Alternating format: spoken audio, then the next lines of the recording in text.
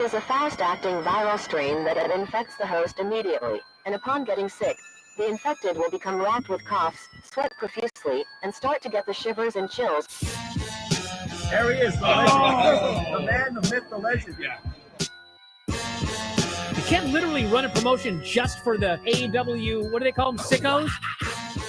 Thank you very much, TikTok and AEW. See you tonight.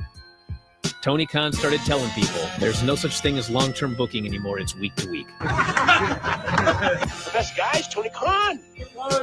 We just secured the bag. It's not like I tried to be a character. It was just sort of happened naturally. But it was never something I intended. It was just something that happened because the wrestlers asked me to do things in matches, and I do them.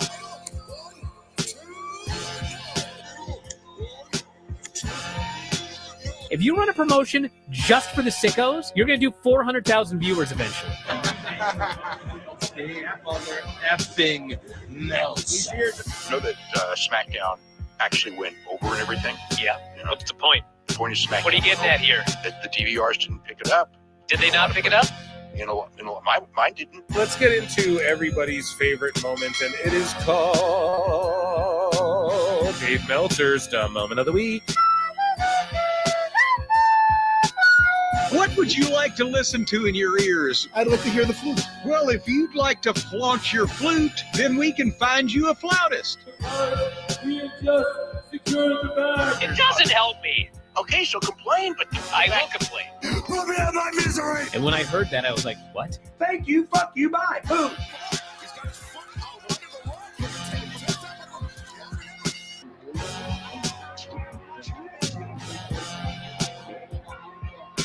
You gotta run a promotion for everybody. The sickos can be the ones that buy tickets first and spend the most money on the merchandise. Because we have just secured the bag. But you gotta promote for everybody. Then you'll have a lot of viewers. I think we proved a lot of so-called experts. We made them look like idiots. We're not going anywhere. Tony Khan's not going anywhere. You'll also be there on TNT. You'll be in 2 places at once. You'll be live on my favorite movie. Time Con. Celebrate Pittsburgh. It's not like I tried to be a character. It sort of happened naturally. the best guys, Tony Khan. To keep themselves safe. I look and see it's not just me. Jack, why do you insist on doing this dumb internet shit on TV? I look and see it's not just me. This place is a fucking joke, man. You're a clown. I quit. So many of us have stood where we stand. We are the young, so raise your hand. So many of us have stood where we stand. We are the young, so raise your hand. They call us problem child. We spend our lives on trial. We walk an endless mile. We are the youth gone wild. We stand and we won't fall. We're 1 and 1 for all. The writing's on the wall. We are the youth gone wild. No. It doesn't make logical sense, but it makes. Well, yes, of course. But it makes wrestling booking sense. Of course, this makes no sense. Of course, okay, it makes no sense. However, in pro wrestling booking, which often makes no sense, you would do that. It's about making money. It's not about anything else. Wrestling's always been about making money first and foremost. That's it. Yes, I look and see it's not just me. Last weekend was the greatest weekend in AEW history. This is the greatest week. I look and see it's not just me. Security, my safety, my life was in danger at a wrestling show. So many of us have stood where we stand. We are the young, so raise your hand. So many of us have stood where we stand. We are the young, so raise your hand. They call us problem child. We spend our lives on trial. We walk and we smile. We are the youth on fire. We stand, we won't fall. We're one and one for all. The writing's on the wall. We are the youth on fire. We call us problem child. We spend our nights on trial. We walk and we smile. We are the youth on fire. We stand, we won't fall. We're one and one for all. The writing's on the wall. We are the youth on fire. Wow! Yay! If you're familiar with how we do things often here on these Wednesdays, it's a lot like one of my favorite movies, Time Cop. What? Fuck you. Fuck you. Yeah!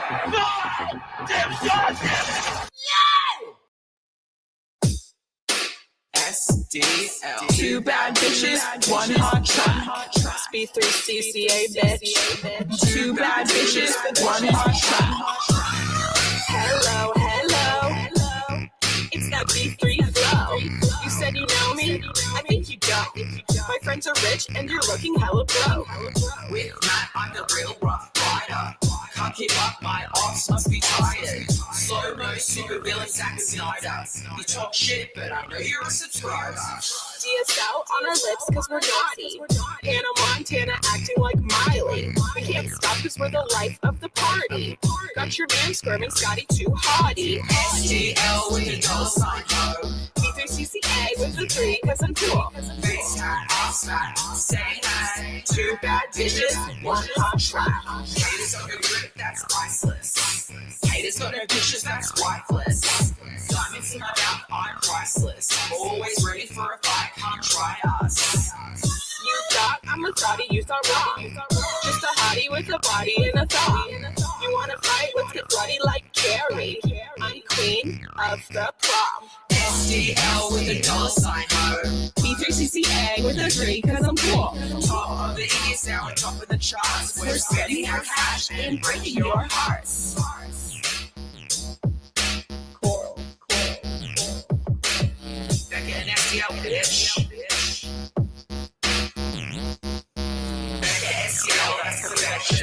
Me and Steph are the dream that's inception. Face high, fast, ass, big money, say hi. Two bad bitches, one hot trap. It's two bad bitches, one hot trap. Two bad bitches, one hot trap.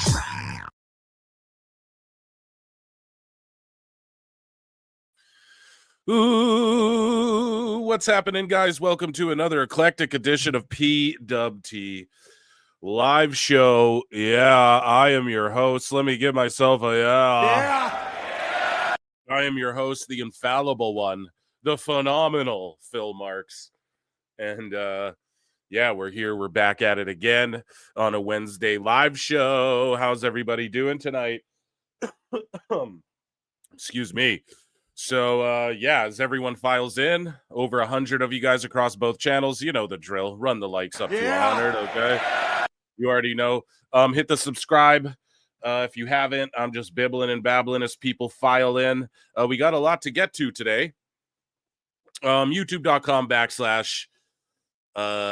prowrestletimes. YouTube.com / at prowrestleclips. Patreon.com / prowrestletimes. Consider becoming a member. Hit the like, run the comments up, whatever you got to do. PWT, man, it's where it's at. Everybody's talking about us. Everybody's talking about your boy Phil on X. And yeah, we have a lot to get to today. You know, as the title indicates, you know, Ricky Starks is Ricky Saints. Dave Meltzer hates McDonald's. He's bringing up McDonald's again. And Michael Cole cooks. Now, he was cooking on the Logan Paul pod. So we're going to get into that. But a lot of other stuff have come up, you know, like in the interim, since this show was about to start / since I titled it this morning or whatever. Also, look at what Elon Musk did. The biggest botch is you click on it and it doesn't go to the side anymore in Phil Mark's bookmarks. You know what I'm saying? Like if you click on it, it just goes right to the thing. So I can't pull it up to the side while I reference other shit. Elon fucked up. Someone sent me something that could be the alternate And yeah, we're dropping F-bombs already, folks, 8 minutes in. But I have something that could be an alternate to replace the X there. So fill marks, bookmarks will be a little different, but a little cool moving on. If this is the case, unless Elon fixes this. It's ridiculous. We need to be able to pull it up on the side too. You know what I mean? But yeah, there's WWE ID belts were introduced. What else? We have the IWC just losing their minds. We introduced a new fool today. I'm so excited. I'm so excited. Right? So yeah, we have a new fool to introduce onto our fools list as well, which will be fun later tonight, this evening. You just made the list. What else do we got? Lots of stuff. We have an AEW Dynamite to watch. And yeah, we have lots and lots to get to. I'm trying to look. Let me look at the description here. Yeah, Michael Cole cooking Pat McAfee and other topics. Brandon Thurston deleting tweets because of awful wrestling. Someone right now is arguing about me to Sap, but I'm all blocked, so I can't see. But yeah.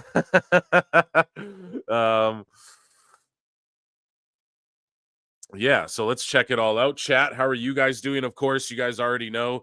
YouTube.com/ProWrestleTimes, YouTube.com/ProWrestleClips, or like an @ in front of that. Patreon.com/ProWrestleTimes. Consider becoming a member. It's 99 cents. Hit the like. That's the free way. Hit the dislike. Tell me to go fuck myself. Whatever you need to do. And what else? Yeah, I think that's about it. You can super chat in or whatever. I'm going to check in with chat in just a little bit. As we get things going. So yeah, make sure you guys hit like, retweet the show. If you're on X, I'm at ProWrestleTimes.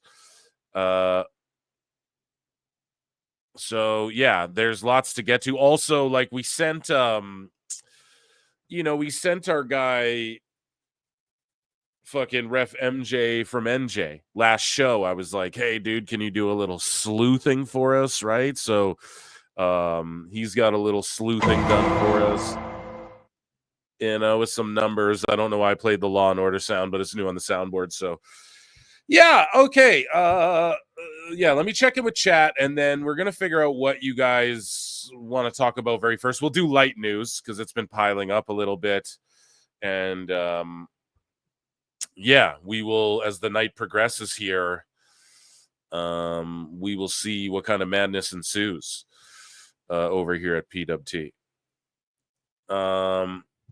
Who's this we? Kimasabi? What's good, chat? So I see Sky. What's good, chat? Hey, everybody, got my new internet connected. Sap is a sap. Too ugly. No, don't say that. Come on. Oh, come on now, Paul. That's not very fair. That's going to be fire. Lincoln Moose Mania. Yeah, we have some NXT to review as well, which we're going to start with. Elon. I see people are just filing in. I'm just giving everyone a minute to get in here. The show, it used to be 100 people, let's get going. Now it's okay, we're going to, just as I said that, we jump up 20, it's we get to 200 around there before we, I'm losing brain cells. Yeah, that's the point. They're wrestlers, by the way. Yeah, soda water for sure. I think my wife's bringing me a coffee too. I'm a little under the weather. You guys can tell from my fucking, voice and everything. I'm stuffy again. I can't seem to stay healthy, but yeah, it's okay. This is being dealt with. And yeah, we have Dynamite to watch tonight, which here, let's take a look at the card, shall we? And Phil Marks, bookmarks. Yeah, Elon, though, he fucked up. Elon messed up the vibe of Phil Marks' bookmarks. It's not as fun anymore. So yeah, let's go down here and see. When we click on it, it just goes to another page. That's a fail, Elon.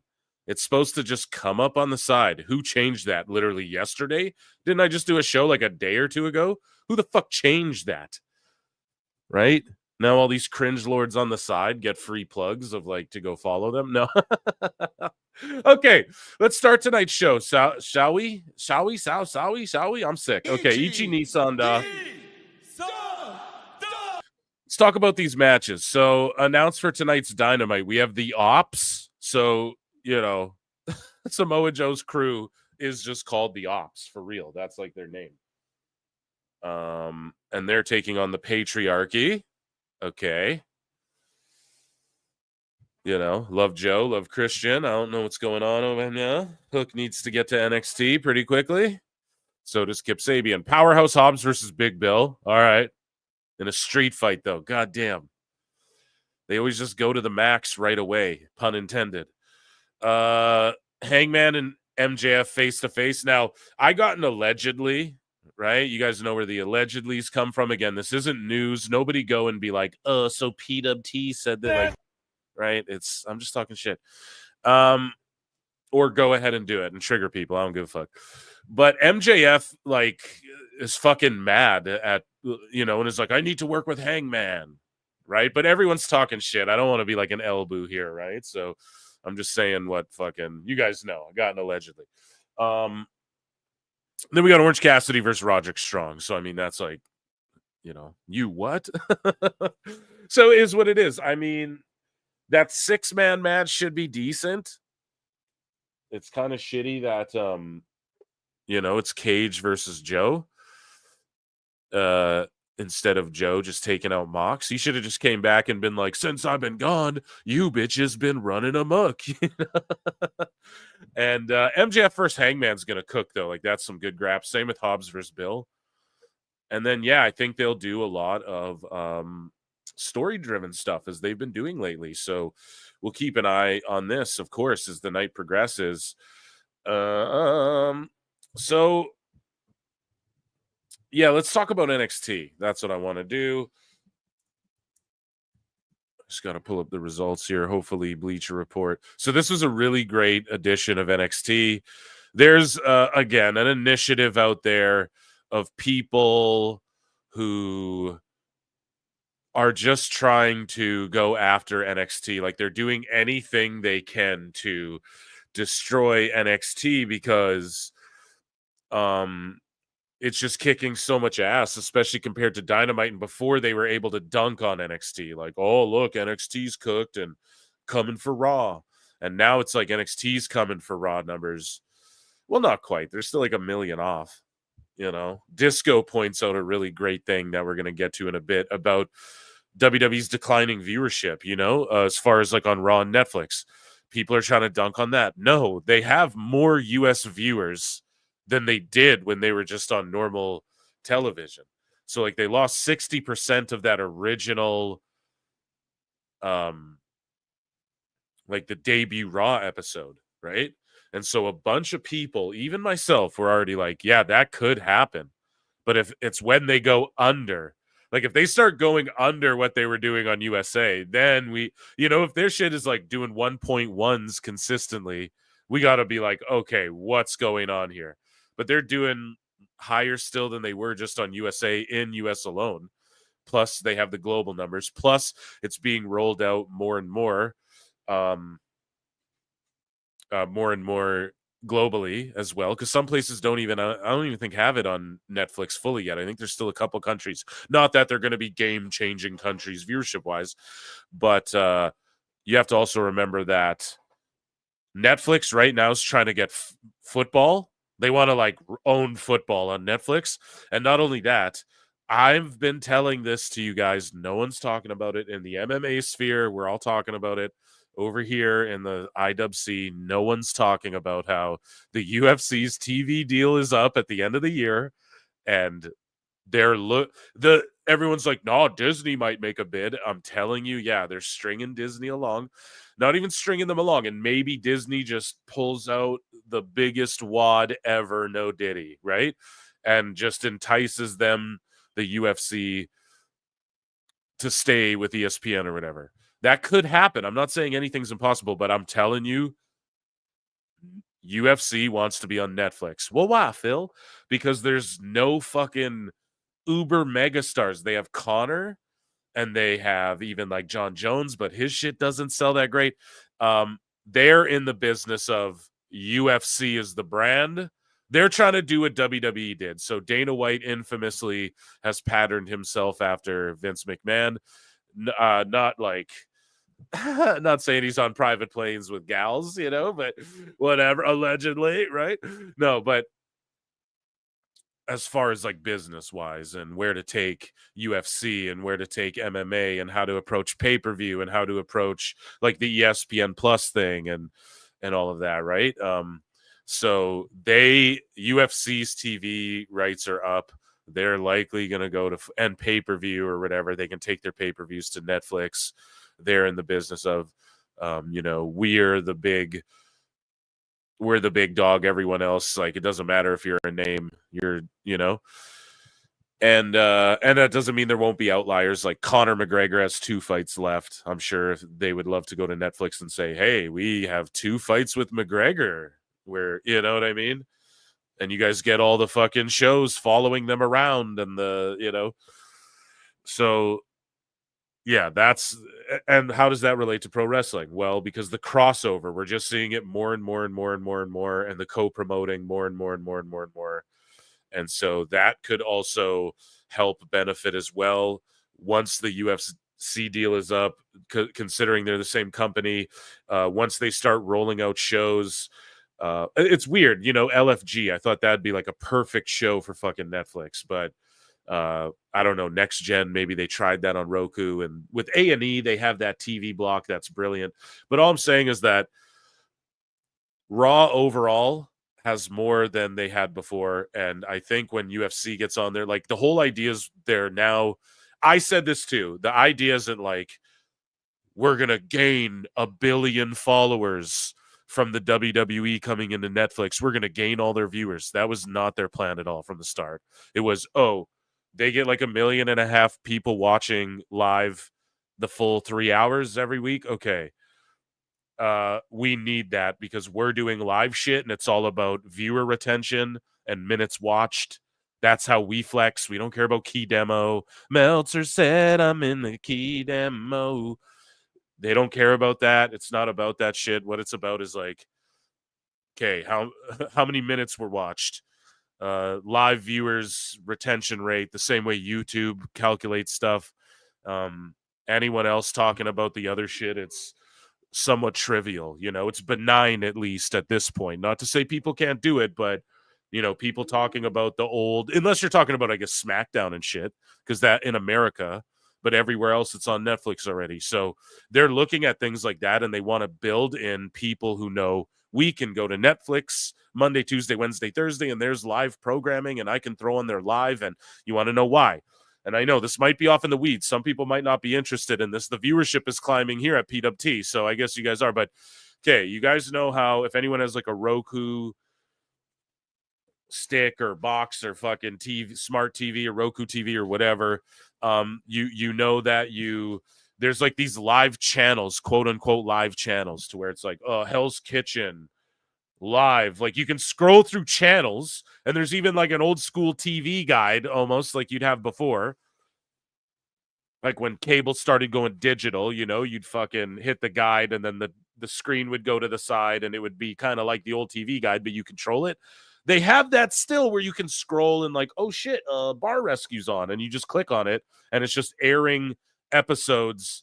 Mr. Beast has a channel, all these different fucking things, and they want Netflix. They found great success, like, because of the views from streamers that offer shit like that. They're able to get, I mean, Tubi's making plays at like big fucking properties and stuff, and it's because of the ads they were able to sell on shit like that. Just the quick 30-second boom, boom, boom. So I know I'm getting off in the weeds. I know some of my friends can explain this stuff way better than I. However, I hope I did a good job of sort of laying that out. Netflix is looking at it like, we have almost 2 million people every Monday watching live, and then we throw our fucking ads at them. Great shit, pal. And they watch through the whole thing, so the retention rate's through the roof. The minutes watched is through the fucking roof. Dave's trying to Steiner math it and go, well, actually, the edited version and bro, they're just looking at the minutes watched, all right?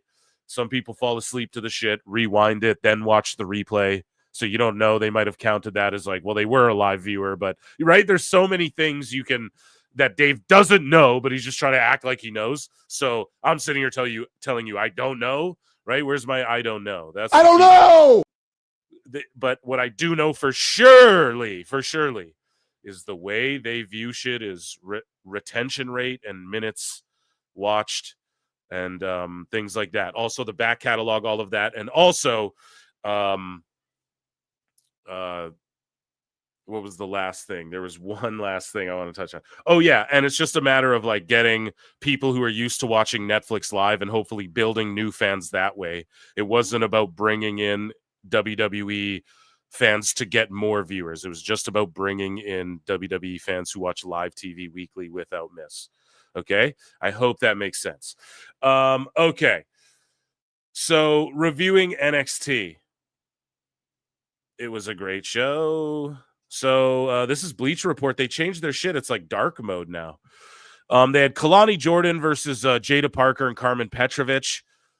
Solid match. It opened with Obafemi coming to the ring. That's right. So he was getting the who, and then who hits the ring from TNA? The X Division champion, Moose. So you had the crowd at one point, if you watch the crowd back, and I watched this shit like 30 minutes into it, so I was on delay. So I was even analyzing the crowd. I went back and watched the Moose moment a couple times because I did mark out for it. Now, some people are trying to clown people in the IWC, you know, oh, there's no way you were that excited. We're going to get to that later. But, yeah, well, I'll give my breakdown of that later because you guys know my thoughts on some of the influencers and stuff like that. But anyways, so you had half the crowd being like, who? At the same time, a bunch were going, Moose, and putting their arm in the air. So that's what it is. It's not even going to be like a who, Moose. Maybe it will be that. But they were like doing it at the same time against each other. And that shit was dope because it's rare you get a chant where it's like who and Moose going head to head. I thought that was very cool. They knew who Moose was. They kept it short and sweet. Two big powerhouses. Now, some people are like, this is the dream match. I don't know about all that, right? But I definitely am excited that Moose and the X Division title are fucking on NXT. I think like 2 shows we were talking a few shows ago. I was like, man, you know, that X Division, and then Jordan Grace pointed out, bookmark this. There'll be a fucking what is it called? Ultimate X match at a WrestleMania. Bookmark this. And we discussed that a few times.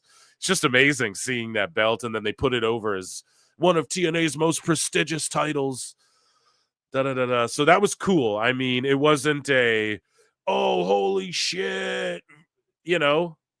It was like when Rosemary showed up. I was like, oh, fuck, that's epic, dude. So I did pop, but I don't know. If you marked out for this hard, no judgment. If you're hating on people who marked out for this hard, I thought it was Enjoy All Wrestling, bruv. So, yeah, we had the 3-way. I'm not going to read this guy's review, but they had a solid match. Let's see. Oh, yeah, Ashanti as well. Oh, yeah, this is the thing. So Ashanti comes out with Petrovich, and he's like sort of her manager almost, which I kind of like that.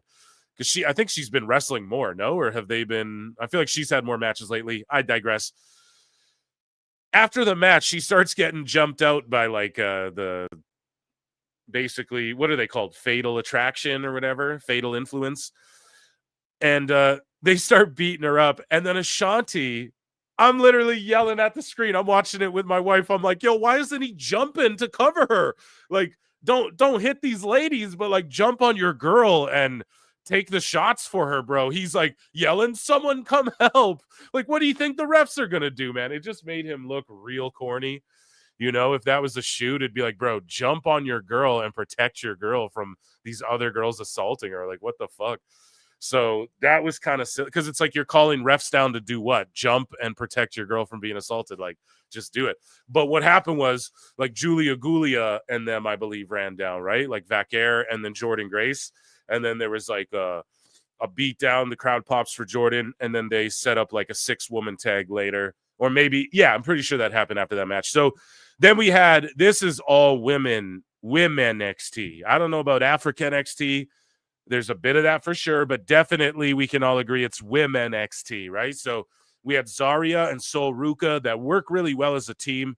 Now that you're seeing Zarya in these longer matches with like real motherfuckers, like Lash and Jakara could just be main roster. I think Sol honestly could too. right now. You know, they're very good. Those three are very good. Not saying Zarya isn't at all. She's a great powerhouse, but you can see where she's in the perfect position. Because I remember I first saw her, I was like, bro, main roster, this shit. Like, what are you waiting for? You know, and you just see clips, and it just because you know people were sharing. She's coming into WWE. What was her name before? Zarya. It was some other shit in the indies. I forget now because it's just Zarya now. But she Delta, that's what it was. And the clips of her looked great, but that's why clips are deceiving, man, because you see it. And I'm not trashing her at all. She's brilliant and she's right where she's supposed to be, man. Exactly. In a tag situation with these women here. And because it's just her timing and her selling and shit like that. It's just needs a little more work, you know, but she's right along the way. And just Lash and Jakara are so good. Soul is, I mean, it just goes without saying. Some of these ladies, the NXT women's roster could be a main roster, women's roster right now. And you would have no arguments from me about Zarya. It's not like I'd be boo-booing about it, you know, but she's definitely where she should be.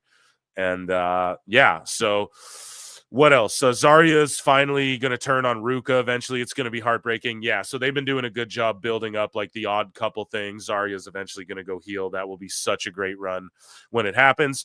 We have Lorenzo versus Sean Spears. Sean's got a nice faction with him. His gear's awesome. He's a good vet, and this is where he should be putting over people like Lorenzo. And so this guy in the results wrote Spears defeats Starks, but he fought Stacks Lorenzo. So does this guy at Bleacher Report even know what the fuck he's reviewing and grading and talking about here? I don't know. So moving along, Wesley.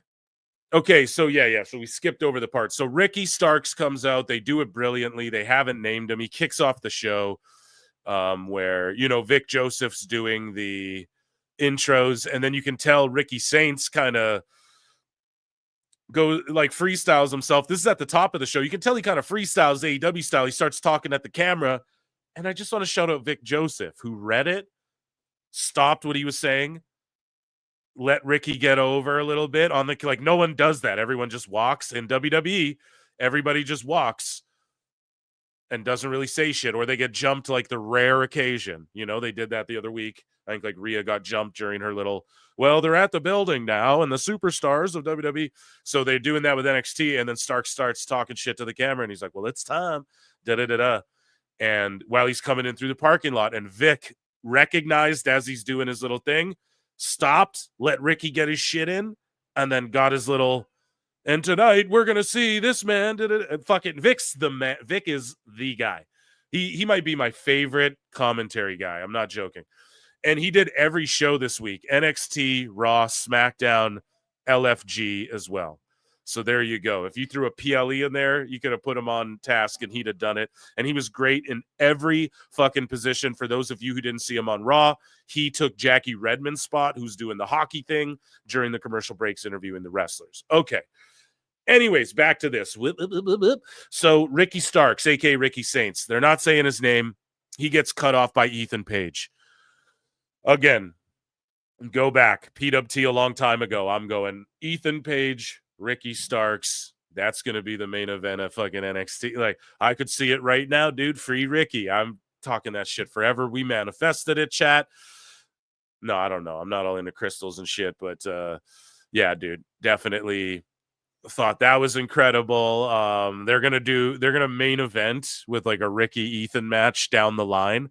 And again, I know they diverted from that, but WWE never does anything unintentionally unless it's out of their hands. So the card's subject to change because there's shit that's out of their hands. So sometimes you put Odyssey Jones on TV and then some crazy shit happens in his personal life. You got to pull him off. But otherwise, they're meticulously planting a seed. Like Ethan and Ricky are going to cross paths again.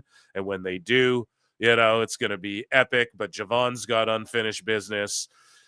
Ethan beat him, so Javon's got to get that back. It's a little bit of 50-50 booking, I know, guys, but that's how you got to kind of do these.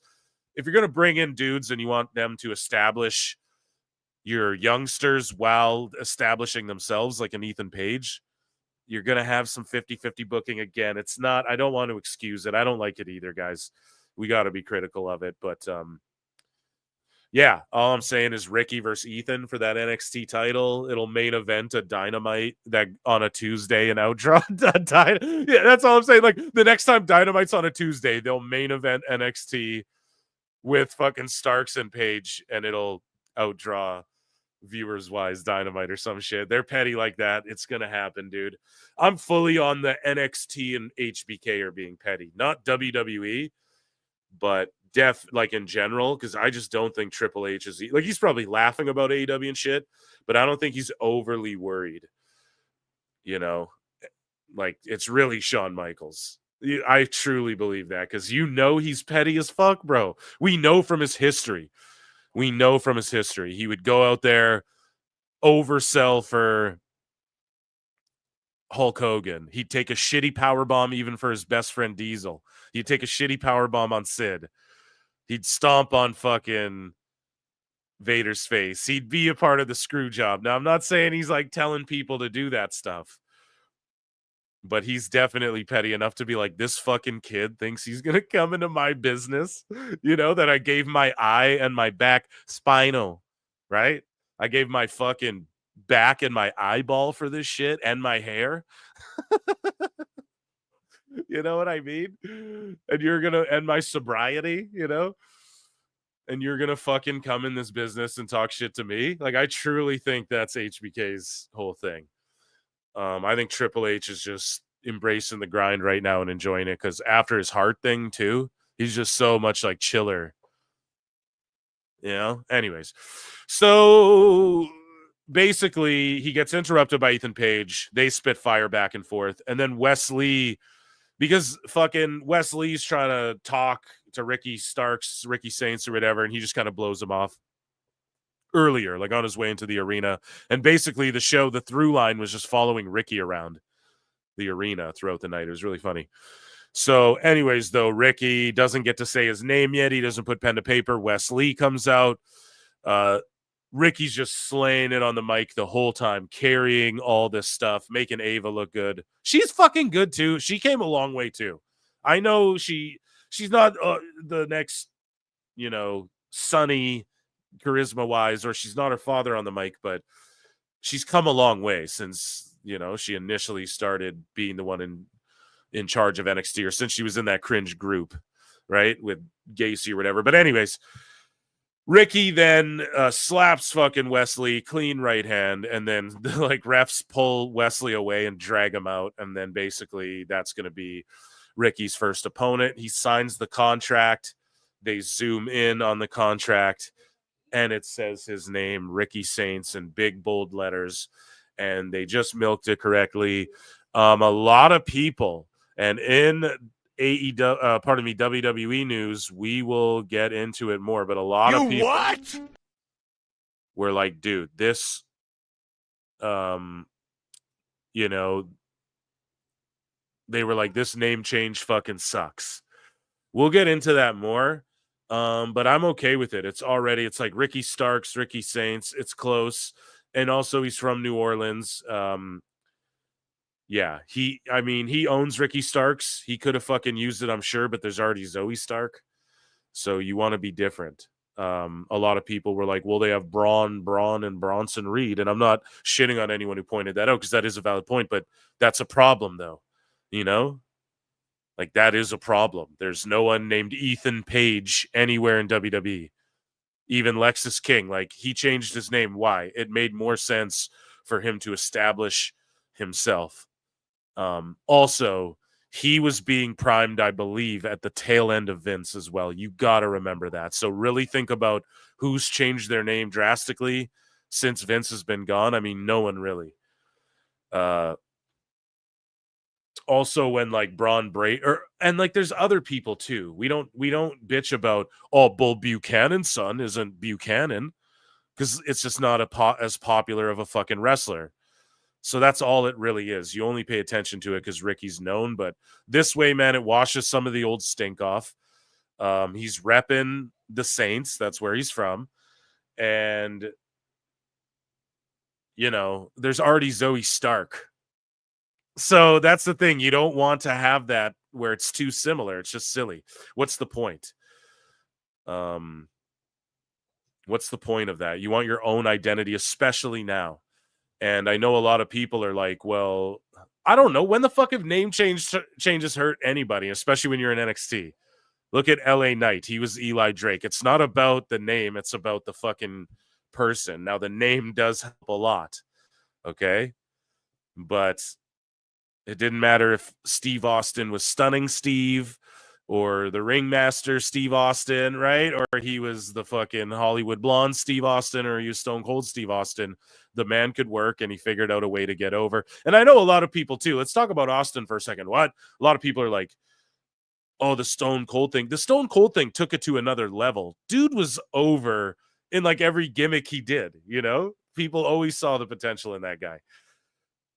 Like he was always a tag champ or a US champ or $1 million champ involved in whatever. It's just the Stone Cold gimmick like took it to that mainstream over the top stratosphere. But anyways, yeah, we're getting Wesley versus Saints. And then like later on in the show, a brawl happens backstage, and then Ricky Starks walks in the room, and then the camera goes to him, and he's like, damn, it's crazy here. It was so good. This place is crazy. It was so good. He was money in every segment. The show ended as well with like that spooky group, which basically the way it's being pitched, and I love this, they're a bunch of like defunct, begrudgant NXT PC people who like didn't cut the mustard. So they sort of like broke off and were like, fuck this system. We're going to whatever. So that's why they run amok in the PC. Like they know it inside and out and everything. It makes a lot of sense until they get theme music and shit like that. Then it's going to be stupid. They're trying to sort of recreate the Shield thing. You know that. But also it ends where they trash Robert Stone's fucking office. And they like beat him down, and the office is trash, like Wyatt Six style, but not really spooky, just more like The Purge, you know? It's kind of cringe. I don't even think we have a name for this team yet either. And then we were talking about the other show, so Duke Hudson gets silently released, and then we get fucking Chase U and like the little dudes in the background who nobody really talks about or knows. They're there talking shit on behalf of him, and then Andre Chase comes out and has a match with Eddie Thorpe, and Thorpe beats him, keeping him strong. However, Chase looked really good. Like I was shitting on him a couple shows ago. He looked really good in this fucking match. Like he was cooking. He's doing like bum ass Corbin's gimmick basically, but he's like the bum ass, I don't know, frat leader guy. It's silly. Whatever. Chase U ran its course. I'm not saying fire Andre Chase, but I'm super surprised he didn't get released there, because I don't know where they're going with this. But if he's there to like give, you need people to give people wins, right? So give Eddie Thorpe a win, keep him on TV. Okay. Some people don't like Eddie Thorpe. They're not clicking with him. JD wasn't really clicking with him. I think he's awesome. Grace, Vacker, and Julia versus Fatal Influence in the final in the main event, right? So, and then the show ends after this match with like, oh, the office is trashed, and Ava's like, what's going on? This match was solid. I mean, you have 6 amazing women here. You know, Jasmine Nix is really good in ring for what you would think. Her role is, oh, you're just like the hot Instagram girl with the fake tits, and you do the sexy thing into the ring kind of thing. So that's her role in the group. You don't expect her to be able to like sell and wrestle as good as she actually can. So shout her out, because I was even a doubter too. I'm like, what? This group is cringe, especially her. Like, I don't get it. Seems like just a thing to get her over, which is the point. I get it. But yeah, it's working, man. Fallon, and I thought Fallon was really gonna get pushed to the moon or called up sooner than later too, but no, she's sort of just taking a back seat, I think, to Nix a little bit here, who's more standoutish, I will say, if that's even a term. But Fallon's amazing. JC's a fucking vet. I don't know how she's not also on the main roster as well at this point.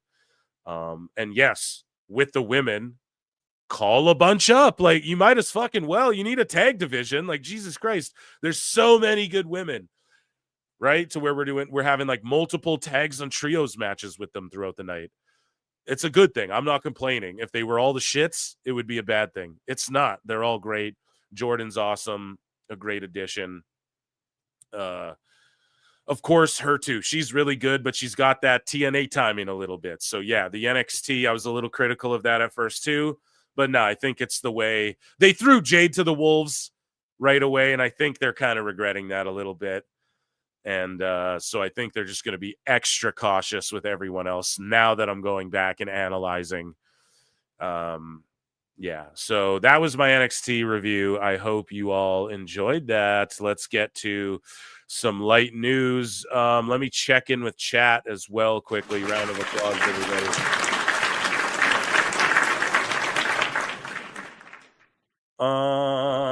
Let me check the likes because I have someone named Chris on deck here that might come in. Dude, this is one of the best thumbnails I ever made.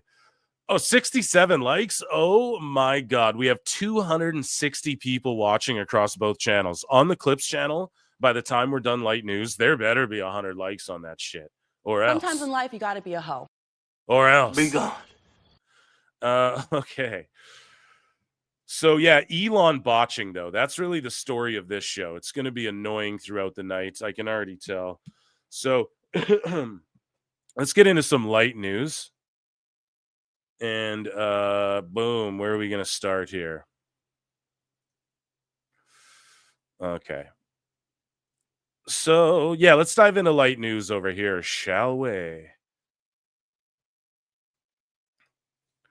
What time is it? Yeah, I'm gonna have to get Dynamite on sooner than later.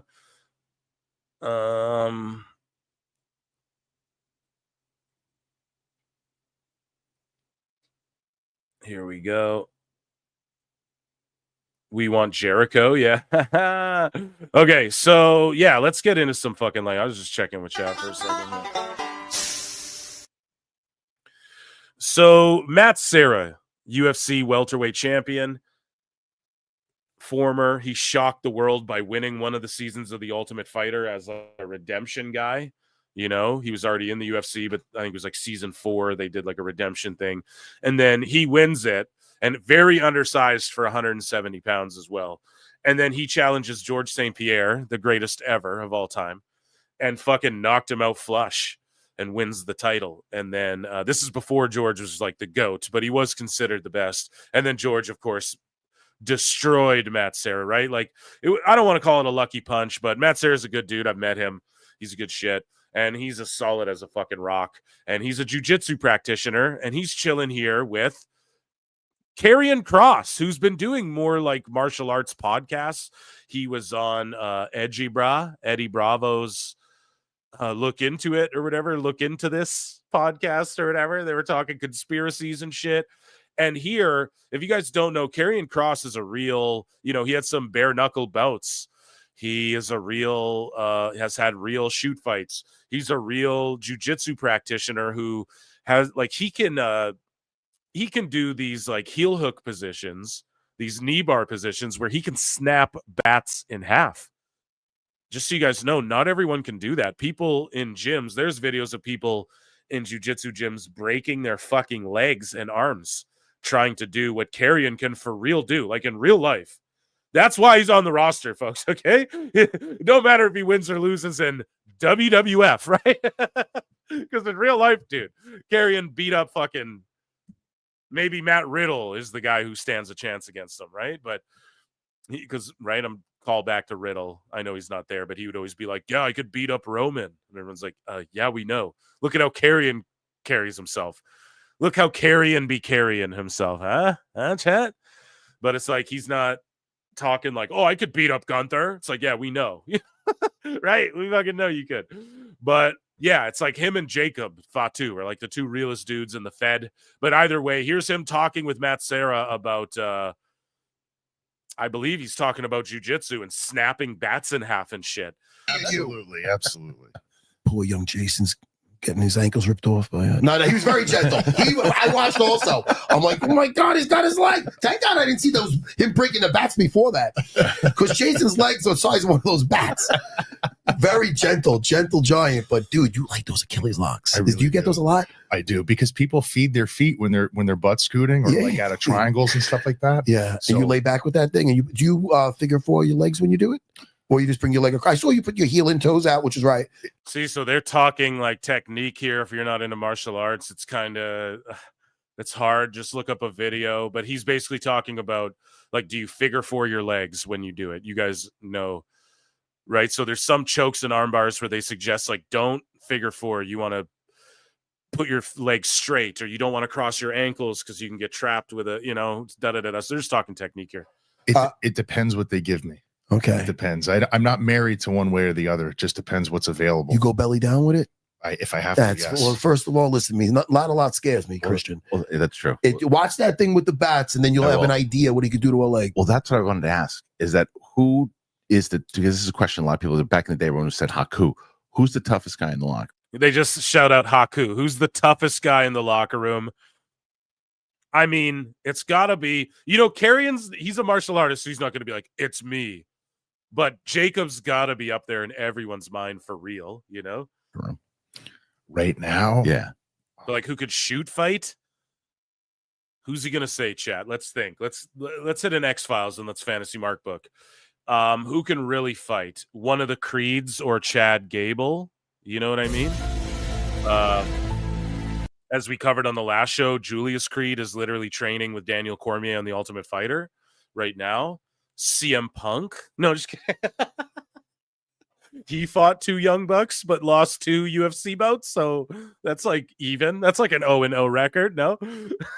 He beat up 2 Young Bucks at once, but lost twice in MMA at the highest level, so that's like even, no? Oh man, I'm gonna tell you, like, I'm not bullshitting. Everybody in that locker room is really, really, really tough. Yeah, because how do you measure what tough is? Well, like if you're working a 25-minute match, you're out there landing on your back and your head for 25 minutes. That's how I kind of like. Also, like a WWE guy blows an ACL, matches get stopped, or pardon me, people fight through it. I blew a quad. You just get through the fucking match. In UFC, someone blows a quad and they fucking hit the deck and get TKO'd, and they're like, oh, look, his arm popped out or whatever. It happens all the time. Like, fighters will typically just tap if some shit happens like that. And good. That's the right thing to do. But in WWE, man, a fucking knee goes out and they're just like, JD McDonough punctures a lung. You can't diagnose that by someone going, yeah, I think I'm okay. I can still breathe. So you don't realize he finishes a match. He's doing moonsaults, right? So yeah, so there is different degrees to toughness, right? I bet you most of the WWE guys could go in an MMA fight and get beat up look at Punk. He got his ass whooped. His last fight was just 15 minutes of him getting punched in the fucking face and eating big shots. He wasn't a bitch about it. It was just that he wasn't like technically a good fighter. He couldn't put it on the way he could take it. So I doubt even a lot of WWE guys would go out there and just get starched right away, but they'd blow up and, get gassed out. We've seen it. We've seen, I think Bam Bam Bigelow do an MMA fight. He got a nasty cut.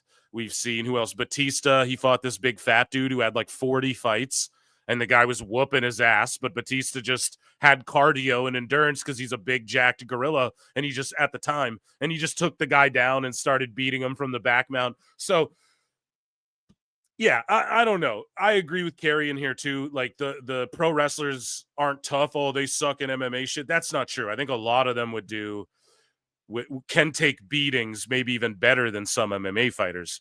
But it's in MMA, you got to know how to put it on. That's the most important thing, and defend yourself. So, like, how I would kind of measure who's really tough. Maybe toughest right now. I'm trying to think of who Gunther's been beating up for we have a world champion. He's gigantic. He's a very large human being, and he just chops meat out there. Like How much does he weigh? Gunther's probably 240, I think. Dude, you got framework. Listen, I don't want to start. 240? Is that all Gunther is now? Good for him, because he was like 280 before. But damn, I would like to think he weighs more than that. But I guess he is a lot leaner. No shit. But all I know is Gunther, what belt is he in jiu-jitsu? You're looking at the most dangerous guy in the locker room. Well, that's what Listen, he's not going to say. He can't say that. Well, that's not true. I'm going to say I'm it talking for him. about, like, they asked the guy. Used to see Carrion, dude, so profesh, puts over Gunther. Well, our world champ, man, he's the fucking guy right now.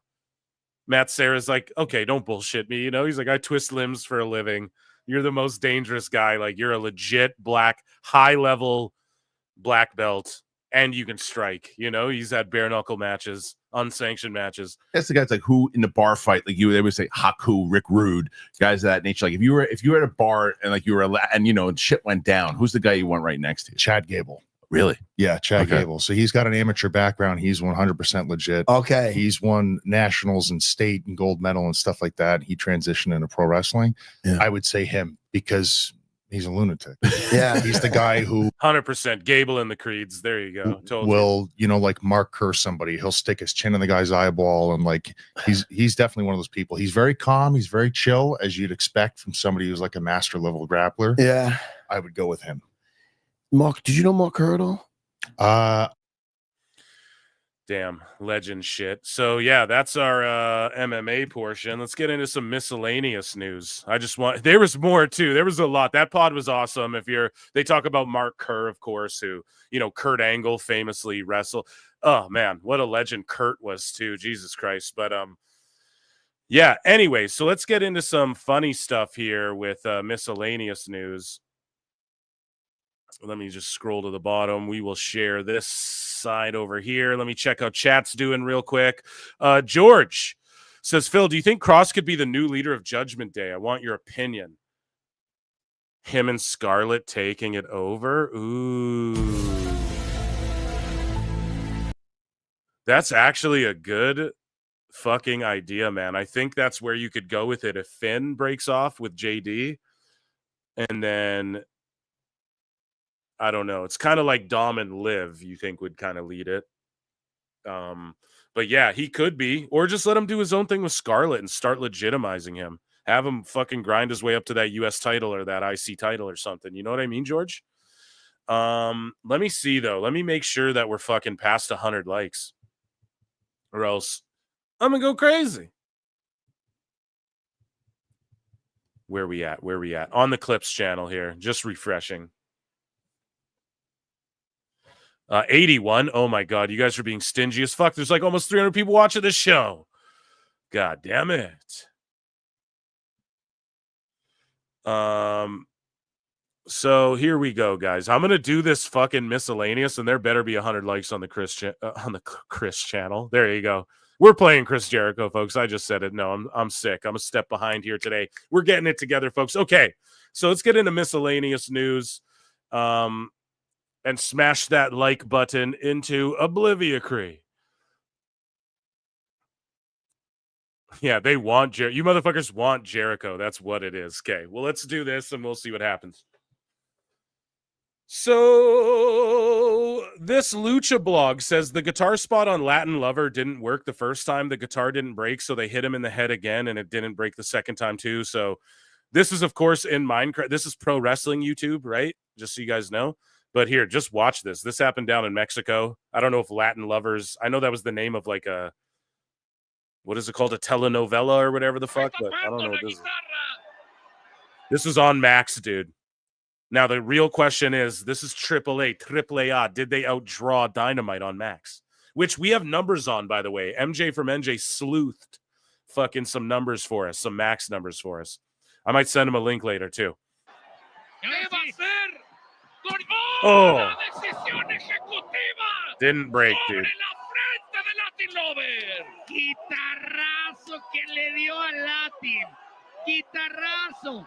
Y la gente pide otra. And then they're like, do it again. Jeepers, man. This guy's, and then look, Penta's up here. también lo estoy disfrutando. ¡Va por otro más! Oh, that's real CTE, son. La lona. Oye, hay un silencio en el gimnasio. Yeah, that's CTE, brother. Jesus Christ. Okay, what do we have here? So this person tweeted out, I got to witness a live and in-person Becca Forever performance. OMFG, I am still shook. So BECCA with a 3 because she's cool. Becca Forever here giving us a live performance at an indie. But I keep to myself, stacking high green. You're in debt to your health. ARP. If shit works so well, and my office getting dumber every day. Up in the gym, but I'll never need a witness. I fucking love Becca, dude. Holy shit. We got to get her on this show. Her highest viewed music video is because the PWT universe, goddamn it. So pat yourselves on the back and chat. Let's continue to listen. On Becca, on God, bro. Let's go. That's what I'm titling the pod she's on when she comes on. And shout out Create Pro as well, CAP Wrestling.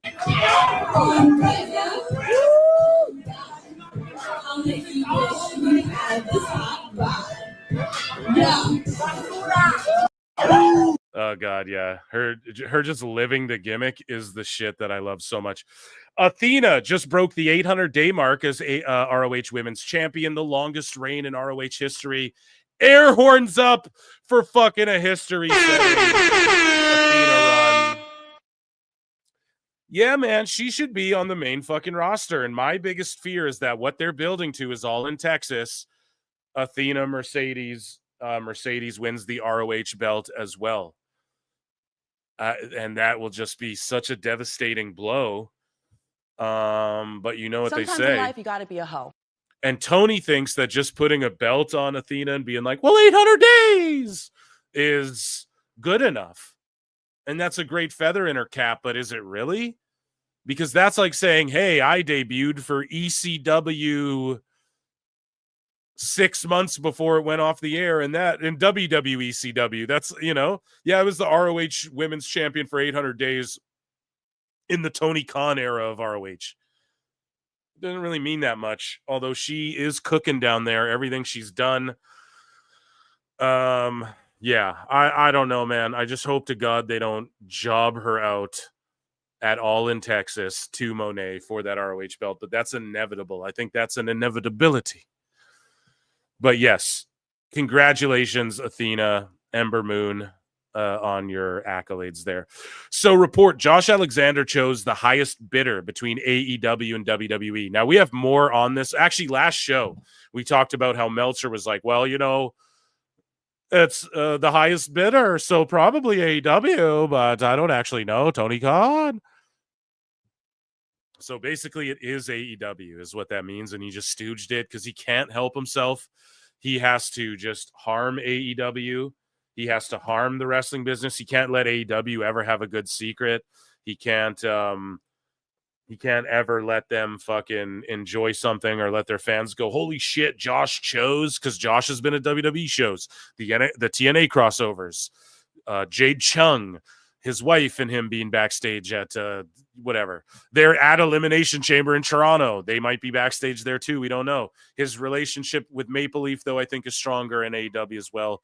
But yeah, good for him. I hope because this guy's grinded it out too. He's like in the ladder. This might be the last big contract he fucking signs, unless he just goes to AEW. Here's the thing you can do with AEW. You can go there for 2 years with an option, right? Or 3 years and just try and get your last 2 in WWE or however many, maybe, you're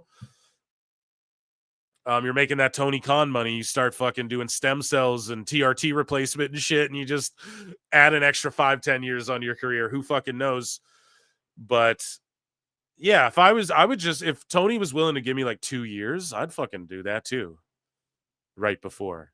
You just don't, the only problem is that you don't want your stock to go down, right? Like MJF or like other people, you know? So Josh Alexander, good for him doing what's best for his family, but I think a lot of people think WWE's sort of in the cards for him. And nah, Dave's sort of stooging that it's AEW. Now, maybe it's not. Maybe he's just talking shit as usual. But what the fuck is going on over here? There we go. So, yeah, I'm just trying to get Dynamite on here, folks, too. I forgot it was even on.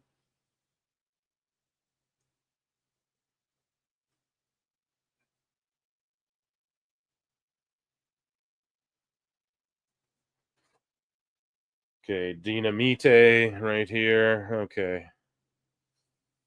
I'm sorry, guys. Dead air. I know. We're coming right back to the hot news. You guys having a good time tonight in the chat? You guys want Jericho real bad from the looks and sounds of things, which is fine by me. I fucking love Jericho. Everyone's cringed out. You guys think I hate Jericho? Hell no. We might have to change it. 200 likes for Jericho on the. Here we go. Okay, Dynamite.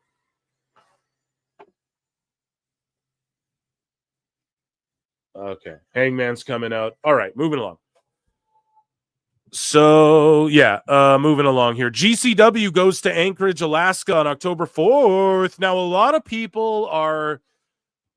of wrestlers are doing this thing where they are pulling out their maps and going, yo, what federation's been to every state in the U.S.?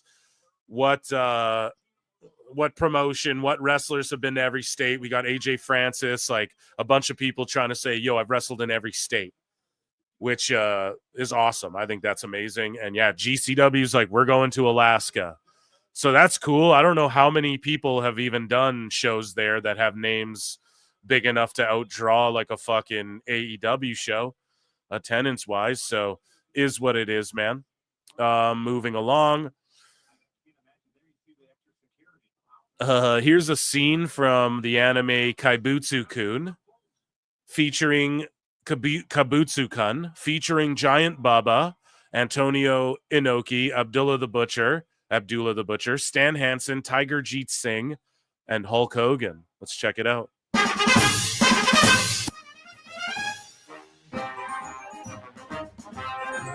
Oh, the Hulkster brother. Yeah, I was in Japan, dude.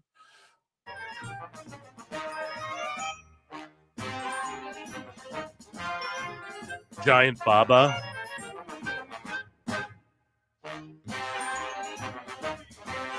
Hulkster. That's awesome. I wonder who's been in like the most animes.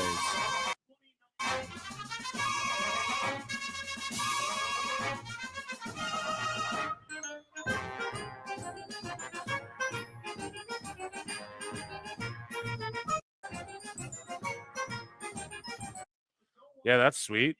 Okay.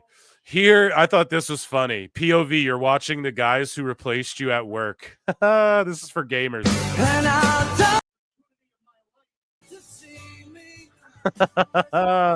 That's pretty funny. If you guys play 2K or have played like wrestling video games, you get it. Miscellaneous news, ladies and gentlemen. Round of applause for Miscellaneous news.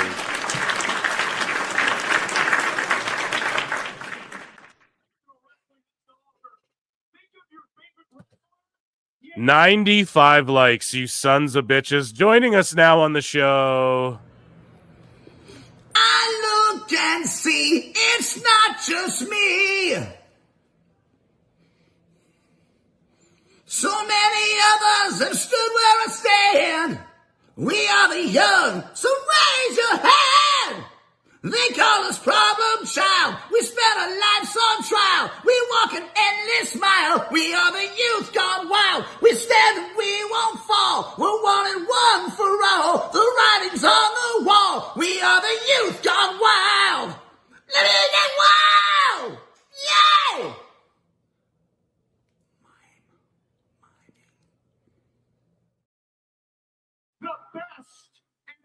And there you guys go. So you all deserve that. There's like 230, 240 people watching across two channels. We were at like 260. Yeah. You guys deserve that. We're at 98 likes now. Joining us again on the show, ladies and gentlemen. I'm joking, but for real, run those shits up.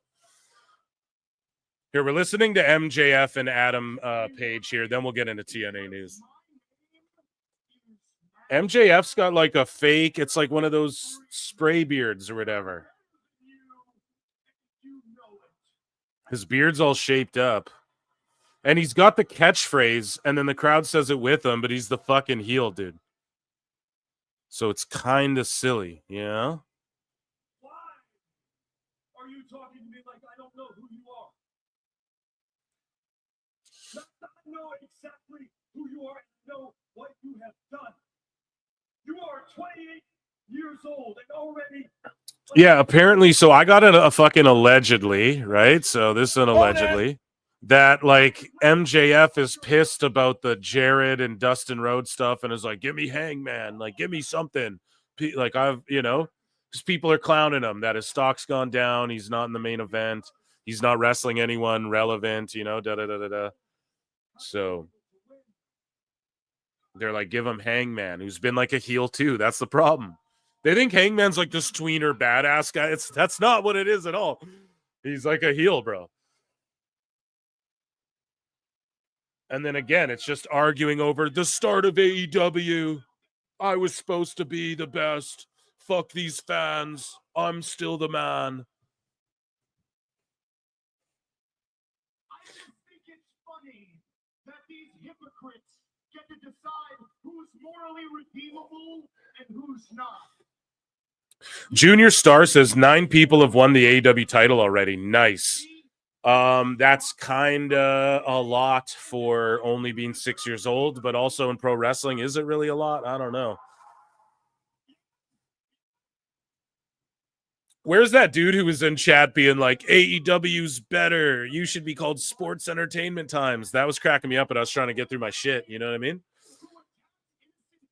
That guy's awesome. Let him chill, unless he's saying gross shit. Let him hate. Let him come in here and hate. Yeah, see, they're fucking like cheering for MJF, bro. This is ass backwards.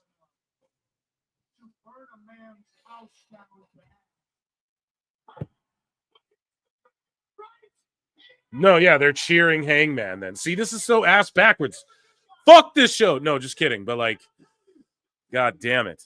You fucking mark!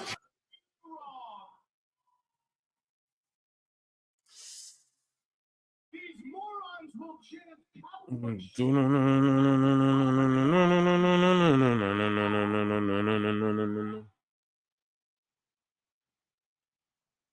But see, no, half the people are like, not cowboy shit. He burns houses down. Like, what? No, he's been a bad guy. No. So confusing, bro. He's telling them, no, you feel like this. And they're like, we kind of do. I guess we'll chant it because we want to see wrestling. Do you love you? Did you love yourself after you ended the career of your mentor? Huh? And then he said, were you proud of yourself when you ended the career of your mentor? Talking about Chris Daniels. No one saw. No. Oh, that jobber hack Chris Daniels. Everyone's like, You what? Everyone's like, when did that happen? What are you even referring to? Oh, you were just the heel who bloodied and beat up Chris Daniels, who was your mentor on Collision that 150,000 people watched because the All-Star game wasn't on before it. And I'm alluding to that, and it gets absolutely no fucking reaction from the fucking crowd. What the hell was that? Exactly, no pop.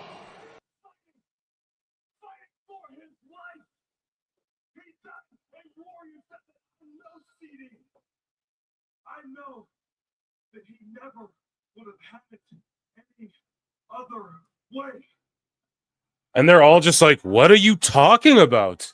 I know CD, he wouldn't have had it any other way. They're all like, what?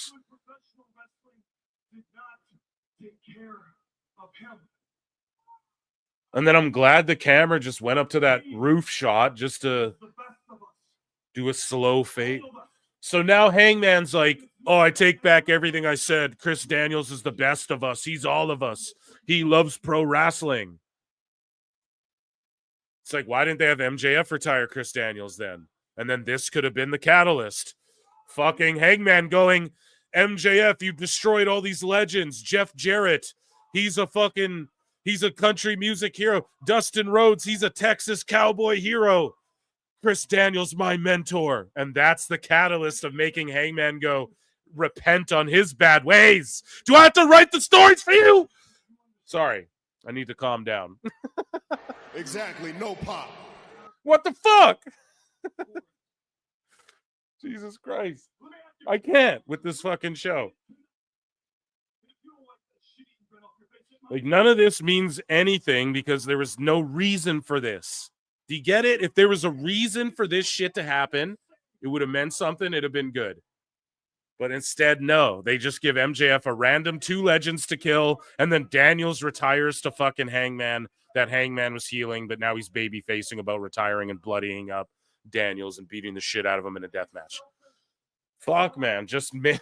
Like, it's right there. It's right there. I just said it in 1 second of thinking about what this story could really be. And how you could really get heat and get sympathy on fucking Hangman and stuff. You asked why after everything that I have done, these people still seem to care about me. Why are they putting Daniels over so hard? Yeah, sorry, I've been just screaming. I'm not explaining it because Hangman retired him in a death match on Collision on one of their worst rated ones, by the way. On one of these ones recently that were like 150 or whatever, like 201,000 people watched it. One of those ones, he retired him in a death match, bloodied him up and shit. Healing on him too. Like picking on the behind the scenes suit gorilla guy. And now he's the baby face. Daniels was my friend. It's like you could have just had MJF beat Jarrett, beat Dustin, beat fucking Daniels, and then Hangman come out to like defend them and be like, no, fuck you. And Daniels was and then you give him a reason to go babyface. And then you give these two a reason to fight, not just everything I had. Wrestling, day one. Do you remember when AEW was good? I was there. Were you there? I was there first. Nuh-uh. I was an EVP. My best friend is an EVP. It's always that shit. I love wrestling. No, I love wrestling. No, I love wrestling. No, I love it more. It's always what it is, man. No fucking real, nothing to sink your teeth into.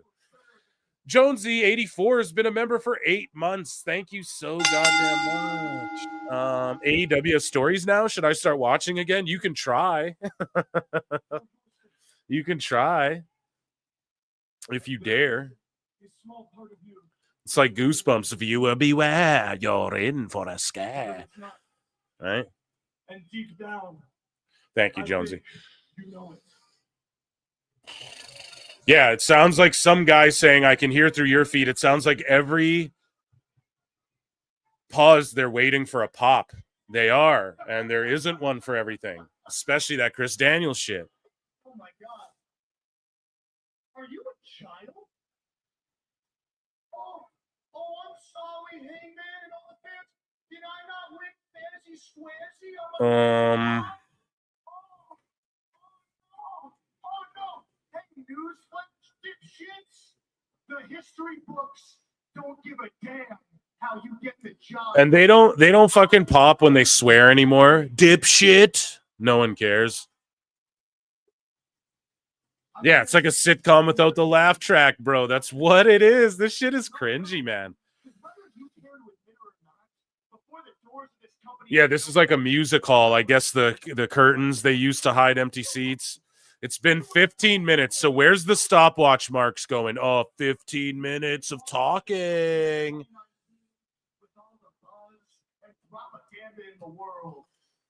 15 minutes of talking.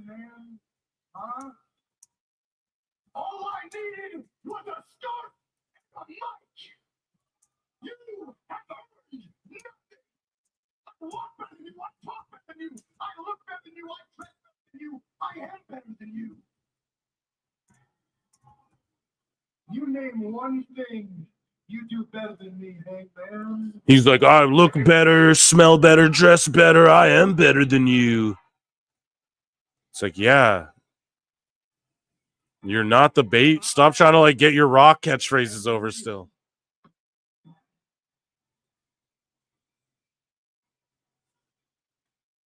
And then Hangman goes, I am real. You're like the fakest cowboy ever, bud. Some guy for $2 says, where's the Dave Chappelle wrap it up button? Julia Gulia, wrap it up. Get me the wrap it up. I usually just play this one, some guy. Shut up, bitch! Let's give him the go home. George, well, this segment lost 100K easy. And then they don't let anything breathe or anything. Immediately, Excalibur goes, oh, well, some really decisive words by Hangman Adam Page. Like, he just cuts in immediately, man.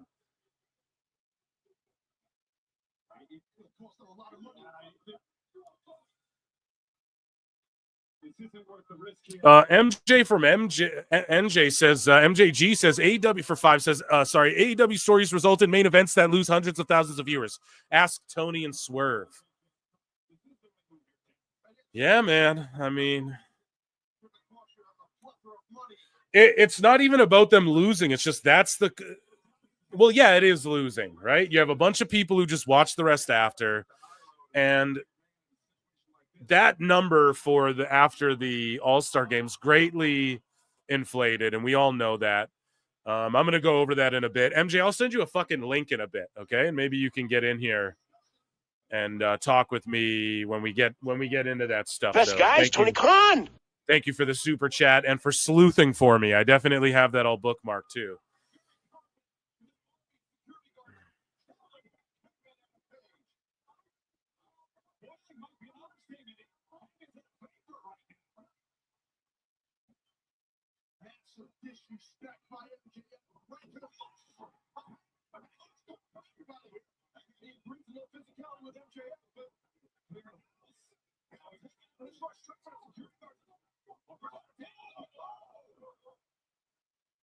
So Daniels comes out to break it up. Sorry, guys, I'm just watching the show. So Daniels comes out to break it up after Hangman's just beating the fuck out of security. And then he's like about to hit Daniels, but doesn't. Then they're chanting Fallen Angel. So it just goes to prove they know proves my point further, right? They know who Daniels is, but when they were talking about him in context, oh, you beat Daniels and you retired him or whatever, no one knew what they were talking about. They didn't pop for that because they're like, what? He got retired? They're just looking at Daniels as a guy who could get in the ring and wrestle right now. Because they fucking did it on a Collision nobody watched. So I fucking love Daniels. I ain't shitting on Daniels.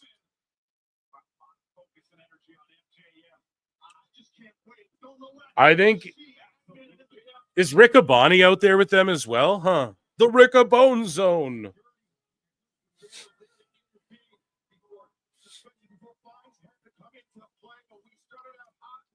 Oh, boy.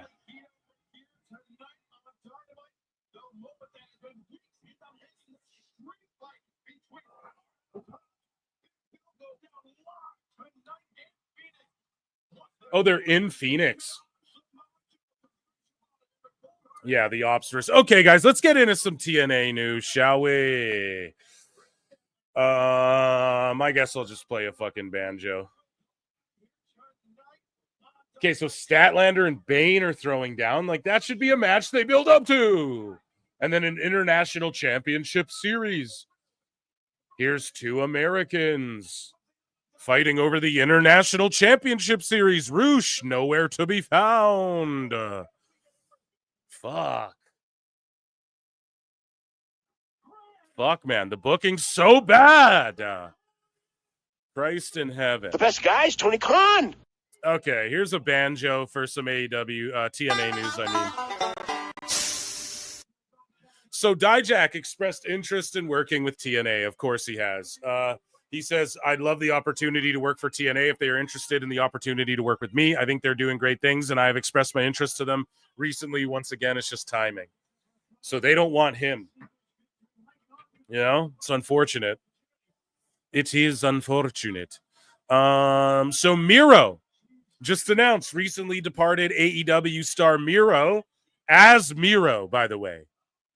So I hope when he comes back to WWE, just call him Miroslav Rusev. And then people can just call him Miro or Rusev. Just give him the first name. Not Miro Rusev, or maybe you could do that, but just call him Miro, because that's where the name Miro comes from, is Miroslav. You know, so you give him the name Miroslav Rusev. You just give him that first name. And then if people want to call him Miro, cool. But anyways, Miro is set to appear at Qatar Pro Wrestling Super Slam 3 event. Some other names include Mick Foley, Bobby Lashley, Nick Nemeth, Jinder Mahal, and Mustafa Ali. It's co-promoted with TNA. So some of y'all said, yo, Miro should go to TNA. Dude, you guys were spot on. PWT Universe, man. Spot fucking on. And yeah, Miro making his first appearance. And that's what I told you guys. Miro's not the guy where you gotta, oh, the lights go out, then Miro hits the ring, then clears. No, you warn everyone Miro's coming, right? Let's say he's not back in WWE till next Royal Rumble. You have him announce it on, like, you have the vignettes playing for him, and then it goes Royal Rumble. I'm not saying wait that long to bring him back in, but you have the vignettes playing for him, and then it's like Royal Rumble. Then he comes in at number 10 and just beats the fuck out of everyone. Like, Miro's a guy that you warn is coming, you know? You don't got to fucking surprise anyone. You want people to know, right? So I love this for Miro. Anyways, moving along. JDC Fandango is working as a producer in TNA. So they also cleared out some of the old people. They're working with the new. A lot of people are saying they're going business focused and not so much wrestler oriented as far as like the backstage people running it. But I don't know, man. It seems like some of the wrestlers are kind of getting positions as well, like as producers and stuff. So, and you need wrestlers to produce matches. So it just depends, I think, in the pecking order. The higher up you go, the more businessy it's probably getting there at Anthem and in TNA and all of that.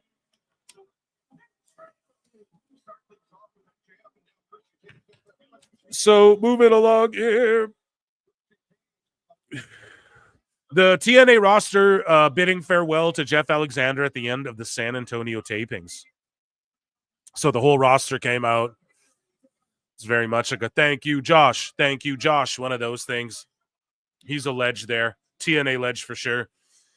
Mackenzie Mitchell, who I fucking hated on a little bit. She's been the digital host of TNA, but they confirmed today that they signed her as the new ring announcer, as reported by SI Wrestling. So, yeah, shout out Mackenzie Mitchell. I mean, she's going to be the ring announcer. I think she'd be better in that role than what she was doing before. John Alba. So he tweets out that he's like, I've got some TNA contract news I'll be dropping on SI Wrestling tomorrow. And then the people fucking respond to him and go, they're like shitting on him for whatever his news was. And he's like, and to the LOL Ali crowd, I never claimed I had breaking TNA news. The company did. I merely conducted an interview with the guy, a very good one, I may add. I had no idea it was going to be branded as breaking news. I can't control how they promote it.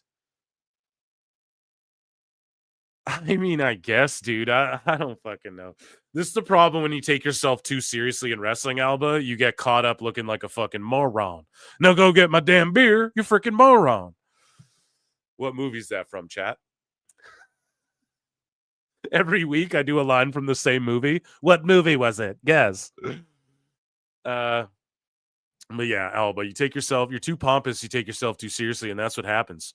So both nights of Impact from Full Sail in Orlando this Thursday is sold the fuck out. Here, I'll follow Full Sail University. Fuck it.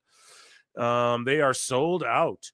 And here we go. Here's Matt Hardy responding to the call out. Oh, we forgot to talk about this during the NXT review. So Fraxium are cutting a promo, and they on social media are like, we're going to wrestle the Hardys. Now, they're obviously planting seeds because down the line, fucking Fraxium will face the Hardys, I think, title for title. And I think Fraxium can carry the belts across both brands for a bit. Hopefully that's where they go with it. They're on a generational tag team title run. If you guys don't watch an NXT, you're missing out. But the Hardy Boys respond to, so it's no NQCC who just like interrupt Fraxium and they're like, we call out the Hardys. Everyone expected Fraxium to call them out, but No Quarter Catch Crew's like, we call them out. So it's smart because this way, the Hardys can come get a win over NQCC on NXT, and then you can have fucking Fraxium beat them. So you don't want to just have like a one-off where people get beat. Because that's, you got to believe, like, yeah, Moose is going to lose to Obafemi down the line, but he's going to get a win over someone. Like, they're going to put him on NXT. He's going to beat some, like, up-and-comer dude. Like, at one of these shows, you know? Which is the exchange. Because, like, I really doubt we get Moose, unless Moose drops that fucking X Division title. Like, do we just have Obafemi as the X Division champ, too? And it's cringe if it's not title for title. Or maybe not. Maybe if you're like a champ from the outside and you're like, yeah, I challenge you for the NXT belt. Maybe that works, but I kind of like the title for title idea. But anyways, here's the Hardys responding to the being called out. I did not expect to tune into NXT programming tonight and hear our names called out on it, much less challenged to a match. But I got to tell you, No Quarter Catch Crew, I'm very flattered that you had the Hardys on your mind tonight. Should we accept that challenge, Jeff? Of course we should accept that challenge. We're the TNA World Tag Team Champions, man, and it's 2025. We're still innovating. We're still influencing. We're still inspiring. We're still modifying the craft of pro wrestling. How's that for an axiom, Fraxium? Fraxium, why don't you pull up a front row seat and watch us beat the No Quarter Catch Crew? After a plot twist, a twist of fate, a swanton, you'll realize, well, we are the greatest tag team in all of space and time. The best, the GOATs. And people always wonder, what's next? What's next? Maybe it's a Hardy party at NXT. The NXT crowd is going to go nuts for that. Now, I don't think we see the Hardys main roster until the fucking Hall of Fame induction. I think we see their IP. I think if they do a TNA pack, like everyone's like, oh, a TNA pack. I think the people they use is like Robert Roode, Bobby Roode in his prime, the Hardys, like Joe Hendry, maybe Jordan Grace, like WWE TNA people. You know, that's who they'll use if they do a pack like that. Maybe like Classic AJ. I bet they do like a persona card of Classic AJ or something. That could be really cool. I think we do start to see the TNA integration into the games. However, I don't think the Hardys get a main roster run. I just think they fucked that up. But for NXT, perfect. And fuck, man, they're going to be rubbing off on young talent. And that's really all you can ask for, you know? So yeah, shout out the Hardys and TNA. And that was TNA news, ladies and gentlemen. That was light news, actually. So round of applause for light news. How about that? Okay. Let me see. Where's my applause? There we go.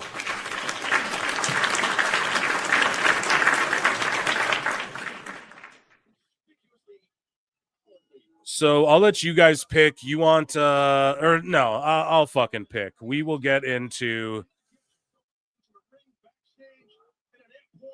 WWE news since we are on the topic of like TNA and WWE and all of that. We'll just switch over. I'm going to check in with chat in just a jiff. We got quite a bit to get to.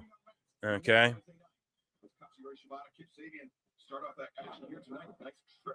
So let me check in with chat. So drink some fucking coffee over here now.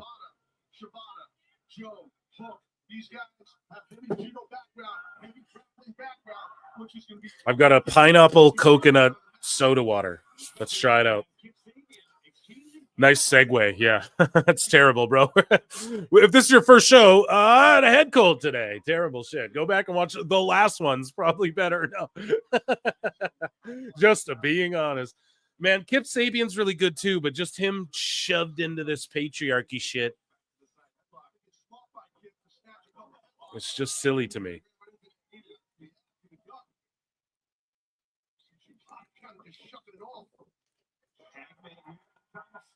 Yeah, I don't know. I'm not mad at them using like a stage a band would perform on, but why not like decorate up the side, put the announce table up there or something for this one show? Do something different. Get rid of the tunnels. Jesus Christ. So let's go over here. Oh my goodness. Jose the assistant. Dinah what? Taking shots? No. You what? I love when people ask, like, Jose pops up in here. No Meltzer impression. No Jose the assistant in chat. I'm out of here. Jose's in chat, ladies and gentlemen. I love when people, like, see Jose pop up here and then they start trying to ask him questions like, man, what was it like? It's like, bro, he's not going to talk shit. He's not going to stooge shit. Like, he's not a fucking moron, you know? Beer Money was awesome. Yeah, but James Storm only had, like, 2 NXT matches, bruv.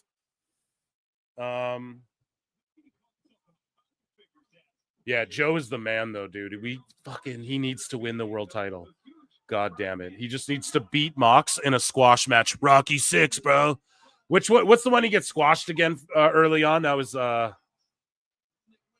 what's the Clubber Lang one? Is that 3? Which Rocky was Lang? 2, 3? Either way. He's just got to squash Mox in like a fucking 2-minute match. You got Hook chopping the shit out of dudes. There's taking turns chopping the shit out of Nick Wayne. Okay, anyway, sorry. Rocky 3, thank you. 3, yeah. There's so many of them. And the Creeds. How whack was it that in Creed 3? Because think about this, right here. Now I'm going to fantasy mark book Rockies. Okay, so here we go. You know how throughout the Rockies, like, he goes to Adrian's grave, like, tombstone, and he goes to, like, Paulie's tombstone and shit, and he, like, talks to them, and he sort of gets a message from them without really actually talking to them. Like, he just goes and, like, sort of consults with their tombstone type shit, right? Okay. So then in the Creeds, Rocky gets cancer, but Creed 3, Michael B. Jordan's like, I just want to do it without Sylvester Stallone. And it's like, that's fine, but then kill Rocky off and then have the scene where you go to his tombstone and do the same thing he fucking did. But they never did that because these people are marks for themselves. And Creed 3, although not a terrible movie, the worst of the Creeds as well. Fuck. Anyways, Joe should take that contract from CC and end the DR. God damn it. What am I missing, Jake? What the fuck is going on? Check the OR. You like it so far? Yeah, he should. I agree with you. Creed 3 is still not as bad as Rocky 5. No, we could debate that. Phil Mark's out coming soon. Okay. Maybe we'll debate that one. That's a good debate topic. I like that one. I'm going to steal that.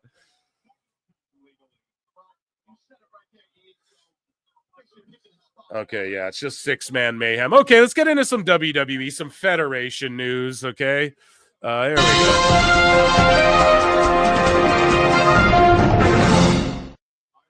So breaking, Triple H reveals the brand new WWE ID Championship belts. To add some context, these belts will be won by a man, of course, a woman, and then, of course, they'll add a tag one and shit. It's inevitable.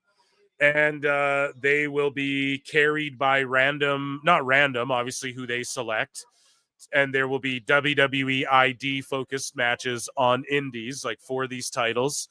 And they're going to have a tournament, right, across multiple indies. And whoever wins this belt can then go and defend this belt on different indie shows. Now you have a bunch of fucking sicko crybabies being like, it's going to ruin the fucking indies. Why? Because the indies defy wrestling can go, we're having a WWE ID championship match on our show tonight. And then WWE retweets it and shit like that. Like, what? How is that a bad thing? That's so good for all of wrestling. And then it helps WWE get their branding out there, but it is elevating everything else. If there's a WWE ID match, it'll sell more tickets for these guys. People are going to sell more merch.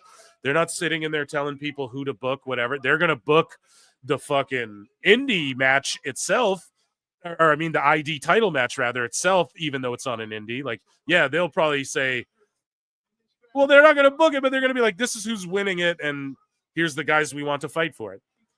So I guess that's booking to a degree, right? But as far as like laying the matches out and shit, they'll let people do their thing. I'm certain of it. And this is just good for the business as far as like getting more eyeballs on people. Again, look at how the wrestlers react, not how the marks react. Kylie Ray, all the wrestlers are like, I can't wait. I'm gunning for that. Da-da-da-da. So the belts, they look very... This new era of titles, it's not really my cup of tea, you know? I'm not really into the look of these titles, but it is what it is, man. I think one day people are going to realize like what's old is new as far as like the cleanest belt. If you look right over Triple H's right shoulder, if you're watching on screen, it's on our left, but above his right shoulder, the undisputed title, that's like the cleanest belt. That one in the world heavyweight. So I think belts are going to go back to looking a little more like that down the line. But as of right now, these side plate things are easy for WWE to make, put side plates on, make toys, give to football teams. It looks the same. It's branded. You like understand the branding. Makes sense. And when those indie wrestlers pull up with their belts with the fucking side plates on them and shit, they're going to just be feeling so good. Their stock's going to go up. It's awesome. I love it. And yes, people are like, oh, there's too many belts as well. I mean, I guess so. The speed belts only defended on Twitter. These belts are only defended on the indies. NXT belts are only on NXT. And then the main roster belts, you guys know how I feel about that. Merge them all and have the champions go across both shows, other than the US and IC that stay brand exclusive. Or you just have them all super brand exclusive. Like, stop letting people float around. You guys know how I feel about that. One of my biggest WWE criticisms. Moving along. Michael Cole. We have a bunch of Michael Cole quotes of him just cooking on the Logan Paul pod, okay? Sorry, guys. I'm sick. I'm over here fucking snotty trying to find a rag to blow my fucking nose in. Okay. So Michael Cole on why he believes he lasted so long in WWE. So Michael Cole says, I think there were two things. JR was obviously the man. I still think the greatest ever. I think Vince understood JR was getting older and he needed to bring in somebody younger. JR had to come to WWE already, a wrestling guy. And I think me being a new and fresh and not a wrestling guy, Vince was able to mold me how he wanted me to be an announcer. Yeah, let me mold you. Cole, get on the ground and bark like a dog. Prove to me you want it. No. And he stuck with it even when I sucked in the beginning and the fans hated me. Vince stuck with me. It's amazing that I've lasted in this company this long because Vince, there were certain things that would set the man off and he would just go, okay, you're done, fired. But he stuck with me. He's a Vince guy, pal. No. Moving along here. Yeah, so the first ID champions will be determined in a tournament across the top indie wrestling promotions. Fuck yeah. Michael Cole on JD McDonough's terrifying WWE Raw bump. He says, I thought he was dead in Minecraft. I really did. He came off that ring and he hit the deck so hard, it moved our desk back. I seriously thought he was RIP'd. Come to find out later he didn't even really hit his head. He had broken his ribs and punctured a lung. And he went and finished the match another 10 minutes. Wild, bro. It's that big-ass head, I'm telling you. So this made TMZ slow news day, but Liv Morgan gives fan middle finger for shouting I love you during WWE Raw. So making mainstream news, bruv. Ricky Saints, so we covered this before. Again, if you weren't here earlier for my NXT review, listen. Ricky Saints, he owns the Ricky Starks name, right? I think he also owns the saying, the revolution is televised. But, yeah. Ricky Saints, he's from New Orleans. The Saints is their fucking team, the New Orleans Saints, and he wanted to rep his shit. There's already Zoe Stark. He might as well have his own identity. That's all it is. It just makes a lot of sense, and Why don't other people change their names? Well, there's no other Ethan or Paige in WWE right now. So that's why that name works. Yeah, Braun Breaker, that was Vince. You know, even Lexus King, I'm pretty sure that was Vince. Go back. Lexus was in the system. Like, he already had left and was at the PC for a while. So I think that was like, I'm not saying Vince's idea, but that was more in that era where they were still doing that. As far as Ricky Starks, I think just, yeah, there's a Zoe Stark, and you're in WWE. You want to wash a bit of the stink off, and he's repping his hometown. And yeah, I mean, maybe they did say, we want you to change your name just because, like, you're bigger than what you were doing there type shit. Ethan Page didn't really do shit. He was a glorified jobber. Let's be honest. Let's be fucking honest. So yeah, anyways, and I like Ethan Page, but in AEW, he wasn't being used correctly. And Ricky Starks killed it on NXT. I mean, yeah, do I like the name or do I prefer the name? No, in a perfect world, it would just be Ricky Starks. For whatever reason it's not, who gives a shit? It's all good. Ricky Saints rolls right off the tongue. It's no different. The Vince Russo,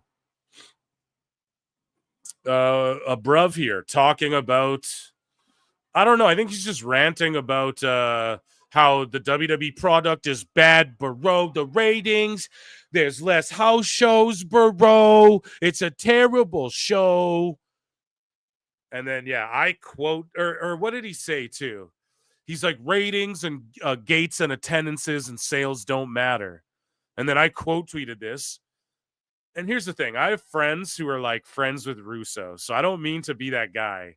Like, I'm not trying, but Russo's such a dipshit sometimes where it's like, bro, you know, you just got to call him out on this shit. So I quote tweeted this and I was like, okay, and I don't actually think this, but I was like, The Rock and Stone Cold were trash. Prove me wrong without stating attendances and viewership and ratings and all that. Now, I don't actually believe The Rock and Stone Cold were trash. I'm just saying, you're saying WWE's trash. Well, we can point to how it's not in the ways it isn't, right? We can quantify these things. Now, if you want to talk subjective taste, okay, Vince, that's your opinion.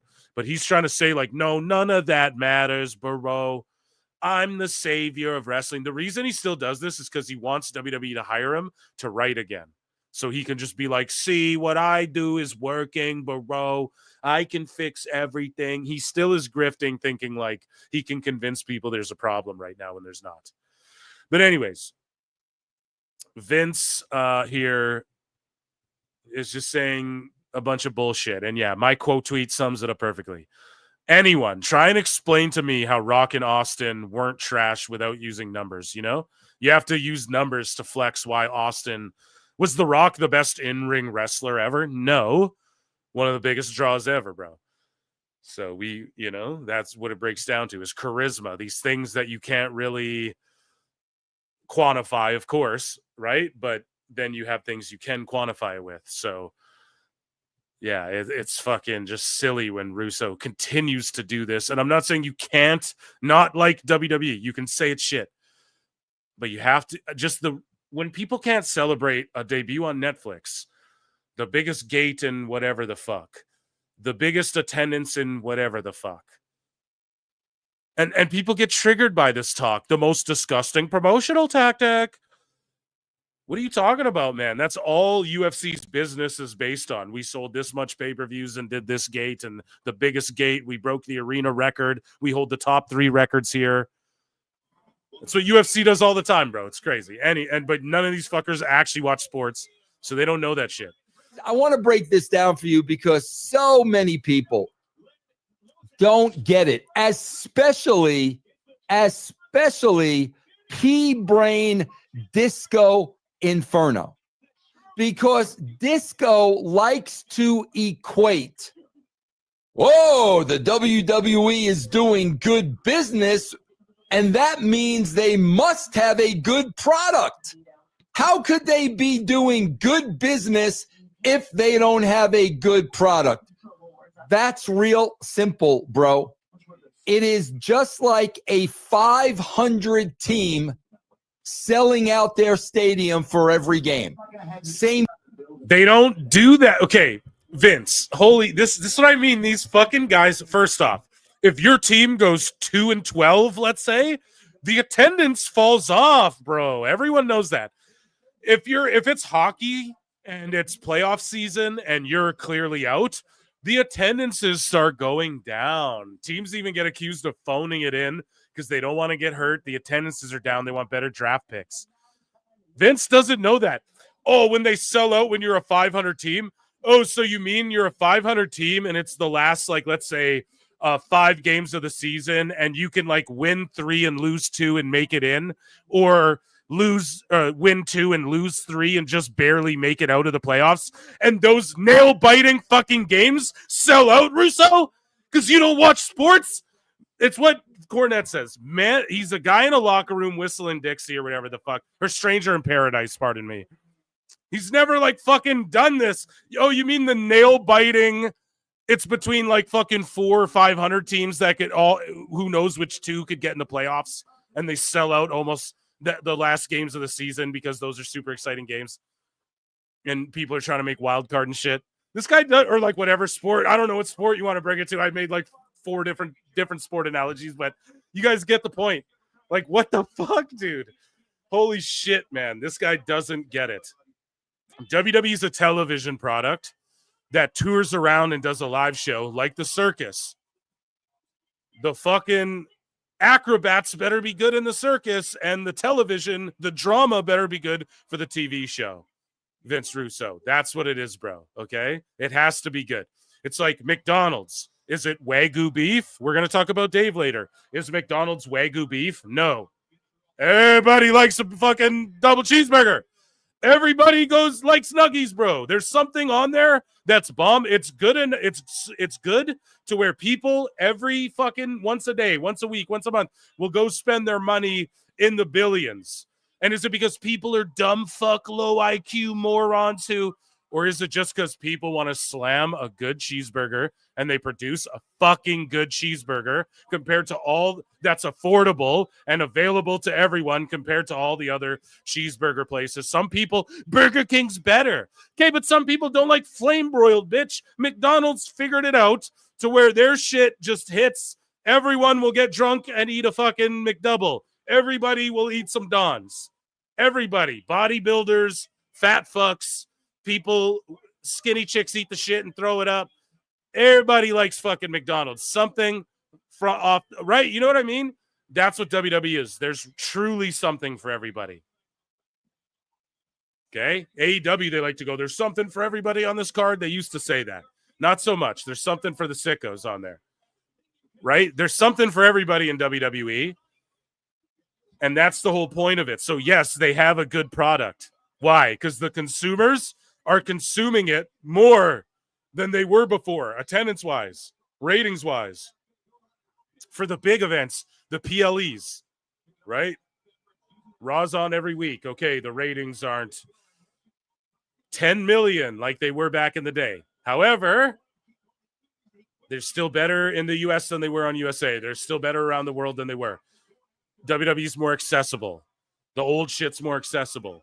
People consume it, okay? There's a little something for everybody. The houses are selling out. They give you a reason to want to go to every live show, to be there live. They don't need to do as many house shows. They're paying people more of a base salary. You can't do that unless business isn't good. Oh, the business is good, so that means, like, I don't know. That's crazy, bro. He's about to make the same Dave Meltzer type. Is it Wagyu beef, bro? Is it kosher? Thing, bro. If you've got a baseball team that's 50-50, bro, that would be what? 81-81. And they're selling out every game, and it has been done. As a matter of fact, it's been done recently. Oh, I already explained that. Yeah, you're fucking dumb. That's because people enjoy going to games. That's because of marketing. That's because... Hey, but why do people not like going to AEW as much then? Right? Or why do people not like going to their local indie as much as if WWE's in town? Why doesn't the fucking Why doesn't every city's college whatever team fucking? That's bullshit. He's talking right out of his ass. That's called marketing, bro. So you're using the Tony Khan excuse. Well, they just have more marketing dollars. Are you fucking kidding me? Holy shit. Because of advertising. That's because of PR. And bro, let's not forget. PR. You mean every wrestling outlet saying WWE's evil and sucks and AEW's the goated best ever, and you don't even like wrestling if you don't like AEW and if you like WWE at all. You mean that type of PR? Like, what are you talking about, Vince? You're out of the bubble. You're fucking old, bro. They cut way back on house shows. Why? Because they can afford to do it, bro, because they don't need to do as many, bro, because the littler markets, bro, they can just go to a big market, bro, and they'll sell out just as much, bro, because it's so good and hot right now, bro, that the house show people will travel right now. And we don't have to hit those markets because social media helps us make stars, bro, and the indies are already running, so we can build stars, bro, because of social media, and now we can hit places in those markets where we used to have to show our faces before, bro. Is that why, Vince? You're fucking 8,000 years old and haven't been relevant. Someone said in chat since 96, so I'm stealing that line. You know what I mean? Jesus Christ. Guys, back in my day. Get a fucking Twitter. Does this guy got a Twitter? Get a fucking Twitter, bro. What are you talking about? WWE used to go to the same city, the same arena once a month. They do that, bro, every episode of Speed, bro. They're constantly in our faces with social media, bro. It's called having a digital fingerprint, bro, and making sure it spreads everywhere, bro. We used to have to show our faces in these places when business was fucking down and I was brought in as... actually it went up. Here's the thing, though, too. It was different back then, man. So you have to accept that, right? All you motherfuckers who were like, it's not the territory days, bro. He's stuck in like 90s shock jock land, you know? Bro, once a month. So you knew they were coming to your town once a month. So there was no sense of urgency. If you missed them in January, you can go in February. Oh, Vince, so now there's a sense of urgency, bro, and you want to go when they go to a big city, like you just explained it. Now now there's a sense of urgency. The tickets cost so much, they don't have to run the house shows, and people are going way out of their way to go see these shows. And more of them are than have been in the last 20 fucking years or whatever. Does he not see this? Bro, it's not that way anymore, man. They cut house shows way down. So if you're living in middle America, you may only get a chance to go see the WWE once, twice, maybe 3 times a year. Which fucking sucks. But when a WWE ID match happens, bro, then there you go. Like, yeah, it sucks. It does suck. I agree. If you're in the buttfuck nowhere, it definitely sucks. Here's the thing. It just means that all he's doing is explaining why they're so hot. That's all he's explaining. They don't have to go there. That fucking sucks. But the fact they don't have to do it just proves that the shit is so good because people will travel now. The houses are bigger. Now, again, Russo. The demand is there to where, I don't know, bro. Bro, you just got to understand this thing. And you think he would, because also in the Attitude Era, the demand was there. But he just didn't know, actually. He didn't really absorb or retain anything. All he did was just try and take credit for everything. So there is much more a sense of... He didn't explain why anything's bad either. So he didn't even say, like, look, these stories, the merch isn't selling. He has nothing to back up what he's saying. He's just like, there's less house shows, bro. And it's like, yeah, less dates for the boys. Isn't that what all the AEW sickos were crying about? Oh, you want people to work more? Okay, well, there you go. Like, it appeases those people too, no? And now house shows are like big deals. They do a big MSG show. It's like a big deal, you know? Urgency to go to the live shows, to go to Raw, to go to SmackDowns, to go to the PPLs. PPLs. He called it a PPL, and he's like, there's no sense of urgency. Is that what he just said? Let's bring that back. Did he say there's no? Hold on. See, there is much more a sense of urgency. Oh, there's much more of a sense of urgency to go to these shows. Yeah, exactly. That's what business is. That's yeah, no shit. Because there are less shows. Does that make sense? Hey, man, we spent like 2 years crafting this fucking Cybertruck. Or like, hey, we made this new Lamborghini for rich guys. There's only a few of these here, like, because you want to, it's supply and demand. You want to create the demand as well. It's fucking crazy. How doesn't he understand this shit? For a limited time only, the McRib. Moose Knuckles like, fuck, I got to go buy 35, you know, right now, because they're gone in a week. It's, yeah, dude. What the fuck are you talking about? It's creating a sense of urgency. Oh, the John Cena Happy Meal. You get it for fucking this month only. Get people there, right? We're talking about McDonald's a lot because Dave brought that up again, so it's fresh on my mind. Fresh and loving it, right? McCafe. Ba-da-ba-ba-ba. Anybody? Guys, you got to understand, man. I come from a place of logic and sense. That Logic and Sense, that's the name of the video store I worked at, bro, before I got hired by the WW Federation, bro. So if you cut down on shows, there's going to be a sense of urgency to go to the shows on the board.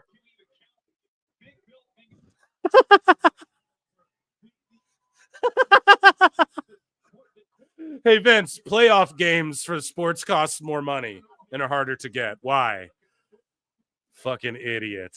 Super Bowls once a year, not once a month. Why? This fucking guy. What an idiot. Scott Woodford has been a member for 1 month. Let's fucking go. And he super chats in. He says, I'm going to WrestleMania this year. Paid $2,000 to go. I want to experience it live. Bro. You what? That's crazy. But good on you. Make sure you have a good time. And yeah, hold up a PWT sign if you can. You know what I mean? That'd be amazing. But damn, dude, $2,000? That is nuts. You better have a good ass time. And yeah, thank you for being a member for 1 month too. That's amazing. Guys, consider becoming a member, only 99 cents. And yeah, get a PWT sign, man. Fuck you doing? Hand it out. Make one of those Ric Flair ones and hand it down the line. You know what I'm saying? Okay, so the North Quarter Couch Crew calls out the Hardy Boys. We already covered that. That's going to happen on NXT. Ricky Saints talks about his WWE name change. He goes, the person doesn't change. Exactly my sentiment. So Ricky Starks is on Busted Open Radio, and he says, it's as close as you're going to get to Starks. I like the name. I know a lot of people. It's going to take time for them to get used to it. I am a product of New Orleans, first and foremost, and I want to pay respect to that as well. I think this is the best of both worlds, and that means a lot to me. The person doesn't change. I'm still that guy. So it is what it is. Yeah, he's right. It is what it is, man. We have Ludwig Kaiser. He talks about how he got his first date with Tiffany Stratton. He's like, I was out with a couple of friends. She was there as well. And it was her birthday weekend. We played rock, paper, and scissors over there.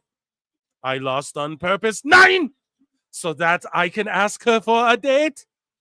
It's how you do it. I'm so sorry.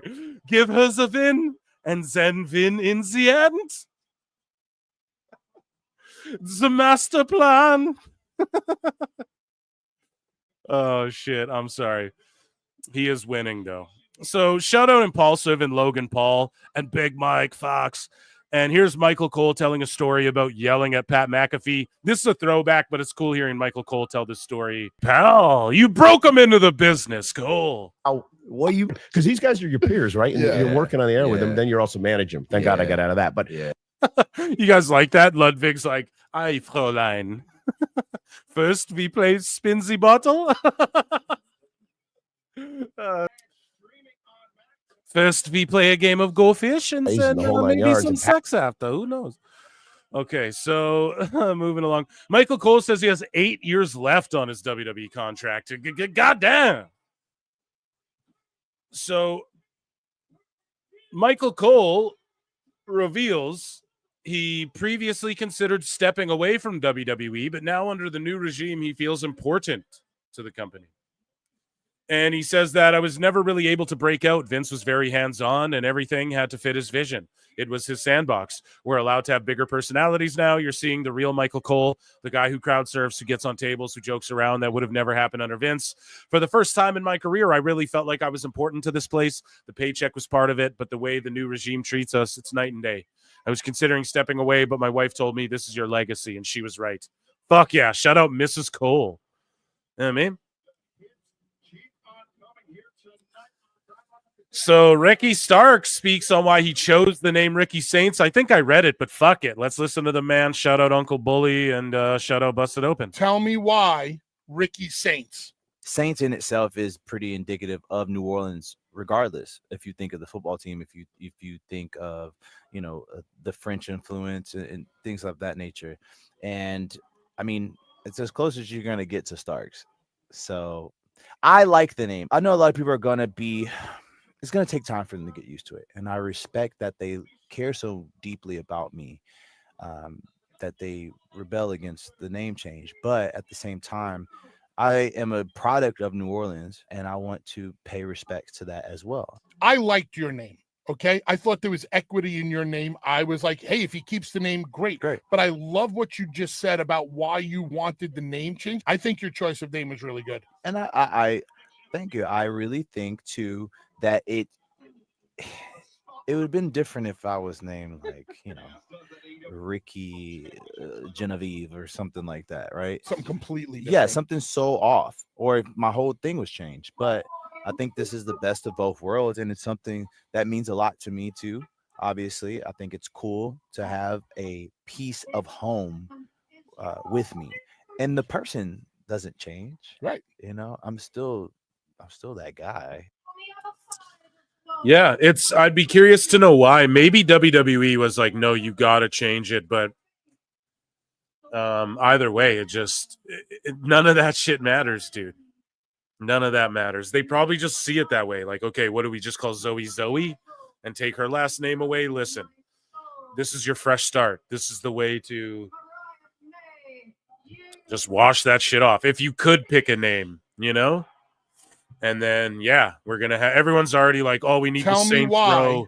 We need the Saints row at NXT and all that. Maybe they could do that. I don't give a fuck about that. But WWE SmackDown draws its lowest viewership of 2025. There you go, guys. It did. Raw has now lost 53% of its global Netflix viewership since debuting on 6 January after 300,000 drop. While SmackDown also dipped to a 2025 low. And of course, what culture? And everyone's just jumping on this. Oh, look. Oh. But meanwhile, AEW, it's never the same energy. I broke this down earlier in the show. So, and Disco sort of pointed this out, right? They're over what they were in the US alone on Netflix. They're doing more than they were doing on USA before. Okay?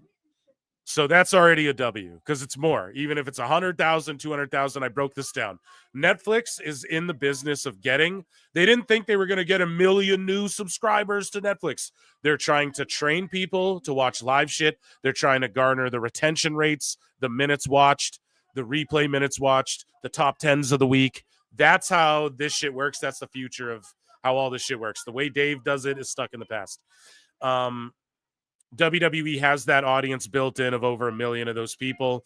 They could expand it when football and UFC and these other things come onto Netflix. I've broken that down extensively as well. But yeah, dude, they're globally, I think more people are watching it.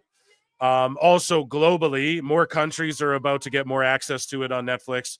Globally, more people have access to Netflix. NXT and SmackDown as well. Like, I just watched that shit all on Netflix, bro. I don't watch I don't know, SmackDown's still on USA or whatever the fuck.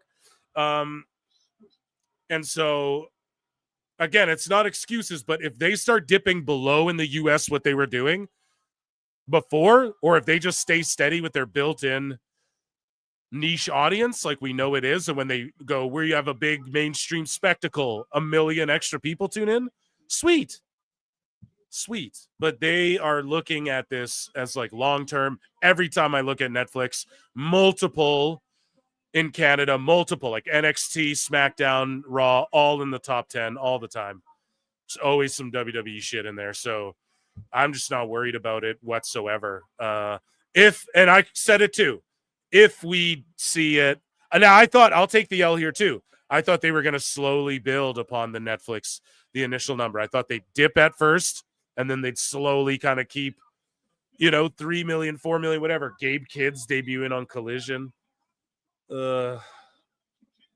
Fuck, man. Anyways, yeah, so WWE, get it together. Streaming is the future. Social media, all that shit. You guys already know ratings talk is fucking dumb, but that's what Meltzer and them want to make it about. This is the global leader, so there you go. They set the fucking benchmark. They set the ceiling on what it can be and what it can be taken to. We know that there's a bunch of people willing to throw WWE on if something really compelling is going on. And yeah, ultimately, I think, like, if they start going below 1.2s and shit on Netflix in the US alone, got a huge problem. But until that starts happening, they're doing like above. They're doing like 1.7 or 1.8 million in the US. That's like higher overall. It's close to what they did on USA, but it's higher overall. No, like on average, I don't think they were doing that high all the time. SmackDown for sure was like crushing it, but Raw, I think, was like around that, 1.5 million mark. So, and maybe I'm off on that again. Other people know the numbers better than I, but I'll just say this. The minute people go, this is their worst rated show in the United States, including the USA Network or something, since the USA Network this, okay, then that's a big fucking deal. Unless Netflix is also running something live against Raw. But I just don't think they do that, really, unless there's like football and they get all of football and then Raw and football are live at the same time on Netflix. And I'm telling you, that's what they're trying to create. They want to have it where it's like, here, you can watch our live football network channel. Here's our live WWE section. You just click on this and can watch what's on demand, whatever. Yeah, so that's the future of the way all of this shit goes. And WWE, again, they're just on the forefront of it. And if you listen to this show, I don't know what other people are saying, but WWE, they were groundbreaking for cable TV, and they were groundbreaking for networks, and they were groundbreaking for pay-per-view and PLE and having their own streaming service and streaming services in general. They're the first step for this as well. Right? And I called it. I was like, Netflix is going to do WWE, and then you're going to see them they're going to be like, hey, football or fucking UFC's deals coming up. So I've been talking about that since day one, and that's what it is. This is like a test. Like, hey, can your numbers that you're doing on TV, can we get those over on our shit and then expand upon that? Oh, we can? Okay, then we'll give you a bunch of money. Come to Netflix. That's what the experiment was. They're going to do the same with football. Oh, 12 million people. Well, I mean, with WWE, we were able to take their whole fucking fan base. Our market research shows everyone already has fucking Netflix. Now, I will criticize Netflix for this. Gouging people with fucking prices right now, man. They're going hard in the paint. I think we just got some notice. It went up again. Man, they are fucking...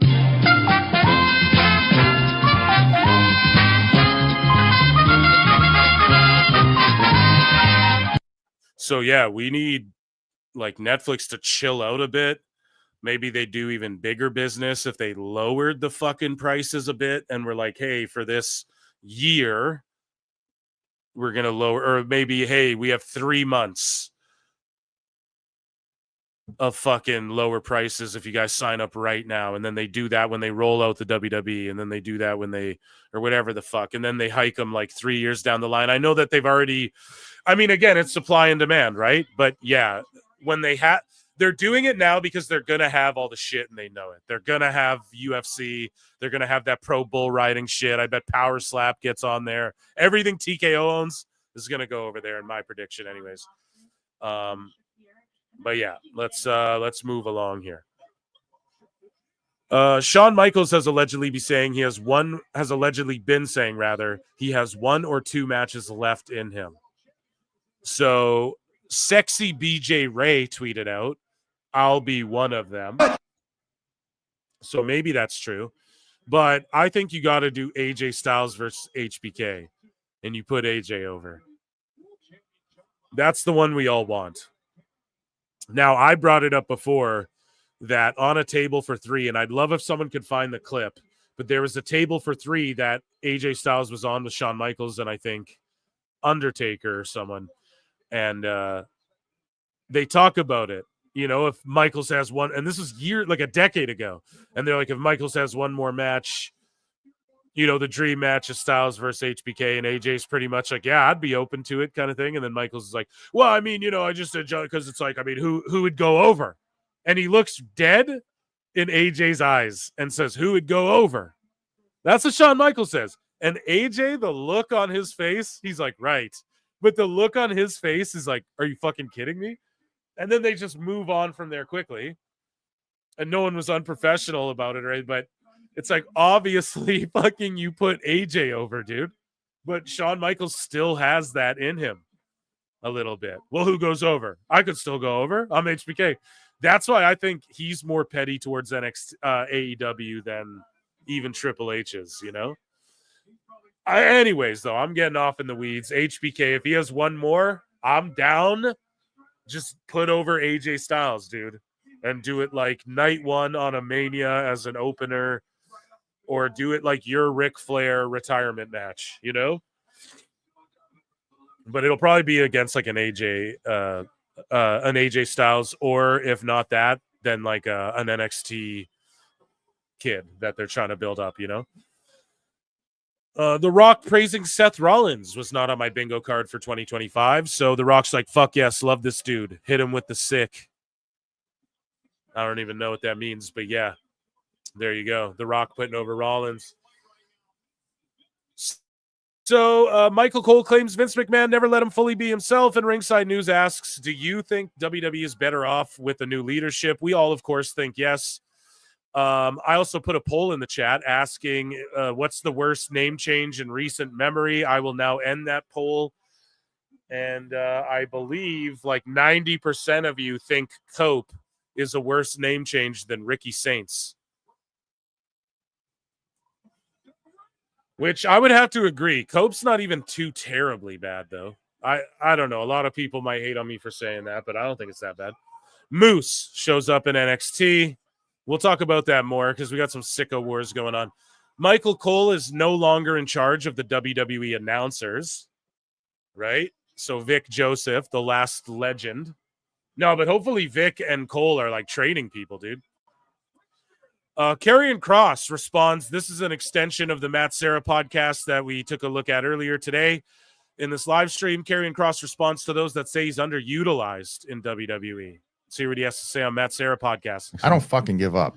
Yeah. That's not my fucking thing. Yeah. So I'm going to stick it out, and every single opportunity that I get, I'm going to show them I could be that guy, because I can be. Yeah. And a lot of the audience knows that. In terms of getting the opportunity to demonstrate that, I stay ready for it. Yeah. I train for it. I eat for it. Like, I don't get complacent whatsoever. Any Monday that comes around, the way I look at it, Monday Night Raw, tonight could be that night that changes the direction of your career, but you need to be ready for it.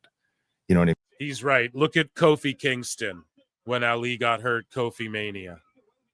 You know, there's examples of that. You just got to make sure you're ready. I mean, you have 6 days at home. You can't just be hanging out on the couch. Like, you need to be ready. Things change very quickly. That's all I fucking want to do when I'm not working. So that's kind of just the way I That's all we want to do, chat, when we're not busting our asses, right? approach it. But in terms of like to directly answer your question, I'm not in control. I'm not in control of that process. You know what I mean? Totally. Yeah. But I'm ready for it. So, and I'd like to think that they know that. I think James the driver knows it. That guy fucking knows it. That dude, it was fucking. It couldn't have got bigger. When I mentioned your name, that guy got so fucking excited. I want to see you and Braun go at it, man. I would love that. Him and I have wanted to work together for a really long time.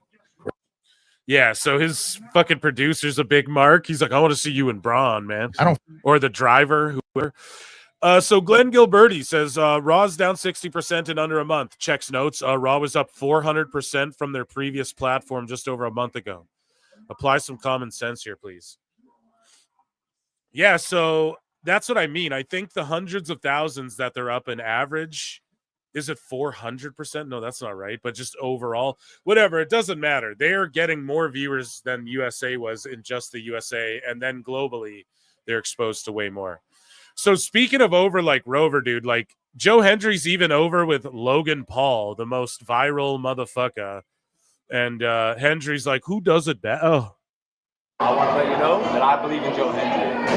Yes, sir. Say his name, man. This is better than mine. Don't be stealing it. Don't be stealing it. I like it. I really like it. I believe in Joe Hendry. He's like, yeah, don't be stealing it, because Logan just be stealing everyone's shit. I believe in Logan Paul as well. Yeah, hey, that's too cool. That's too cool. Yeah. All right, you're right. I've got one thing. All right. I want to let you know.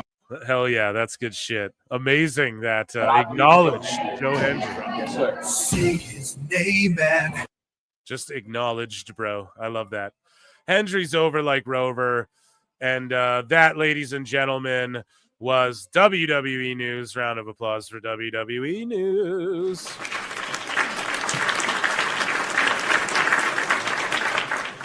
Okay, Mercedes Monet break. Sometimes in life, you got to be a hoe. She's like, yes, I'm the Sia.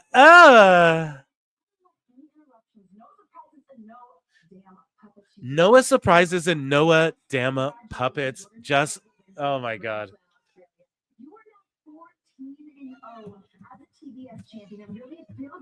She's 14-0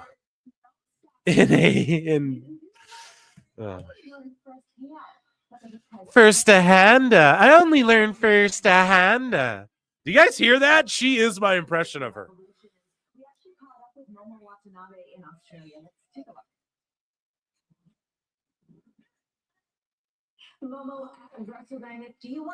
We caught up to Momo Watanabe in Australia. So she won that 4-way whatever thing. And she's going to challenge Monet. And everyone's like, who is this? Didn't you guys have Camille on your roster? What happened to that match? You what? Camille went fucking missing. It's an investigation. Jesus Christ, bro. Somebody get iced tea out here.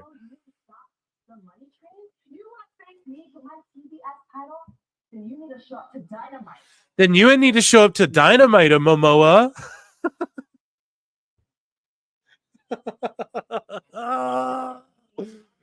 Oh, she's my impression of her. It is too good. It's way too good, man. Okay, so we got Stat. Again, they're just doing Stat versus Bane. Like, you ain't going to build up to this shit, bro. What the fuck? Where's Camille? Jesus.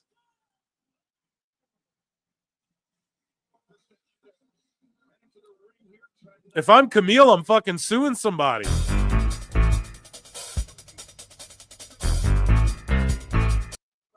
Somebody's getting sued, man.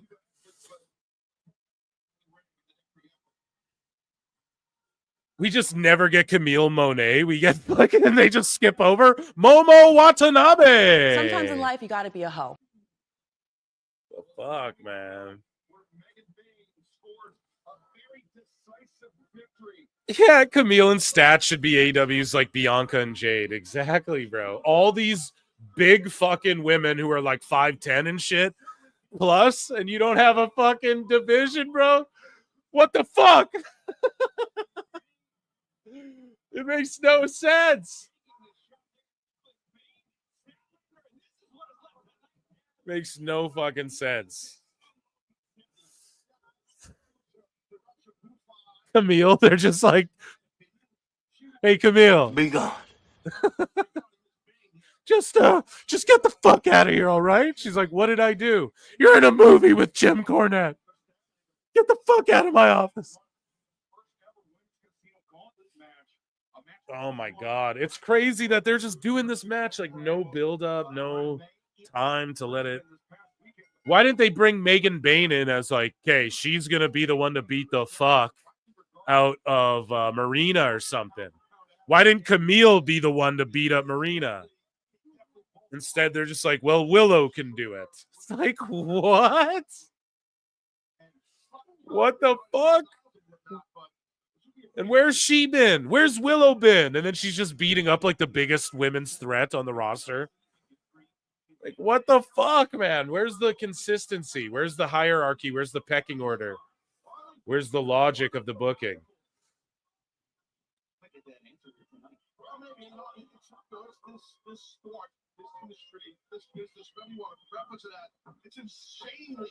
Here, we got to watch this, though. We got two big fucking Haas ladies here. We're getting into AEW news, but these chicks are bigger than these chicks are bigger than fucking Cruz del Toro and Whacking Wild standing on each other's backs.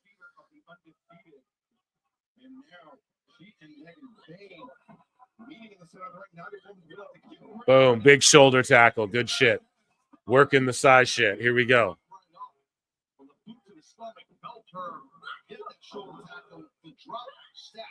Yeah, Bane's just money wherever she goes. Didn't matter what company. She's young. You just let her get this money off Tony. She'll be in WWE one day, NXT for sure. Big chops, man. What, these girls are wrestling better than any of the matches tonight so far.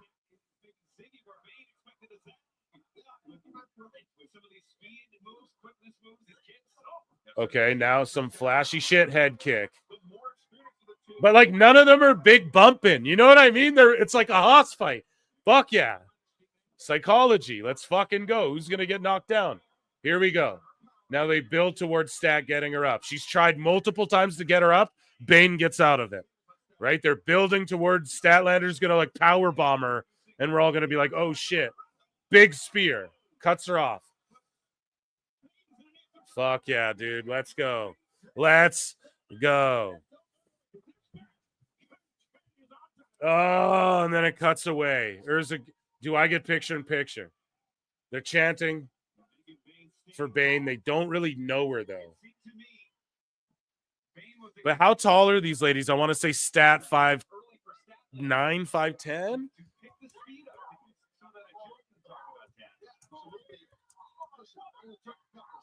She's 5'9", so I called it. And then what is Megan Bane's got to be 5'10", then, right? 5'11". Megan Bane, height in feet. Megan Bane is over 6? Nah. Nah, she's about 5'10", 5'11". In those boots, maybe she touches 6 for sure. She's tickling 6, but she ain't over 6. Maybe, but there's no like for Stat, it comes up. Like people have it. You know, for her, you got to like scroll through random dirt sheets.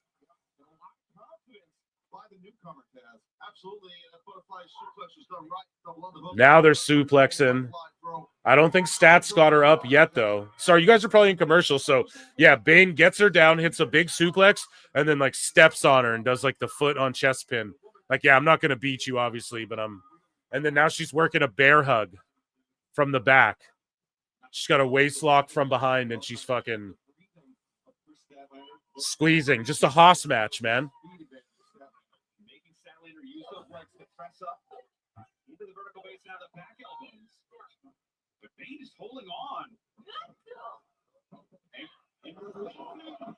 Here, let me check in with chat here. Hi, Phil. Conrad Thompson tried to sell me in car insurance. Pick and pick. I was billed at 6'3". Yeah, I was 6'4.5" or 6'4 3/4 in high school, right? So I think I'm probably a little less than that now. So, and that was just because, you know, coach is always like, no, it's every inch, every half inch counts, right? They want you to be as big and imposing as possible. He was like counting my fucking hair sticking up a little. No, I was about that tall, but. And that my wife's tall. My wife's 5'9". So, Phil, you nerd wanting logic. No, it's not wanting. The logic is there, dude. Why is somebody fucking all big ass? Yeah, these ladies are both thick as fuck for sure. Thicker than Snickers in there. 2 Snickers duking it out in there for sure. You know, Triple H is planning feuds with Rhea for both if he can sign them. Yeah, I mean, just anyone, really. Just anybody. Some of them, like Megan Bayne, I'd put in NXT a bit.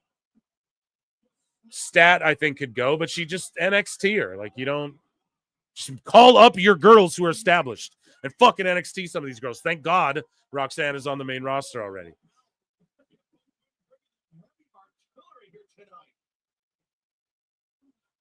How did you know?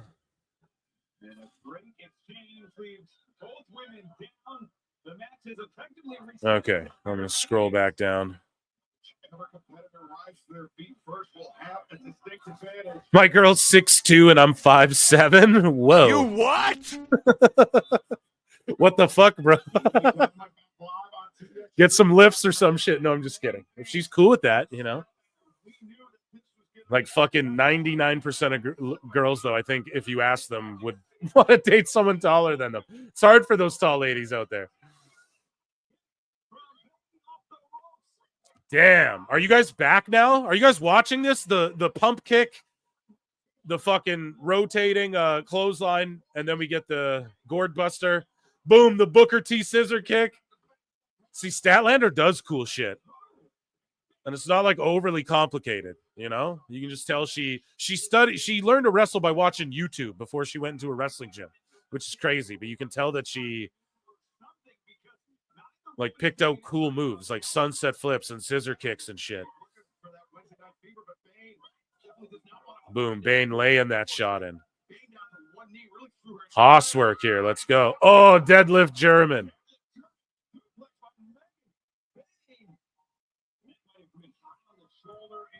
Damn. Yeah, it definitely was, and that's why Stat rolled herself to that apron. She's trying to get some separation from her and Bane. Would be an unforced error, though, and she's even more danger right now. Bane pouring out the punishment. Oh, swing, Statlander.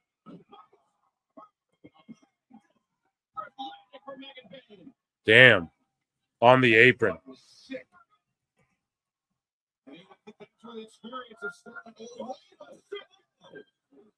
Megan Bane back to her feet. The Mega Sis. That's a fucking awesome name, too. And now Megan Bane, undaunted, continuing. And while we were picture-in-picture with Statlander, who unloaded with a superplex. It's Bane now. Here we go. We're going to see who gets fucking... Statlander's going to slip under and bomb her. Or maybe at some top rope shit, yeah. Because they were kind of building to that.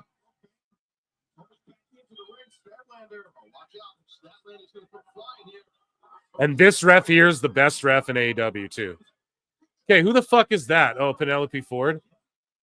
Okay, but the ref didn't see it. No one was made to look stupid. F5. Pinner. Great length and time TV-wise. Not like afterbirth beatdown shit, hopefully, but just Penelope getting involved, pushing her. Now, what's her allegiance to Bane? I don't know. But it's just, okay, now there's a beatdown. Fuck. We saw this last week, but this crossed the line. Why do it another week, AEW? Why have the beatdown again? Just do it once and then let her win the match. Oh, because another run out. Thunder Rosa. And that's what every women's thing is. Beat down, a woman runs out and saves her. Beat down, a woman runs out and saves her. Oh, Thunder Rosa comes out with a chair, is threatening to hit them. Penelope's like, no, you won't hit me. Bane's just making Thunder look so stupid. What is Penelope doing? What is this? Oh, my God. Oh, my God. They ruined the match. Why did I put it over? If I didn't put it over, they wouldn't have ruined it.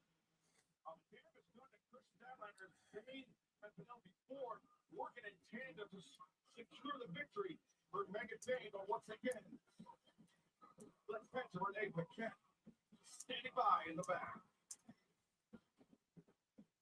Guys, I'm here with Platinum Max Caster.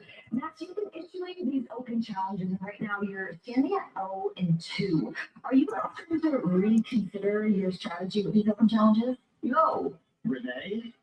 The strategy's not the problem. The problem is I got wrestlers. Yeah, I just have to tweet that out. They absolutely fucking ruined that shit with that bullshit after, man. What was that? And it was all clunky, and they're like fighting over the chair, but they're not. And Megan Bane's like, what, bitch? Hit me with the chair. And she just doesn't do shit. Looks so fucking stupid. Why do that after a match that cooked like that and didn't go too long? Every fucking time, man. Every time. Every time. Every time I put over what they're doing, they just piss in my face. Okay. It is time. Let's get an Ichi ni Sanda for AEW news, guys. Ichi ni Sanda. One more time for old time's sake.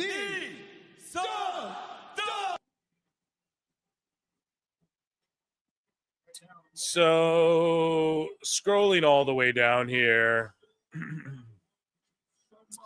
Here's Buddy Matthews, a picture of him twisting his ankle at the Grand Slam scam. He said he crushed and destroyed his foot or his ankle or whatever. Adam Copeland says there's too many haters and experts criticizing everything in wrestling. He says, it's gone to this place of microanalyzing, pulling everything apart and then rating things. And it's like, man, when I went to wrestling shows, it was just to have fun. It's like the whole discourse recently with Jey Uso. I was like, the crowd really seemed to like it.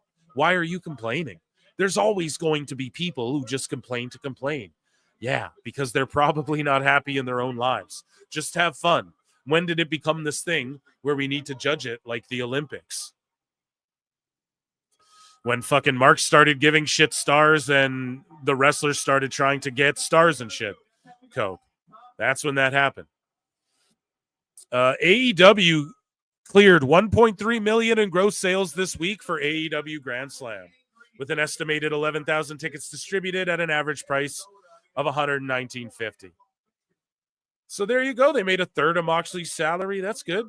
So here's video of Buddy rolling his shit. Rolling. What?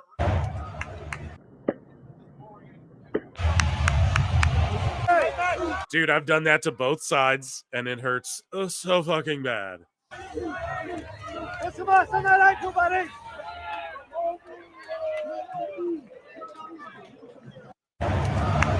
Now, was that because of the janky ring? I don't know. I've beaten that whole fucking thing to death. Everyone has. And we had the man who caused the chaos himself on the show. Awful wrestling. So, yeah, let's get into this. Moving along here. Here was the merch. So, but why Alyssa says there are real criticisms to be made about the logistics of Grand Slam Australia that aren't being highlighted due to the whole ring debacle. Merch. The solitary stand was open for 1 hour before several items were completely wiped out by the time the doors opened. It was bare. So you go there, not even enough merch. I don't know. They got to do better.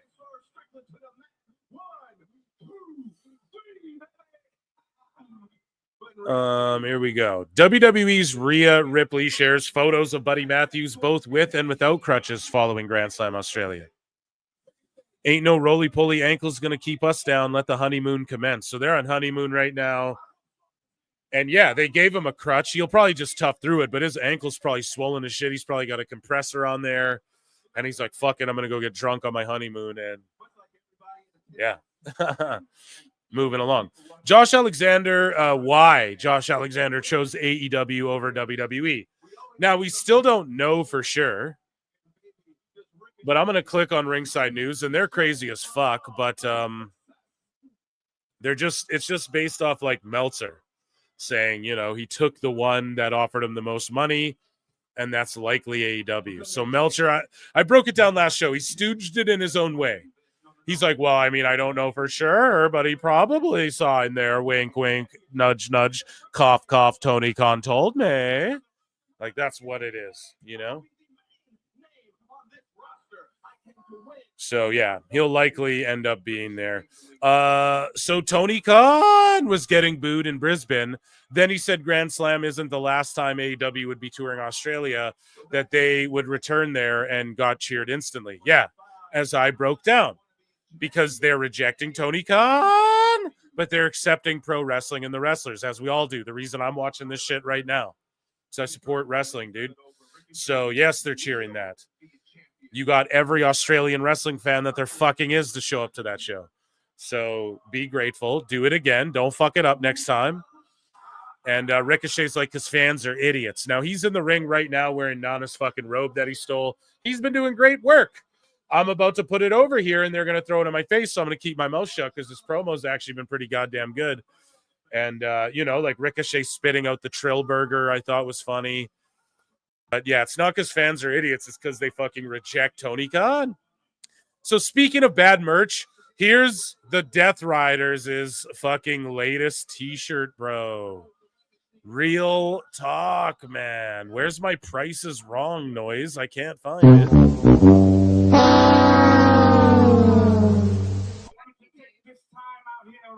That's crazy, bro. So this is like when Kanye West, and it's a white shirt, like White Pool Combat Clan. They just went to fucking Sport Check or Foot Locker or whatever, Walmart. They get Walgreens you live by, right? Whatever's closest to the house, they get fucking they get a stack of white t-shirts, you know what I mean? If you buy fucking 10 or more, you get them all for $5, and they just put a little thing on the bottom. It's fucking funny. This is like when Kanye West tried to sell t-shirts with holes in them for $500, you know? This is just a straight, like, who the fuck would buy that? That's great. So this shit was really irked me because Darby Allin is laughing at, you know, LaGreca and Nick Nemeth on Busted Open, having a good time and laughing at AEW, whatever, as people do. Let's just listen to their criticism here. Kyle Fletcher, right? Got to get him involved in the match because he's from Australia. So nothing's going to be better than your baby faces and your heels and everybody cheering your heels because Kyle Fletcher is from Australia. Does anybody in that company think? Like, do they think? Dear God, nobody knows what the fuck they're doing. They don't know. I've defended. I'm on my knees right now. I'm on my freaking knees. I have defended this company for years, for months, for weeks, for days. I've tried, but does any thought go into this at all? Kyle Fletcher, right? So, I mean, he's melting down. He does that shit for reaction, you know, like it gets attention. So they're booing the shit out of him. Good stuff. And I'm glad they proved him wrong there. I mean, I'm not the biggest LaGreca mark. You guys know that. So Will Ospreay goes, apologize. And it's like, bro, apologize for having a take? That's okay. Look at all of these fucking people, too.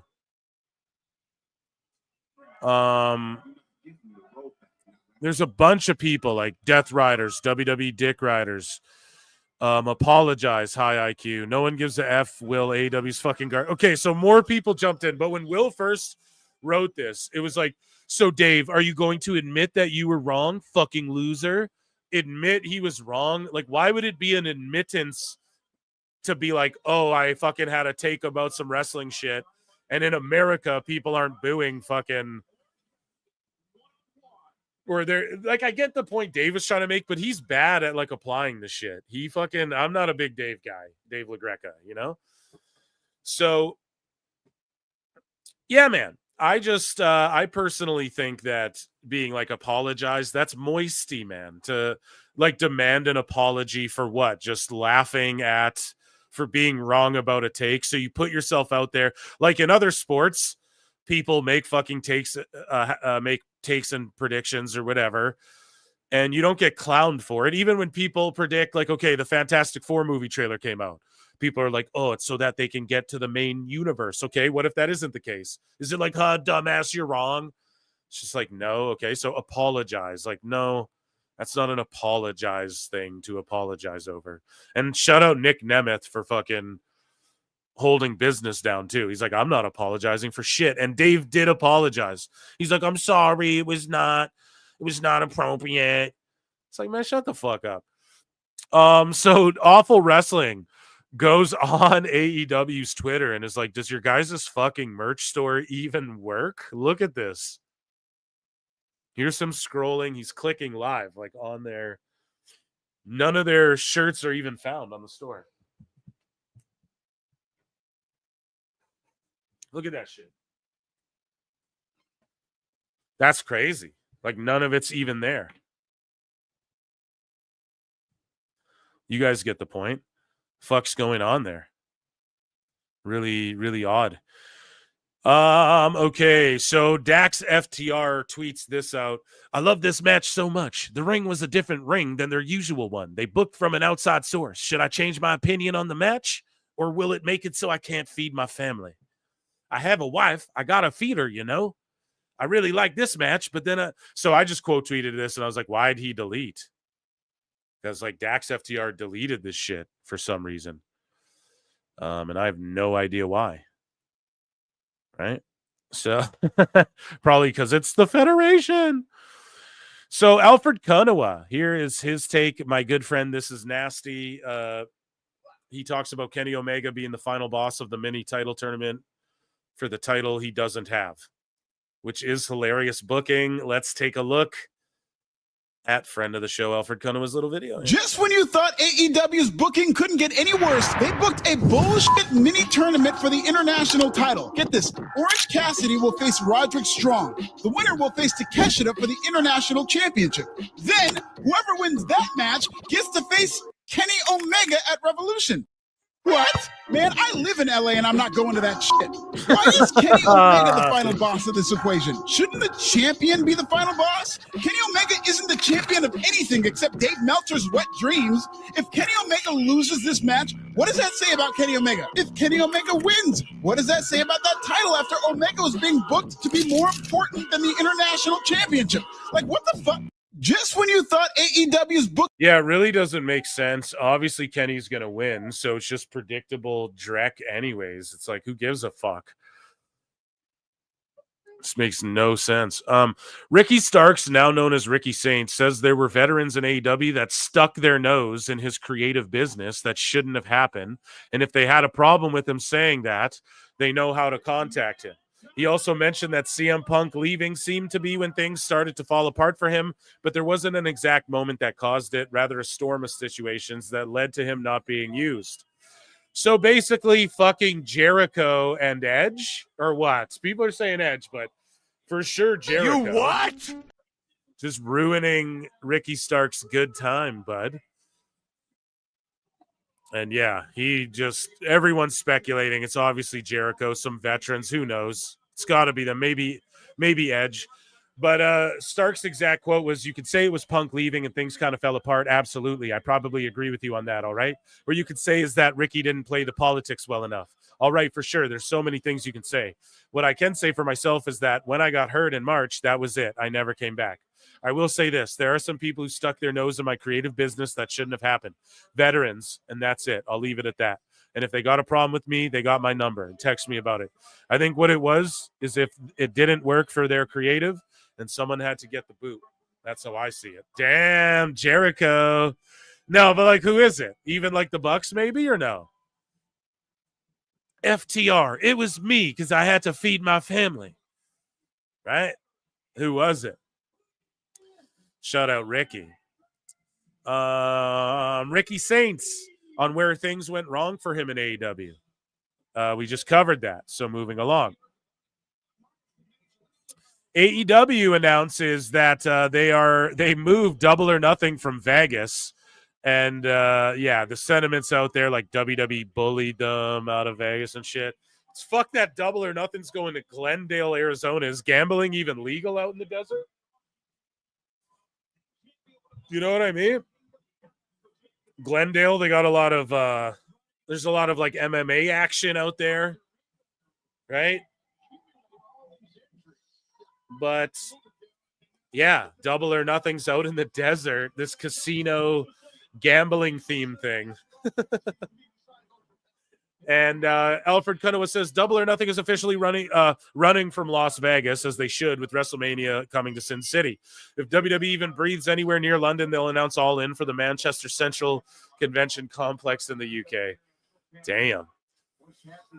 So Collision got 502K viewers on average. Just watch how ratings matter today. Thanks, NBA. Exactly. So now ratings fucking matter because they got a huge lead in. Okay? So Tony Khan goes, our last show, Grand Slam Australia on Saturday, was one of my favorite events ever. It did one of the biggest Collision ratings ever on TNT. The past 4, Jacksonville, Huntsville, Houston, Brisbane are my favorite run of collisions ever. See you for Dynamite tonight. So yeah, Dave Meltzer, we'll cover him later, but they did a 502 with a 0.21. Now, that number's hugely inflated because they lost 700,000 people from NBA turning off to the end of the show. So again, it just doesn't really matter because next week they're going to get 300,000 again. So yeah, I don't know what to tell you, but ratings, of course, are going to matter. The overall matters. The key demo matters. That's all going to matter now this week because they did a good number and good for them. I'm glad people got to tune in and see Omega and shit doing their thing in that crazy ass tag match, right?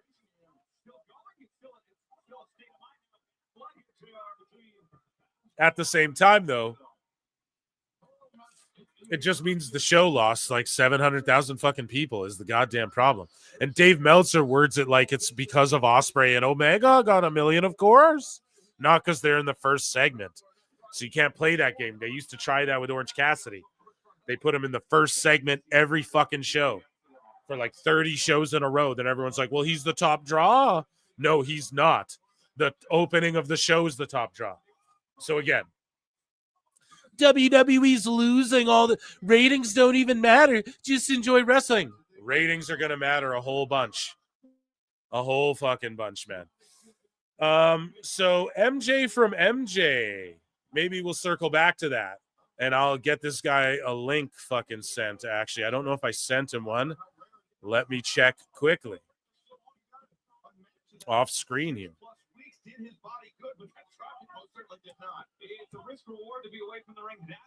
So there, MJ from NJ, if you're listening, I threw you a link. I'm sorry I didn't do it earlier. I thought I did way before.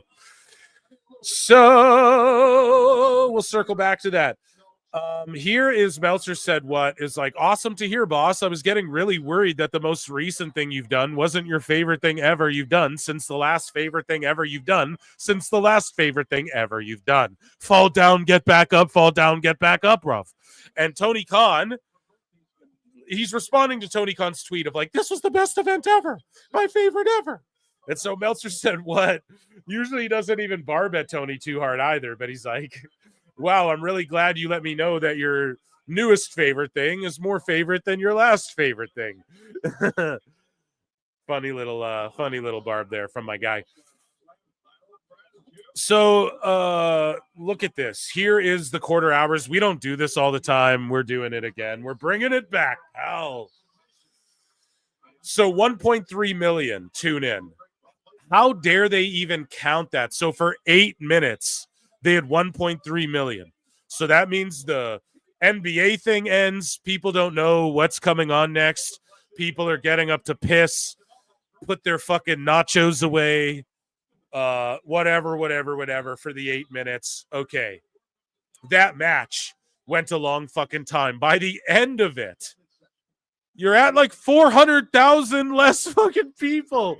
So Meltzer, as we will cover in Dave Meltzer's dumb moment later, will try to paint it like, well, of course Omega and Ospreay did. Unless he's just saying, well, of course they did because the NBA. But the way he words it makes it's the Meltzer spin. He admits to it. Well, the way you could spin this. So I'm glad Kenny and Ospreay, like the people that they're investing in and are saying, these are the top guys in Fletcher and Takeshita who are there, like, these are the future guys. I'm glad they got those eyeballs. But look how many people they fucking lose, like 350,000 people in the match. And then by the end of the show, the 11-minute overrun is watched by 294K. So let's cut that out. The real average is 669 to 351.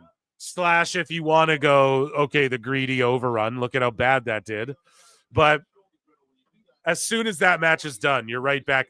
Now, okay, 567, they maintained it. So that's more than they usually do, right? So people falling asleep, going out. Oh, can I make last call? Whatever the fuck. PWT's on. Let me check that out, right? Whatever people are doing, they're switching it off. But good for them getting this 567 to like 401K.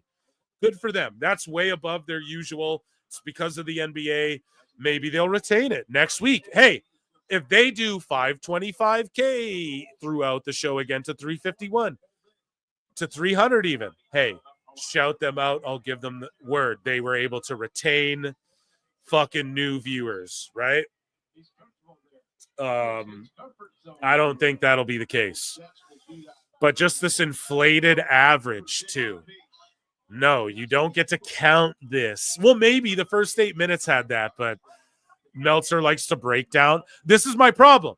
Meltzer likes to go into these tangents about like all the math on Netflix. If you consider this replay and average the live and divide it by 7 and the one.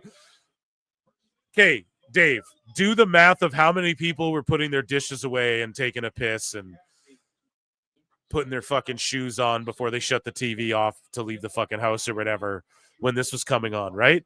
Like, if you're going to do that for Netflix, keep the same energy for this. Because we all know that's true. We all know 1.3 didn't stick around because AEW. And if that's what your argument is, then over half, or how many people? 300 and some thousand were like, fuck this. And then throughout the night, 1 million people were like, fuck this shit is trash. If that's your argument. So either way, it doesn't look good for them. And that's what I'm here to do, is dissect it. So I don't give a fuck about the quarter hours, but this one, we got to analyze it because of the lead-in. Joining us on the show right now. Actually, first, let me just check in with chat. Okay. Let me check in with chat first, and then I'll bring our guest on. Off the Ropes became a YouTube member. Thank you so much. It's 99 cents considered. Rabid Wolverines LC Killer said 2019 WWE is better than AEW Dynamite. I'd have to. You what? Really think about that before I agree. Lincoln Hawk says, no, Frank, this show sucks. What? Mine, Lincoln? How dare you? No. Fucking Mark! No, I know what you mean. Thank you guys so much. Round of applause for Super Duper Chatters. Consider becoming a member. And joining us now on the show, ladies and gentlemen, is Ref MJ from NJ. Round of applause for MJG. WrestleGraphs, ladies and gentlemen. Here. What's up, buddy? I will say about WWE 2019 being better than AEW. AEW has not had a single thing close to Kofi Mania, which was in 2019. There you go. Just owned it. Destroyed it, bro. There you go. Hey, thanks for having me. Of course, dude. Can you bring back up that actually, I'm not, I'm pretty low maintenance, but can you do me this one solid and bring up the real fan-created quarter-hour graph from AEW Disciplinary? Because I swear to God, if I have to look at one more shitty WrestleNomics graph, I might throw up. I can bring up here. Let me try and find it. I guess. I just type in like. Here we go. Just type on his thing. It's right there. Relevant people. What's that? Sorry. On your screen, doesn't it say relevant people? Oh yeah. Just He's right here. He's right here. Sorry. Thank you for that again. Spotting me twice here. WrestleNomics. Which one am I sharing? Just Okay. this I'll quarter hour. I'll find it.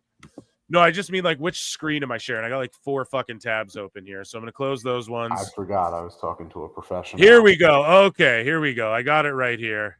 Okay, so via at AEW Disciplinary Committee, here's his version of the graph. You can break this down for us. So much better. Thank you. Yes. Way more pleasant on the eyes.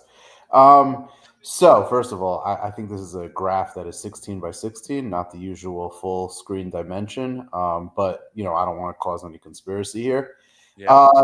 I wanted to point out that from the point where like this show normalizes in about the 500,000 range to the point where the main event took place, it lost over 20% of its audience. By the time that main event finishes, from the time that main event started, it lost 16% of its audience. How many people just don't care? Like, did they even know they had this show on, or did they like fall asleep during the NBA All-Star break and then wake up? Yeah, there's some of that. Why is this on? Yeah, there's some of that for sure. There's people, like I said, putting their dishes away, hitting the can, getting their shoes and jacket on before they go out, before they switch the tube off. There's for sure some of that. Or the argument is 1 million people tuned into Kenny and them or AEW and thought it was so shit that 350,000 tuned out or whatever. Those are the only 2 arguments, right? Yeah, I mean, we are so past like believability that like people tuned in. Like we know what's going on, right? Like this was a NBA event and it had a lead in. Now, if you start to kind of like peel back the onion here, the Tony Storm storyline the last few weeks have been getting like rave reviews, but the collisions have been doing less than 250,000. Yeah. So it's not really a surprise that like that many people, 290, it's a little small, but 290,000, they actually wanted to stick around to like see her win the title and finish her story. Yeah. Which has been like touted as the greatest women's wrestling story of all time, but like no one's watching. So going back to what you said earlier about Russo, I was listening. If no one's watching, how is it the best of anything? Yeah. And then, I am the Dave Meltzer spin. Like this was always going to be the case. Yeah. This was designed to be a pay-per-view on a Saturday night. So I don't want to hear any excuses about the time of it or it was late or any of that because the pay-per-views run later than this did.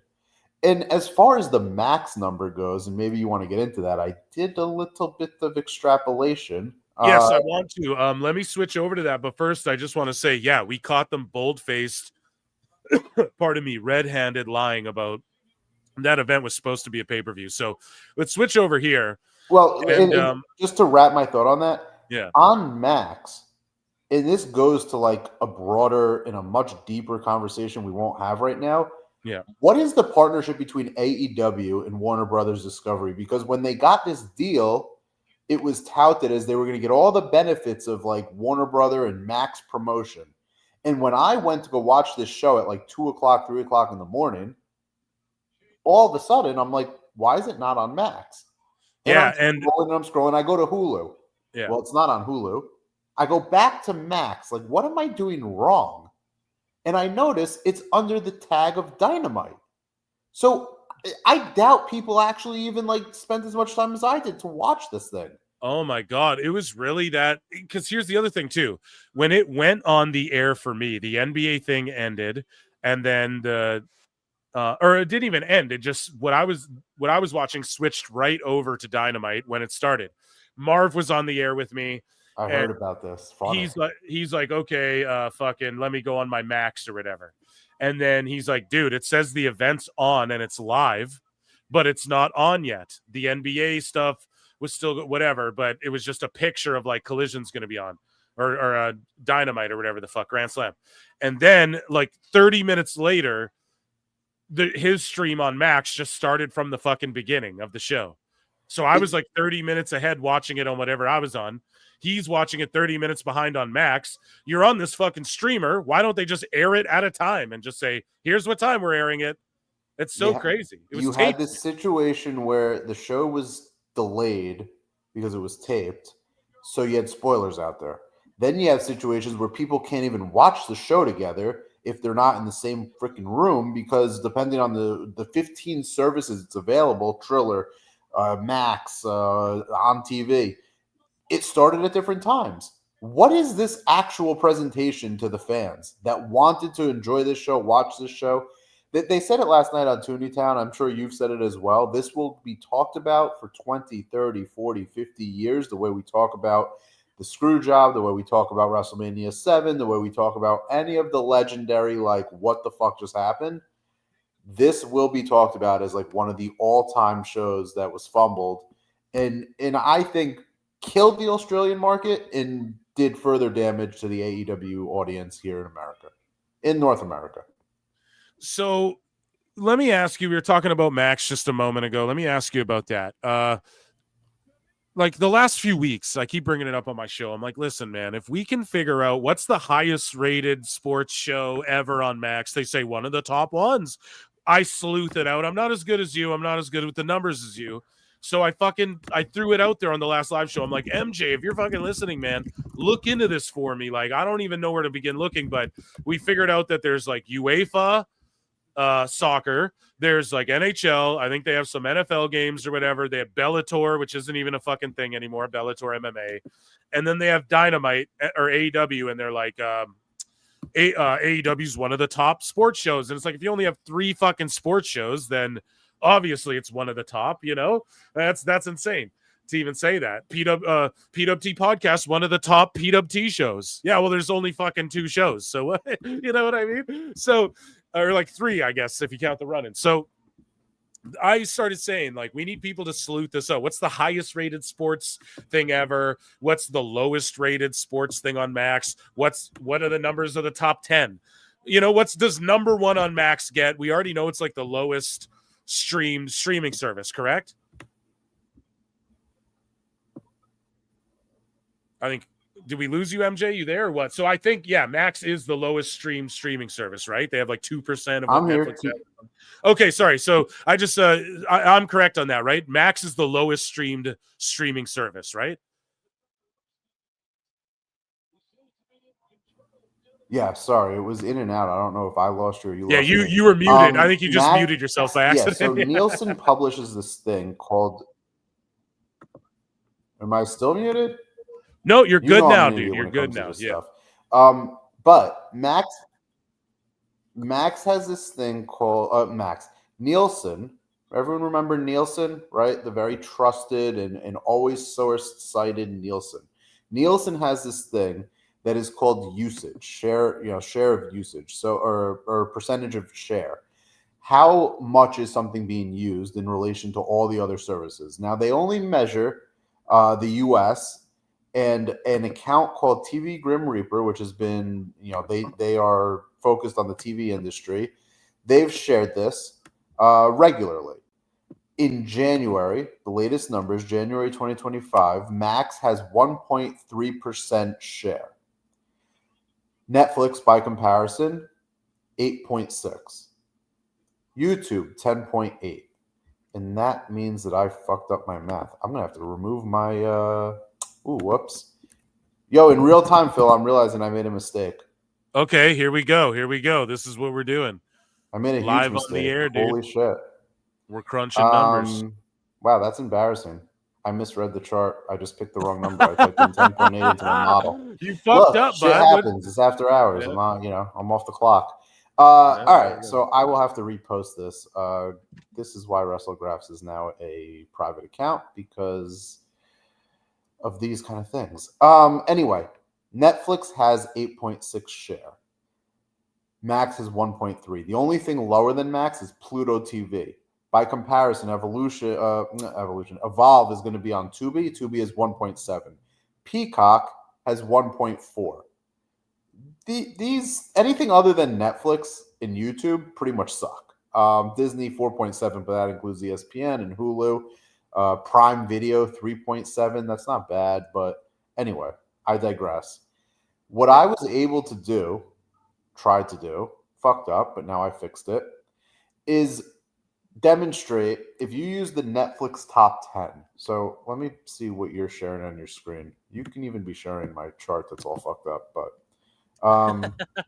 go to the WrestleGraphs account. Okay, WrestleGraphs here. I'll do it over here. Yeah. And I apologize to your audience. I apologize to the listeners. Hand up. I take full ownership. I typed the wrong number. No, but, you're totally good. I'll be able to still speak through this, and we'll see what you asked me. You asked, you put it out there. I heard you. Sports.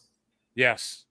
You got to understand, these companies are very, very, very protective of this information because this is how they keep information from the unions that are trying to negotiate against them. A few years ago, there was all these Hollywood strikes, the writers, the producers, the actors, and one of the things was about getting residuals and getting payment for stuff on streaming.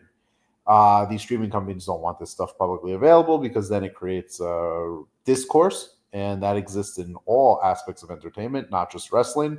So the next time somebody tells you to stop talking about ratings in wrestling, you all can just tell them, but they do it in every other entertainment form. Now, go down to that chart. That not the chart. It's a bunch of numbers. The second post. This one below. No, the one below. Yep, that one. Okay, perfect. Determining, here, I'll make it big here. Determining what AEW is not generating on Max. So, in response to your request, here's what I was able to do. Netflix publishes their top 10. If you take the total viewers of those top 10 shows, how many people have viewed each show or how many times the show has been watched, you wind up with 43 million, right? We know that Netflix recently, number 8, 2.8 million. And what you see there is I have 8, 9, and 10. I've hidden the other ones because it just makes it very long. Now, I took the total of the top 10 views per Netflix, right? And I applied it against the share of streaming as reported by Nielsen. Now, what you're looking at has 10.8. The real number is 8.6. Okay. If we use 8.6, what you you can wind hear up crunching getting, numbers. You can hear number crunching chat.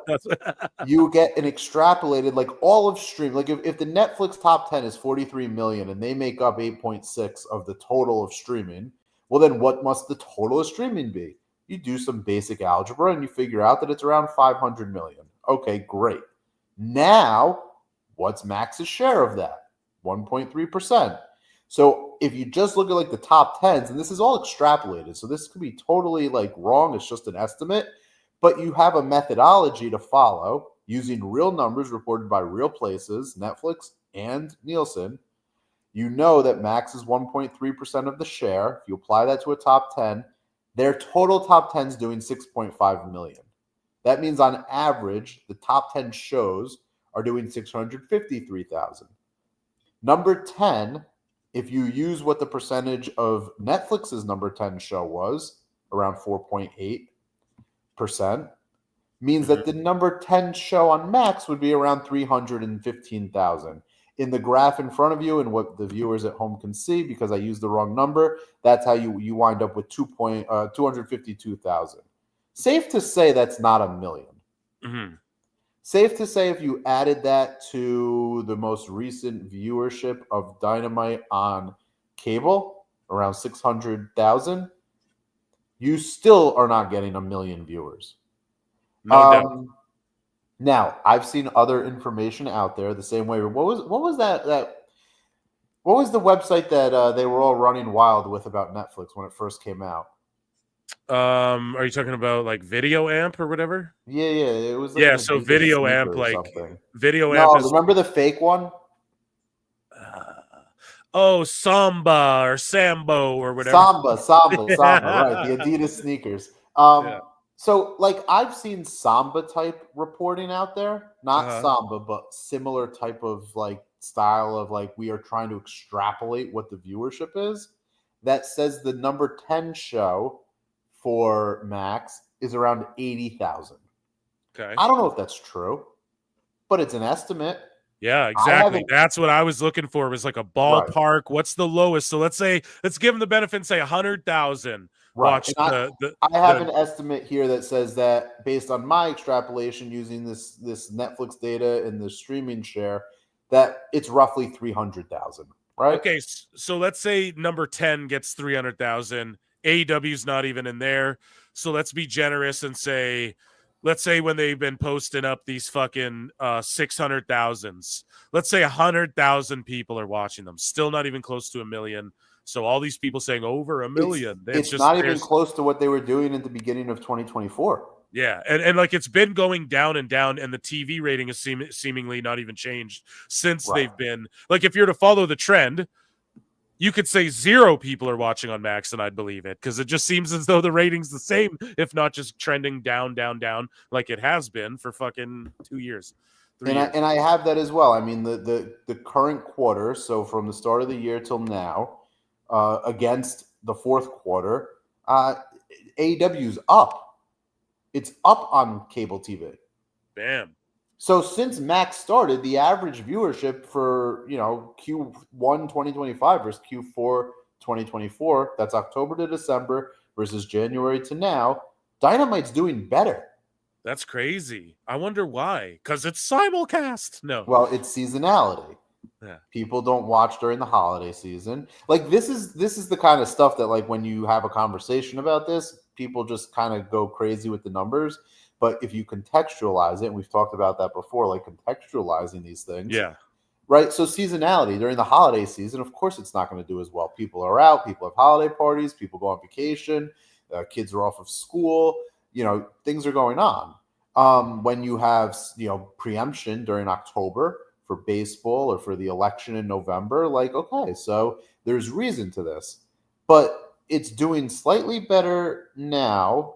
It is down in the last few weeks. The last few weeks have been terrible. They pretty much were creeping back up to 700,000, and now it's straight down to 600,000. So they gave it all back. So I'm glad Tony thinks this is the greatest run of shows ever, because your audience tuned out, bro. Stop saying that when your audience is tuning out. It doesn't, people don't want to, it doesn't jive. You know what I'm saying?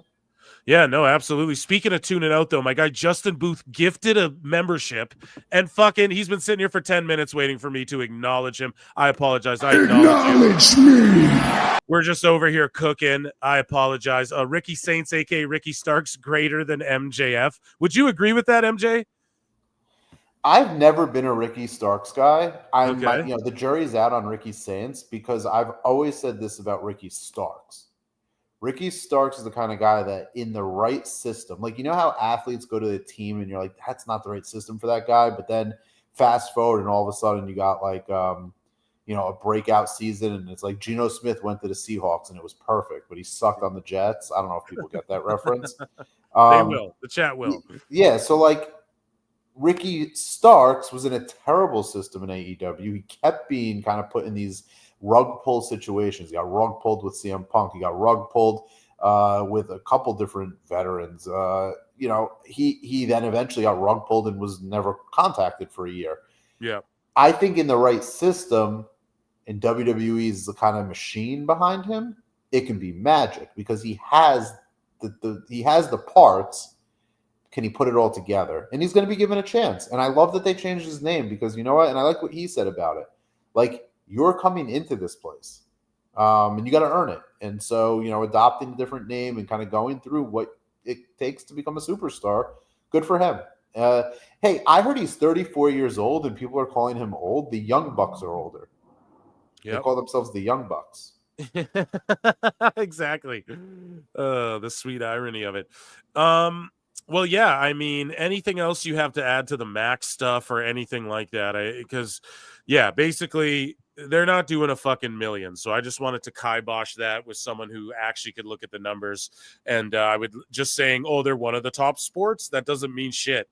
So let's give them the benefit of the doubt and say even 100,000 are watching on there.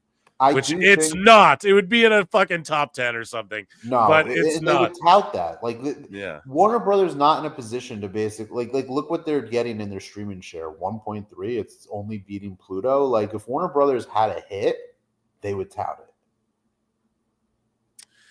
Yeah, well, I'm going to make fun of Dave Meltzer a little bit here. Do you want to stick around, or do you got anywhere to be? What's going on with you? I will say this, though, just last thing about the million, and I want to get your thoughts on this. Yes, I heard please. An interesting theory. When the whole thing came with Awful, and by the way, you guys were magic the other night. That was incredible. I know.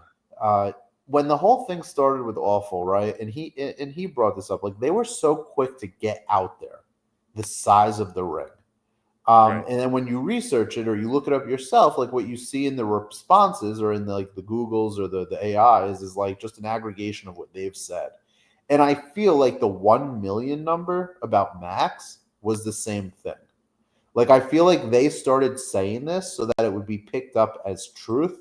And I think that there is a cohort of people in the media that are friendly with AEW that, frankly, I don't even know if you can say they don't get paid because they paid Rita Chatterton. So why the fuck aren't they paying these guys? Bro. They paid Rita Chatterton. So who's to fucking say that they're not out there paying fucking everyone left and right now? If you're Dave Meltzer and you're not getting paid, you're the dumbest person on the planet. You're the dumbest motherfucker ever in the wrestling business.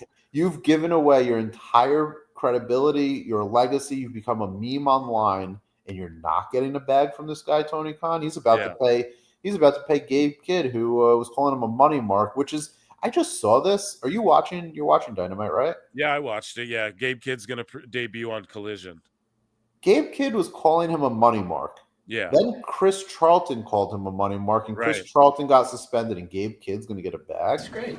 You want to know why? I can explain it because Tony Khan, and it's exactly what I said. That's the funniest part. Phil don't miss. That's got to be a T-shirt. But it would be better than the Ricochet shirt, where if you wear it, people are going to ask why you like Andrew Tate. I have a lot to get off my chest this week. I've been spending too much time with the sickos. Oh man, no doubt. Yeah, so I can explain it, dude. It's because what Chris Charlton said, Tony Khan wasn't in on it. He wasn't in on the fucking bit.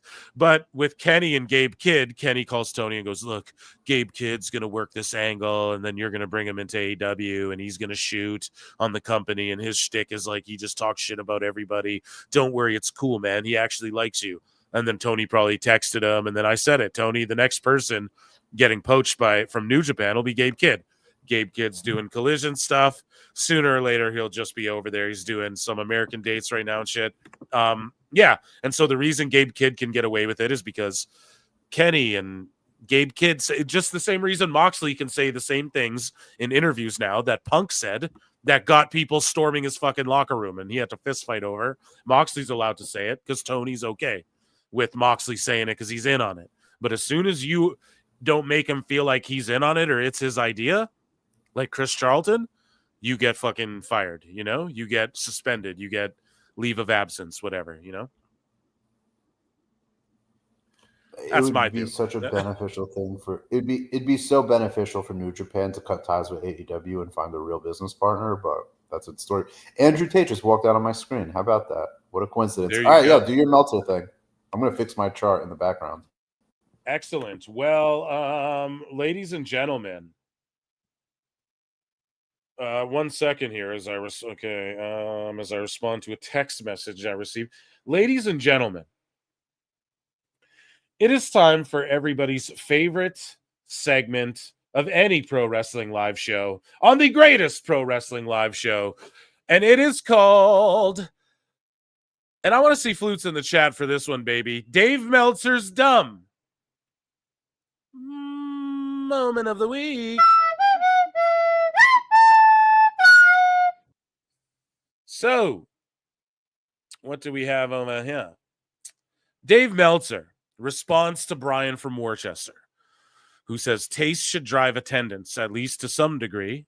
Meltzer says, so the best food in the world is McDonald's, correct? And I just quote tweet this and I go, the McDonald's argument is low IQ and actually just proves the opposite point Dave's trying to make. But of course, he's a dumb, senile old man and doesn't understand how to think critically. So I've buried this McDonald's argument time and time again.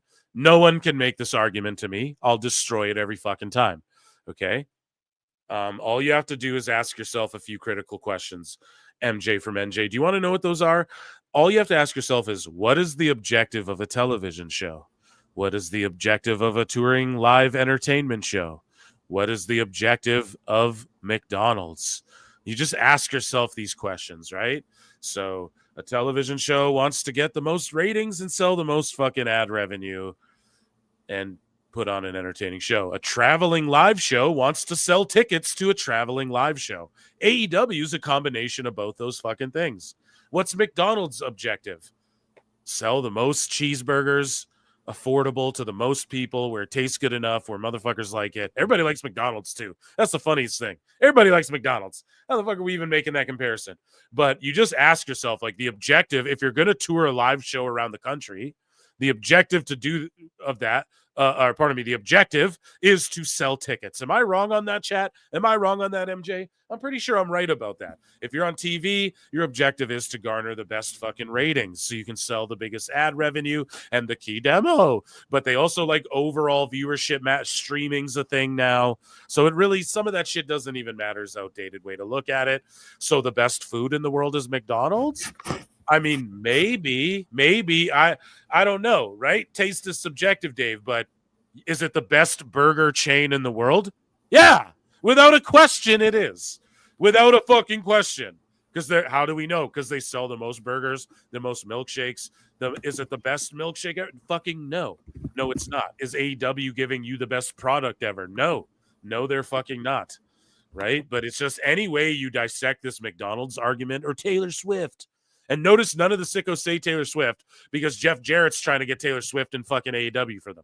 So none of them are going to trash her anymore. They're not going to keep the same fucking energy. But anyways, this whole argument's trite. What's your opinion on this? Well, I must say I like spending time with people that do some critical thinking. I think you're right. I think that Dave Meltzer has convinced himself of so many falsehoods that he thinks is real that, like, he just assumes people agree with his logic, not realizing that it's pretty faulty. I think if you're asking what is the best food, it's not McDonald's. What is the most popular food? What is the most consumed food? What is the most universally recognized? You can't go anywhere in the world and not see the Golden Arches. That's what I'm saying. I can just say the Golden Arches. You can say I'd like a number 4 to people, and they know what it is, and they're not thinking it's Burger King. They're not thinking it's Wendy's. They think it's McDonald's. So, like, if you are talking about like the grand scheme of things, and McDonald's is not number 1, like, what world do you live in? Exactly, and so it's just not a good argument. And then also, you're comparing pro wrestling to food, bro. He's done this restaurant thing a few times. I think at one point he did like Wagyu beef. At some time he said like the best chefs, Wagyu beef, Michelin star chefs. Like, here's the problem with Dave, right? He thinks he's creating like smart logic when it is so easily debunked. I had a reply to this, which was simple. Restaurants that don't make money go out of business, period. It's like, Dave, what are we talking about here? We're talking about a business in an industry that, like you said, it's about viewership. It's about selling tickets. It's about generating revenue through merchandise. It's about connecting with the biggest amount of fans and the widest audience possible. And so, like, what are you making restaurant comparisons here for that, like, it takes... And that don't even apply. Anyone can debunk this. And debunk it. I mean, it's not even debunking it. It's simply just refuting it and proving that he's making up logic that is not very clever. I guarantee if you ask Dave, he goes, Burger King's better. I like flame broiled. What can I say? Probably name some chain that only exists in like a handful of states, but he would swear by it and then say, if you don't have it, you don't like hamburgers. So speaking of not liking hamburgers, Dave Meltzer's got a problem with BBL Bailey and her buns. That fucking terrible transition. But San Jose natives Dave and Garrett fantasy book having Will Ospreay or Kenny Omega in the NBA dunk contest instead of Bailey, and wish that AEW had more crossover participation in the event. Dave then mocks WWE for sending Bailey, Independence High School, to play in the game. What high school did Bailey go to? After participating in athletics at Independence High School, she grew up and achieved her ultimate dream, becoming WWE superstar. So now let's hear Dave fantasy mark book. Ospreay and the king of everything, the king of the ruler of my holes, Kenny Omega. This goes directly to like my question: what is the partnership between Warner Brothers and AEW? Because we were told a lot of things when they signed that deal. Yeah, bro. And by the way, like they signed that deal and this money or whatever. Like they're not exactly promoting or supporting AEW. So what makes anyone think they give a shit or even plan to keep it? Bro, the best part is how Dave, I didn't listen to this, but Meltzer said what breaks it down. So he's going to fucking fantasy mark book Ospreay and Kenny in it, but then mock WWE for putting Bailey in it. But if AEW put like fucking Mariah May in it, he'd love it, right? He'd be like, this is a May brand integration. But the thing is like, so he's not going to keep the same energy, showing his shill bias. Like if this... It's always the funny things to me that really. But he's not. He's quote unquote not paid by this company. This is what I mean, dude. And like, it's always the little cute, funny things Dave says and does that really stooges. Can you like play how the clip he's or a no? shill. I'm playing it right fucking now. In 1 second, I'm just giving the little preamble. Yeah. But I just think this is adorable, Dave. These are my favorite ones because, I just can't wait to hear this. But at the same time, just remember, even he wishes there's more brand integration. Have you heard it? No, I haven't. He wants Ospreay and Omega in the dunk contest, and he mocks WWE for sending a superstar. Meanwhile, if the shoe was on the other foot, he'd love it. I already know. Here's Dave Meltzer. Let's take a listen. I'm so glad you did hear this. And people who are from the Bay Area like Bailey, you think they would fucking support her. Go with that one as the last match. They should have had. I wonder if Will Ospreay can dunk a basketball. He's shorter than me, so if he could, that would be amazing. But because they're following, I think there's. He's shorter than Brian Alvarez. He would get fucking D'd up by some rapper and fucking not be able to do shit. That's the thing. Is Brian Alvarez? Isn't he like 5'7"? He's got to be shorter than that. That's his internet height, fool. No, but he's clowning Will Ospreay. Like he's inadvertently clowning Will Ospreay. Like he's shorter than me. Who's like 12 times the athlete he is too. It's crazy. These guys, I wonder if Ospreay could get up there and do a flip in the dunk contest. That's literally what they're sitting here thinking. This is the future of the company, shorter than Brian Alvarez. Keep going. I think there's the slam dunk contest. You want to make the slam dunk contest? Well, I was going to say, if he could, it would be a fun thing for them to kind of like upcoming, don't miss a grand slam. Then they show Will Ospreay dunking a basketball because the slam dunk contest and McClung and Will Ospreay. I think that would be kind of funny. But that's first off, that's fucking terrible. What are you from 1974? Like what kind of fucking that shit is terrible. And then you got fucking Brian over. Like no, what would be funny is like Ospreay can't dunk, and he's like, I can flip in the ring, bruv. And then the basketball player's like, oh, well, I do this, like kind of over the rope dunk or whatever. Hey, you show me how to do that, bruv. That sort of thing, man. You make it like get him a smaller hoop. Yeah, the fucking ring post it'd be one of those fucking hoops people have in their driveways and shit. It's a lot of dunk contests use 8-foot hoops. Totally normal. a lot of dunk contests in the streets. Have you ever played NBA Jam? I mean, they use an 8-inch hoop around their hoop's only 6 feet tall. Brian, I would actually be really surprised if he could, because he is pretty short for an NBA 10-foot rim slam dunk. He's way too short to play in the NBA. Oh yeah, for sure. He's way too short to play in the NBA. Look at this serious conversation. He answered him. Sure. It's the celebrity game. It's not playing in the NBA. Contest him playing in the NBA.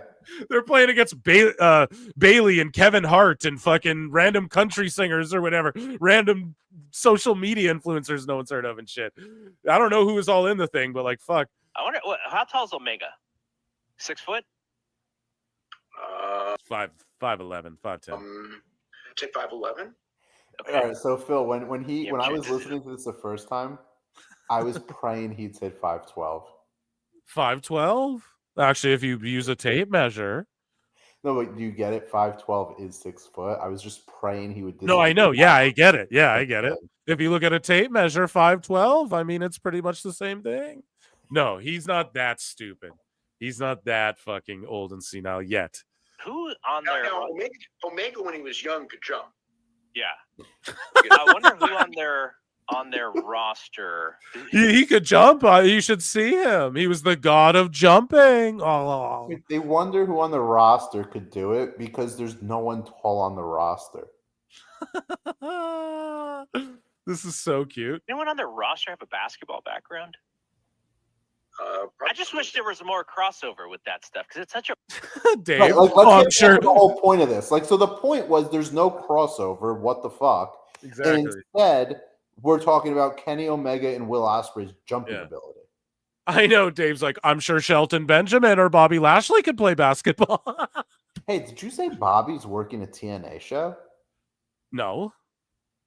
What's the show? Oh, he's working with TNA people. Yeah. Like there's a show in Qatar. Yeah. So like just big money, and then TNA is like helping them with talent and stuff. But there's other people like Miro and Lashley and other people. big image night. Yeah. Could have done some fun. I mean, look, the best WWE could come up with was, woman from Independence High School. The best they could come up with, or did they ask for her because she's a WWE superstar that little girls look up to, and there's a big initiative of pushing women in basketball in the WNBA and shit right now, and they're looking at who can hoop and who's from the area and who have people had at games before and stuff like that. And you're like, the best WWE could come with. Dave, they're not booking the NBA. The best they can come up with is Bailey. Like, Bailey is a first ballot Hall of Famer. Yes, and she's from where Dave is from. Right. Dave's from there. Like, you think he'd have some Sorry, go ahead. No. I was going to say, like, what you're about to say. Like, you think he would understand that, like, Bailey is not nobody. Absolutely, dude. It's ridiculous. This is such cope. Well, I mean, Ospreay from the UK, where they don't even know what basketball is, bruv. He could be there, but fucking not. Bailey is Brian. Bailey, she just has a BBL. She went to Independence High. It's like, yeah, so that's why they chose her. What the fuck? I mean, at least she played. Well, hey, but better than The Miz, because I think The Miz was in the MLB softball thing, and he actually played pretty well in Miz always did well in that. I don't know if Miz has, he's a good athlete. I'll pay money.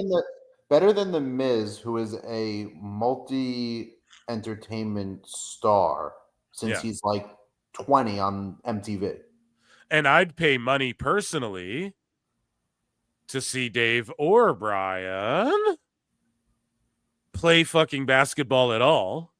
If you watch him on all the MTV challenge stuff, like he was really in the early years of the challenge, he was like the best guy. The best guy? Wait, though, how could he be the best guy when everybody knows who the best guy is? The best guy is Tony Khan. Perfect. Oh my God. Alt Jake says, "Sir, this is a Wendy's." Thank you. Fuck you. Bye. Boom. Shout out, Jake. So, God damn it, man. That is just so absolutely funny. I mean, if Ospreay was the best they could come up with was Bailey. Yeah, if Bailey was an AEW, she'd be a better choice. So Alvarez really does play the part where he like tries to interject some truth to what Dave is saying. Nah, but I think it's just he'll dip one toe in the pool, but he won't really dive in. And he doesn't get a pass with me because he still copes and perpetrates and spins other shit. And I just don't give him a fucking pass. I know a lot of people are like, no, he's kind of getting, no, he's inheriting the empire. He knows what he's doing. He's just going at Dusty Dave a little bit. But when you question Brian, he does the same thing. Even if he's wrong, he just won't be like, oh, shit. You know, Have I told you how I think all these guys get paid? Well, no, go right ahead here. So this is all allegedly as well. We don't actually know. I'll play an X-File, man. The Reader Chatterton thing's real, but allegedly these guys are not getting paid. So allegedly, hypothetically, potentially. Yeah. So I don't know if you saw this, but in the U.S. we have this thing that's happening where they're like investigating how the government spends money, and it came out that like the government is buying like super subscriptions. Like if you sold a super secret, top secret, extra secret subscription to Pro Wrestling Times and charge somebody like $10,000 a month, it is potentially possible that somebody is subscribing to that. I think that's what's happening in the wrestling industry. I think AEW is sending payments vis-a-vis these subscription services that are in well excess of what those like typically go for. Yep. So like Meltzer charges $14.99, right? Like what if the subscription is just for like, $10,000 a month? Like, pathetically. And technically they're not being paid by like the company, like their business is being paid by somebody who's subscribing, like no big deal. Like I know that hedge funds used to subscribe to Thurston.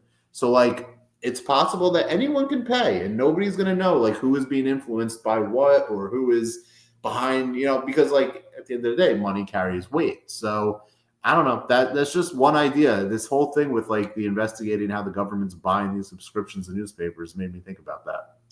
Well, you could be onto something with that, and also it's all private, so we'll never fucking all private, exactly. Like and Tony Khan's even saying, "I'm going to keep it private." He's like, "I'm going to keep it private so I can hand it down to my children one day. I want it to be their legacy." All this shit. So he's never going to take this thing public.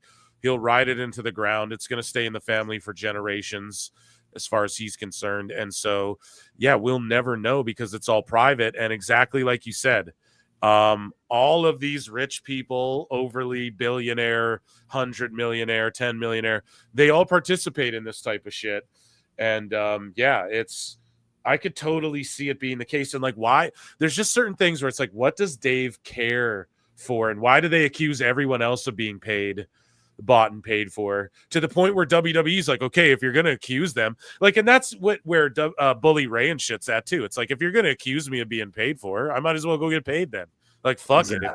It's like, if you're going to just say it. And even Meltzer, like, no, I want Dave to be like, yes, I'm getting paid. Because then I'd go, this all makes so much sense. You know what I mean? You're the guy shilling cigarettes to kids. You're that motherfucker. Like, I get it now. There are people selling like fake unverified gossip stories on like Discords these days. So like, I don't know, everyone's trying to get their buck. Like everyone's trying to hustle. So if some of these guys who are like overly invested in AEW's publicity are not, like, I'm kind of judging you, bro. Like you kind of suck at business. Yeah, for real. Life. If you're, if you're not getting paid for that shit, crazy. And people would say, well, if you're not getting paid by the Fed, bro, let me tell you something right now. I wish, but also here's the thing. Let me tell you this right now. I just fucking blew that Megan Bain Statlander match to death, and then they fucked it up right after. But no, I'm always just calling it as I see. So if the majority of what I'm seeing is shit, I tell you that's how I'm feeling about it, period. Doesn't matter if it's WWE, AEW, whatever. But yeah, I could totally see them getting paid that way. I've been doing this research project where I'm fighting with sickos so I can better understand their culture. Yeah. Some of them don't realize that I'm also like sometimes engaging with them in ways that they want to be engaged with so that I can understand their culture. This is the best. So they always come back to like the same three things that they hurl at you, that you're a pedophile or you slurp the Fed or whatever they say. It's something vile about the Fed. Then they hit you with like you support sex trafficking.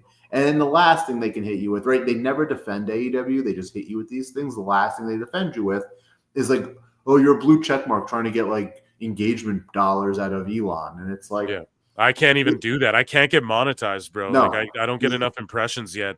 This So is like I how have a stupid blue they thing, I are. just pay Right. for it, but I don't get shit for my tweets. And I'm cool with that, honestly, because I was like torn about getting the blue check at the start, but honest to God, Elon's fucking up right now. We gotta No, fucking up a little bit. I've said this before. I have it so I can write long form because that's what I decided to do in the IWC is just to write long form and stuff. But that you just hit the nail on the head and like thank you for that. These people are so stupid that they don't actually understand how any of it works. They just like have like it's like insult 1, insult 2, insult 3, block. And they're always like, you're a pedophile. Then you go on their page and it's just slurping AEW, and it's like it's just projection. They're mentally ill weirdos. A bunch of them are bots. I believe a bunch of them are bots, like the way the MCU and shit will pay these accounts. She-Hulk forever. They are the definition of a micro cult, and I'm not just saying that to insult or like trying to label. Like if you study what micro cults are, they embody it entirely. It's very scary, and the rest I'll reveal at another time. Well, speaking of scary, John D 1219 SINYC says, so we're talking about from the stadium to the arena, and he's talking about like refunds. Dave, they switch shows, no one got a refund. That doesn't happen anywhere else. Meltzer goes, or they switched venues rather. Meltzer goes, WrestleMania 7 says hello, and like 1,000 other entertainment events. And then John D says 7 was moved, I believe, before tickets went on sale. You're defending potential stealing here. If I buy a field level seat at Yankee Stadium and they move me to the bleachers, they give me back my money. Is that true, chat? Is that true, MJ? Or if the Yankee Stadium game gets moved to CSI's baseball field, I get reimbursed. Is that true? Can we verify that? I'm not certain how it works. Like I've never been part of having tickets for something that's been moved like that, but I do know that I've been to baseball games where something happens or whatever, and like, let's say there's an unruly fan, they will go out of their way to accommodate you, to give you vouchers, to give you comp tickets to another game. I'll never forget when I was a kid, there was glass in a soda, and they made sure we had tickets to like, they were like, just call us, get tickets. We went to 6 more games that season. It was like no big deal. So it is normal for teams and for venues to accommodate fans when there is something disruptive to the experience, which I think if you bought floor seats and wound up in the bleachers with a bad view, that qualifies as being pretty disruptive, and it would be on the company to like do a make good here. Yeah. So Dave Meltzer quote tweets that and says WrestleMania 7 was moved after 14,000 tickets were sold, and they were all transferred to the sports arena, which also ended up not selling out as they were giving tickets away on the radio the night before. Okay, so why did you just goalpost shift and do a fucking like how did he just completely listen? The guy's talking about you buy a ticket, they move it, you get reimbursed. He's not talking about them giving away tickets or if it was a sellout. And then, he's like, I'm not talking about comps, though. And the issue isn't even AEW's fault. I'm talking about you pay for A and you end up with Z. The difference has to be returned. Like if I buy a ticket for a show at MSG and it's $200, but the show gets moved and I end up with a $50 seat, now I'm owed my $150. I don't think that guy's wrong. And then Disco responds to Meltzer, who's saying like it was moved after 14,000 tickets were sold. Glenn's like, that was 34 years ago, Dave. You think that data point is relevant here? And exactly, like he's got to always reach way back for everything. But for some reason, he's like, everyone's old and out of touch. But he's the guy who's like, I've been doing this for 50 years. Look back 34 years ago before you were alive to know when this fucking thing happened. It's like, dude, it's the world has passed Dave by. It's very sad, actually. Dude. So, other than so goalpost moving, what aboutism? So Scott Langford says, you can't gaslight us. You literally tweeted AEW over the next 3 years is guaranteed more financially successful than any company in history. Don't try and gaslight people. Other than WWE. Yeah, well, you can't just like, that's the thing, Dave. You tweet out shit like that, and then people jump on you. Then you act, well, obviously without saying WWE. Okay, well then AEW's they're competing with TNA. Well, no, I mean, they're the most profitable ever. Was WCW not competing with WWE? That's what he does all the time. So it's super cringe. He's just getting called out for shit. They can never defend, and Dave might be one of the leading sickos. They can never defend anything AEW without the whataboutism. Yeah. Which is a hallmark of their kind, of their culture. And it fucking forces us, like me, to go, well, Dave, if this was AEW, you know, but the thing is they are actually talking about AEW specifically here, but it also forces us to sometimes go, okay, Dave, but like AEW, and then it's like, well, what about AEW? But it's like, no, you don't get to play that because you're the one making up all these.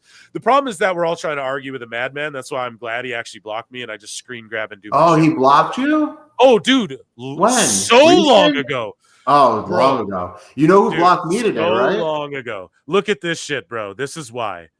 Look, like he responded to someone tagging me and shit. He's talking shit. It's just an accumulation. Someone made a fake Blue Sky account. Oh, I might have. Yeah, I deleted it out of here because I know he goes nuts with the flu. Someone made a fucking fake Blue Sky account and made it look officially like the real Dave Meltzer, like Blue Sky, and then Dave had to be like, this isn't my account. And the person who made it is like a PWT listener, and I didn't know about, like, they just made it, and I was like, holy fuck. But at the bottom, it's like, I listen to PWT flutes, I play flutes, you know, like, so Dave had to acknowledge that and be like, this isn't me. So he's just been trolled. People have told me if you put a flute under one of his shits, he'll just block you. I think he knows about the segment, but either way, yes, I've been blocked for eternity, and I like that because I don't want to argue dumb Dave. He's not listening. Who blocked you? I think he's my version of your Dave. Yeah. Thurston. Your number one fool? He finally grew a set. And he finally realized that I can just block this person, which really does nothing, except I do have an outdated phone, so I can't see it on my phone. But most of the people's stuff, like Meltzer or Thurston or any of these clowns, most of their stuff I just see through aggregation. So it really, like, it's irrelevant that I don't follow them. Yeah. So here's a demo Dave here. Shout out Tort F and Hamlin.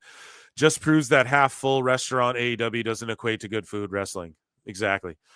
Dave Meltzer responds to Chris Kitchens, who sounds like he knows a thing or two about restaurants. And he goes, did you engage the point, though? Which is more important, drawing money or fake subjective ratings? Meltzer goes, in a business, profit is always the most important. But if you're in a restaurant, do you care about attendance or how the food tastes? So there is importance to, or how the food tastes. So there is importance to both. Yeah, I don't know. A poorly attended restaurant, probably you don't want to go in there, Dave. They probably have bugs or something. I mean, yeah. I don't really know where he comes up with this shit. He's really fixated on this McDonald's shit. It's like, I'm never at restaurants, I hope the attendance is down so I can get my food quicker. Like, you don't get it. These are two completely different things that you can't really compare, Dave. You're an idiot. Let's just compare it to, what's the point of the circus, the Ringling Brothers that tour around, selling tickets and making money? What's the point of when Sum 41, there's a good old Canadian band, or Metallica say we're reuniting for a tour? What's the point of them doing that? To sell tickets and make money. What's the point of the Super Bowl? To sell tickets and make money. What's the point of like a band that tours, or like other entertainment or sports and entertainment? That's what you compare it to. But you don't want to compare it to that because then you look fucking stupid.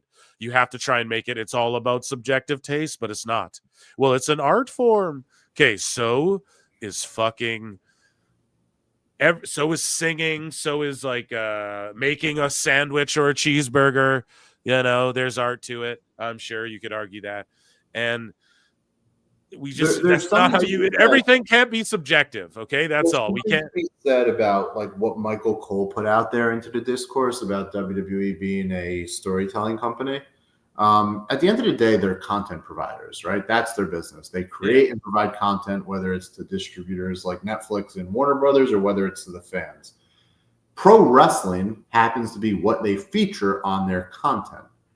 But as society evolves, people want additional entertainment. They want additional content. They want additional versions of pro wrestling.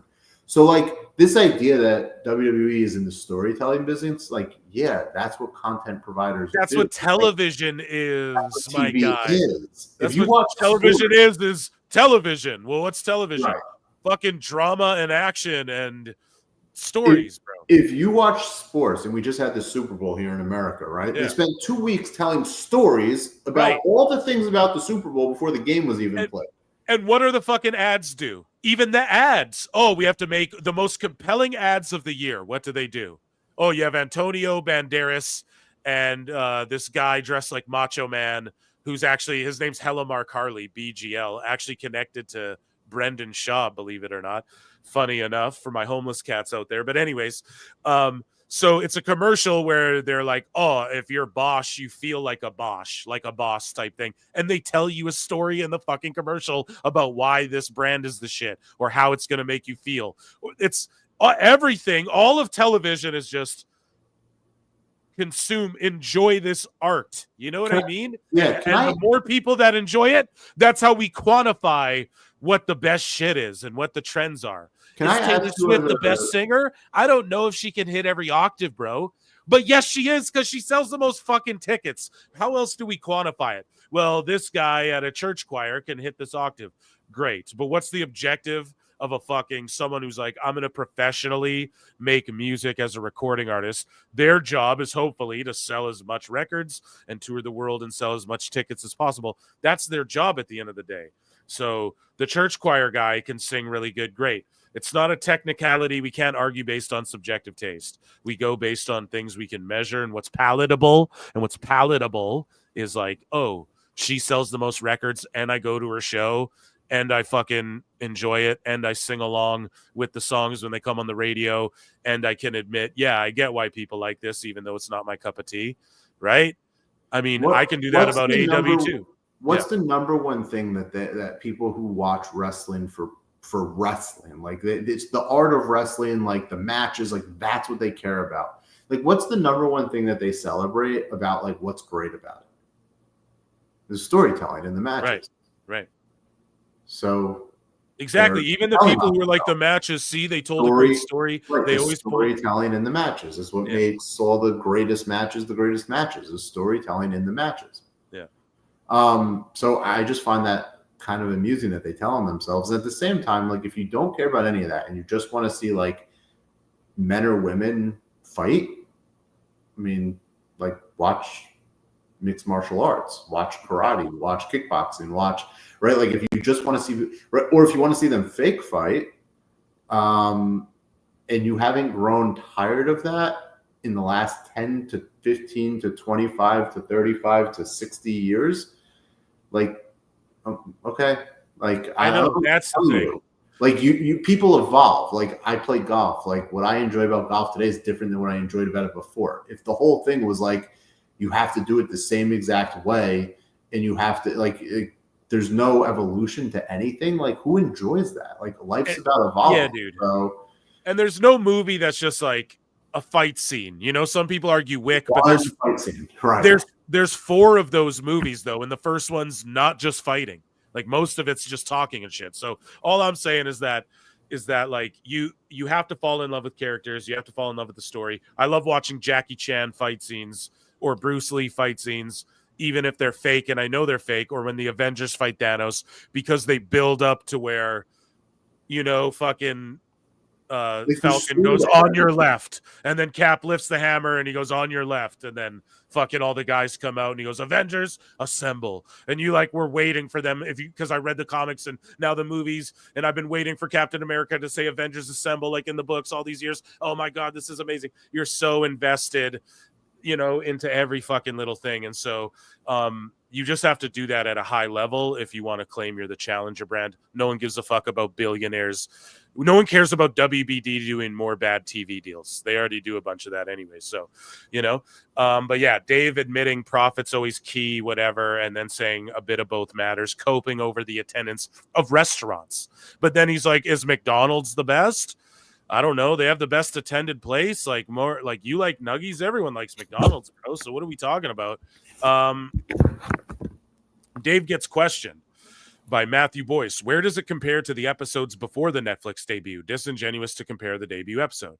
Meltzer says comparisons are all here, and then links his shit. And then Raj Geary says, you had mentioned that you'd have Nielsen ratings for Raw on Netflix about a month after the episode air.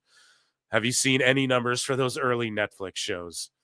And we all know the answer to that question, chat. Where the fuck is my nope? Here we go. Okay. Anyways, I had to get that off one time.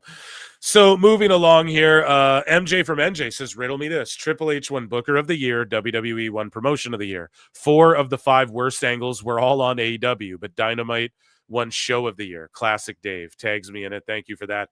Exactly, dude. Dave Davin. Like the Wrestling Observers, they lack creativity. They're illogical, and they lack consistency. And that's his listeners. And that's Dave Meltzer and Brian Alvarez in a nutshell right there. And so this is the same publication that has not put CM Punk, one of the 3 most influential and needle moving performers in the last 20 years, and he sat at home for 10 of them, or 7 of them. They don't have him in the Hall of Fame. Well, it's because he called my friend an empty-headed dumb fuck. There's no credibility to this guy, to his publication. I can't believe that somebody who is like was or is well enough regarded to wind up on Netflix or to wind up on CNN. Like he is that for whatever you want, for whatever we can clown on him for. Like he is that at least, that he has completely torched his reputation and legacy. I love it. A lot of people are like, why do you care? It's like, because it's fucking hilarious, bro. Why does everyone care? Why are there almost 300 people watching us right fucking now, still at this late at night? Because motherfuckers care. It's a story. Exactly. So Dave Meltzer copes over this rating here. Not even really coping, just, bigging it up. Collision did 502K, a 0.21. Don't have the chart. NBA lead-in, of course, helped a lot. Don't have the chart. He had NBA lead-in. It's funny that he doesn't have the chart, but an account called fucking Awful Wrestling has a chart made in like fucking 30 minutes. He posted this before the quarter hours were released. Released. There's not a chance he didn't know that the first quarter did 1 million. He had the chart, he was given the chart by Tony, by somebody. He goes, the NBA lead, and of course helped a lot, really. The key given it was out of its regular time slot. Bullshit. So he's trying to say, well, they did great for it being out of its time slot, though. That's the key. A bunch of people tuned out to see the show. No, bro. It's the NBA shit. People leaving their TVs on and shit. They turn off at the sleeper timers and stuff. So he goes, that doesn't include Max. So likely the biggest numbers, bro. No one was watching on Max because when it said it was on Max, you clicked on it and then it said it wasn't on. And when you went to go watch it after it was on, it said it was Dynamite. Yeah, so fucking Dave, no one watched it on there. So likely the biggest numbers since the early weeks of the show, if you factor that in. Factor in the 10,000 people who watched on Max. If that first quarter, Omega and Ospreay versus Takeshi and Fletcher topped 1 million, but that's not a surprise. So Meltzer's trying to make it out like 1 million people tuned in to see Omega and Ospreay. That's the Meltzer spin. Now, you could go, no, that's not what he's saying. Get media literacy. People like to cop out with that media literacy bullshit. No, Meltzer admits it. He's wording it purposefully this way, so dumb robot NPC parrot accounts will see this and then regurgitate that. Omega and Ospreay did 1 million, of course. That's not a surprise. He's trying to word it like they drew this 1 million. That's not what happened. And if you want to word it like that, Dave, they also lost 400,000 people after fucking 8 minutes. So what happened? What happened there? You can't use that excuse because then it also shits on them, but he's too dumb to understand that. I was right with this, by the way. I see you have my tweet up here that the end didn't stay above 400,000. It didn't even stay above 300,000. Yeah. That's terrible. So here we go. So terrible. They flew, I'm sorry, Phil. They flew around the world to run a show that did $1.3 million, which isn't even the equivalent of a Raw these days. All right, they likely lost money on this entire trip. They ran a pay-per-view for free on a Saturday night, and not even 300,000 people stayed to see the conclusion where you were crowning your champion in one of the greatest female stories ever told. But stories don't matter. But, right, okay. That's fucking terrible. Yeah. Sorry. No, don't be sorry at all, man. I appreciate you adding in. It's fun having you here roasting fucking Meltzer. But moving on here, Booker T, speaking of fucking legends in the house roasting Meltzer. We have Alfred Konowa posting this, but this is a quote of Booker T roasting Dave Meltzer to cap off our huge fucking stream here tonight, an amazing one, and fucking Meltzer segment. So Booker T says maybe he's looking for a job, maybe he's on the payroll. Oh yeah, a fucking legendary story too of Meltzer sitting down at a table with Booker T and someone on the Jericho cruise, like a few Jericho cruises ago, and what's his face, Booker T was like, get the fuck out of here, dog, and then like chased him like away from the table. It was like, you're not one of us, and then was like laughing about it, telling the story to telling the story to like Eric Bischoff and shit after. Sorry, I'm getting a text. Okay, so Booker T says maybe he's looking for a job. Maybe he's on the payroll. I don't know. You can get ticked off listening to some of the stuff that comes out of his mouth when he's talking about AEW. You swear he's on the payroll. Now, before I read the last bit, like MJ, even someone like Booker T, well, he's paid by WWE. Yeah, but that's irrelevant, right? He's been working for WWE. Works for them. Like he's on the program. Like, whoa, okay. Is anyone surprised? Yeah, so it's Does like, he lie about it? Does he No. conceal it? Does he withhold that information? No, not at all. And so the last part, he's like, and if he's not on the payroll, he should be. So Booker T agrees with us, like, you know, what we were saying earlier, basically what we were talking about, like, bro, if you're not getting paid by them, like, all this paid by one of the dumbest businessmen to ever do it. Yeah, like all this shilling you're doing and you're not getting paid, like that's crazy, man. The So same he said goes for a handful of other people, by the way. Oh, absolutely. It's just he's the cream of the crop. He's my number one fool. Yeah, we don't have to name names, but I think everyone knows who those people are. Exactly. So, yeah, Booker T agrees with PWT confirmed, and that, ladies and gentlemen, was another eclectic Dave Meltzer's dumb moment of the week.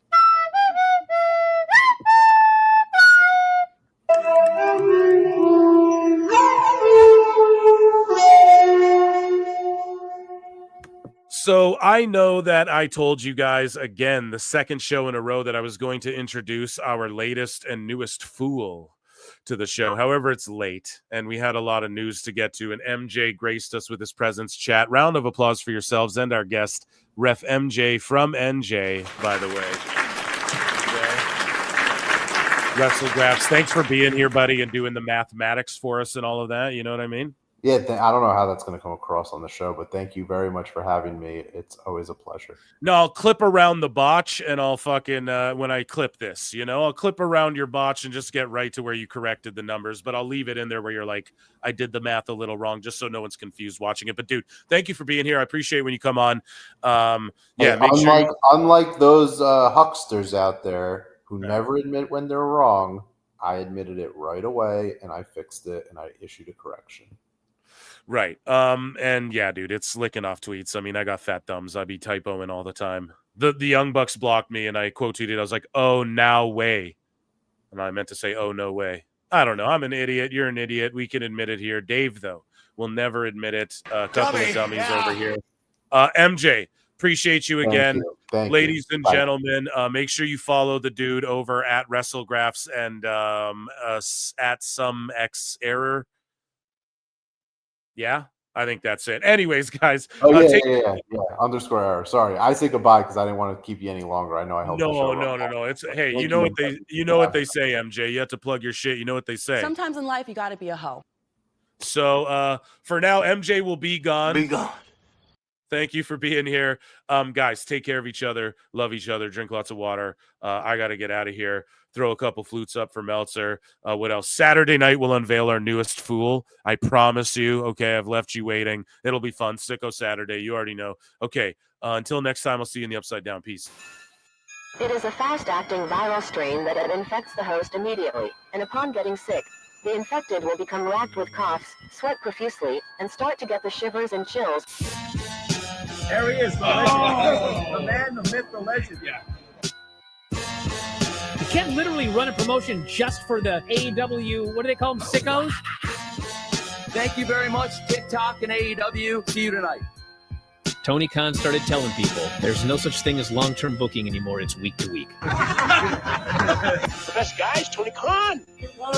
We just secured the bag.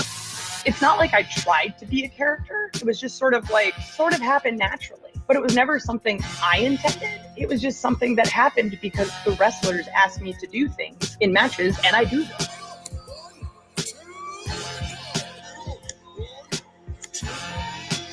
If you run a promotion just for the sickos, you're going to do 400,000 viewers eventually.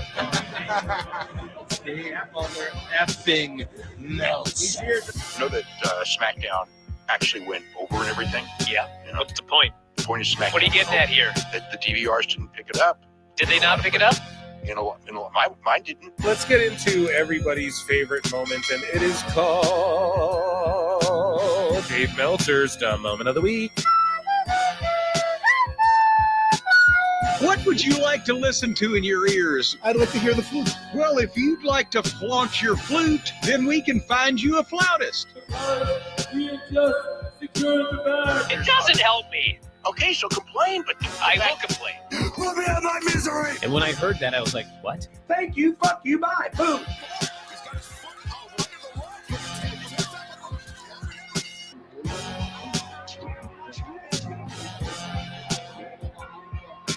You got to run a promotion for everybody. The sickos can be the ones that buy tickets first and spend the most money on the merchandise.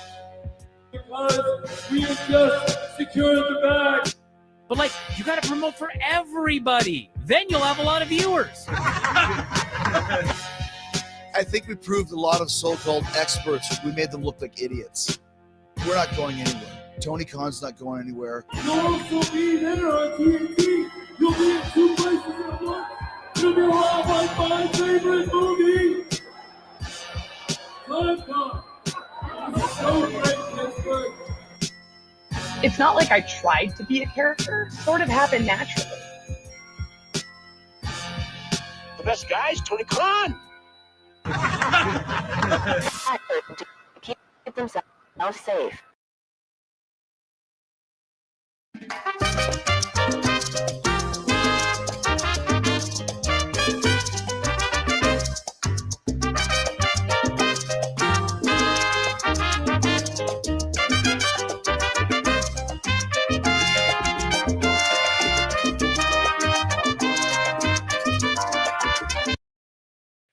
What do we got? Super Dave, Pro Wrestle Clips. Tony Khan has Camille and Megan Baines sitting at home being paid since 2023 for nothing. Come on now. It's not going to be the pod calling some kettle black on that one. Truth is the truth. Vacker was more over than Monet. Yes. I'm sorry. I'm reading slow. Vacker was more over than Monet and is going to the big times. Absolutely. And I said that. I think I covered that show. In fact, I know we did. And I pointed out, I'm going to go back and listen to my own comments. But I did make a mental note. And I think I did point out that I thought she looked really good because I had never seen her before. And now that you pointed out, I don't want to say she looked better than Mercedes, but I think the expectation was a little higher for Mercedes, obviously. And perhaps Stephanie exceeded hers and perhaps Mercedes didn't. That's my take on it.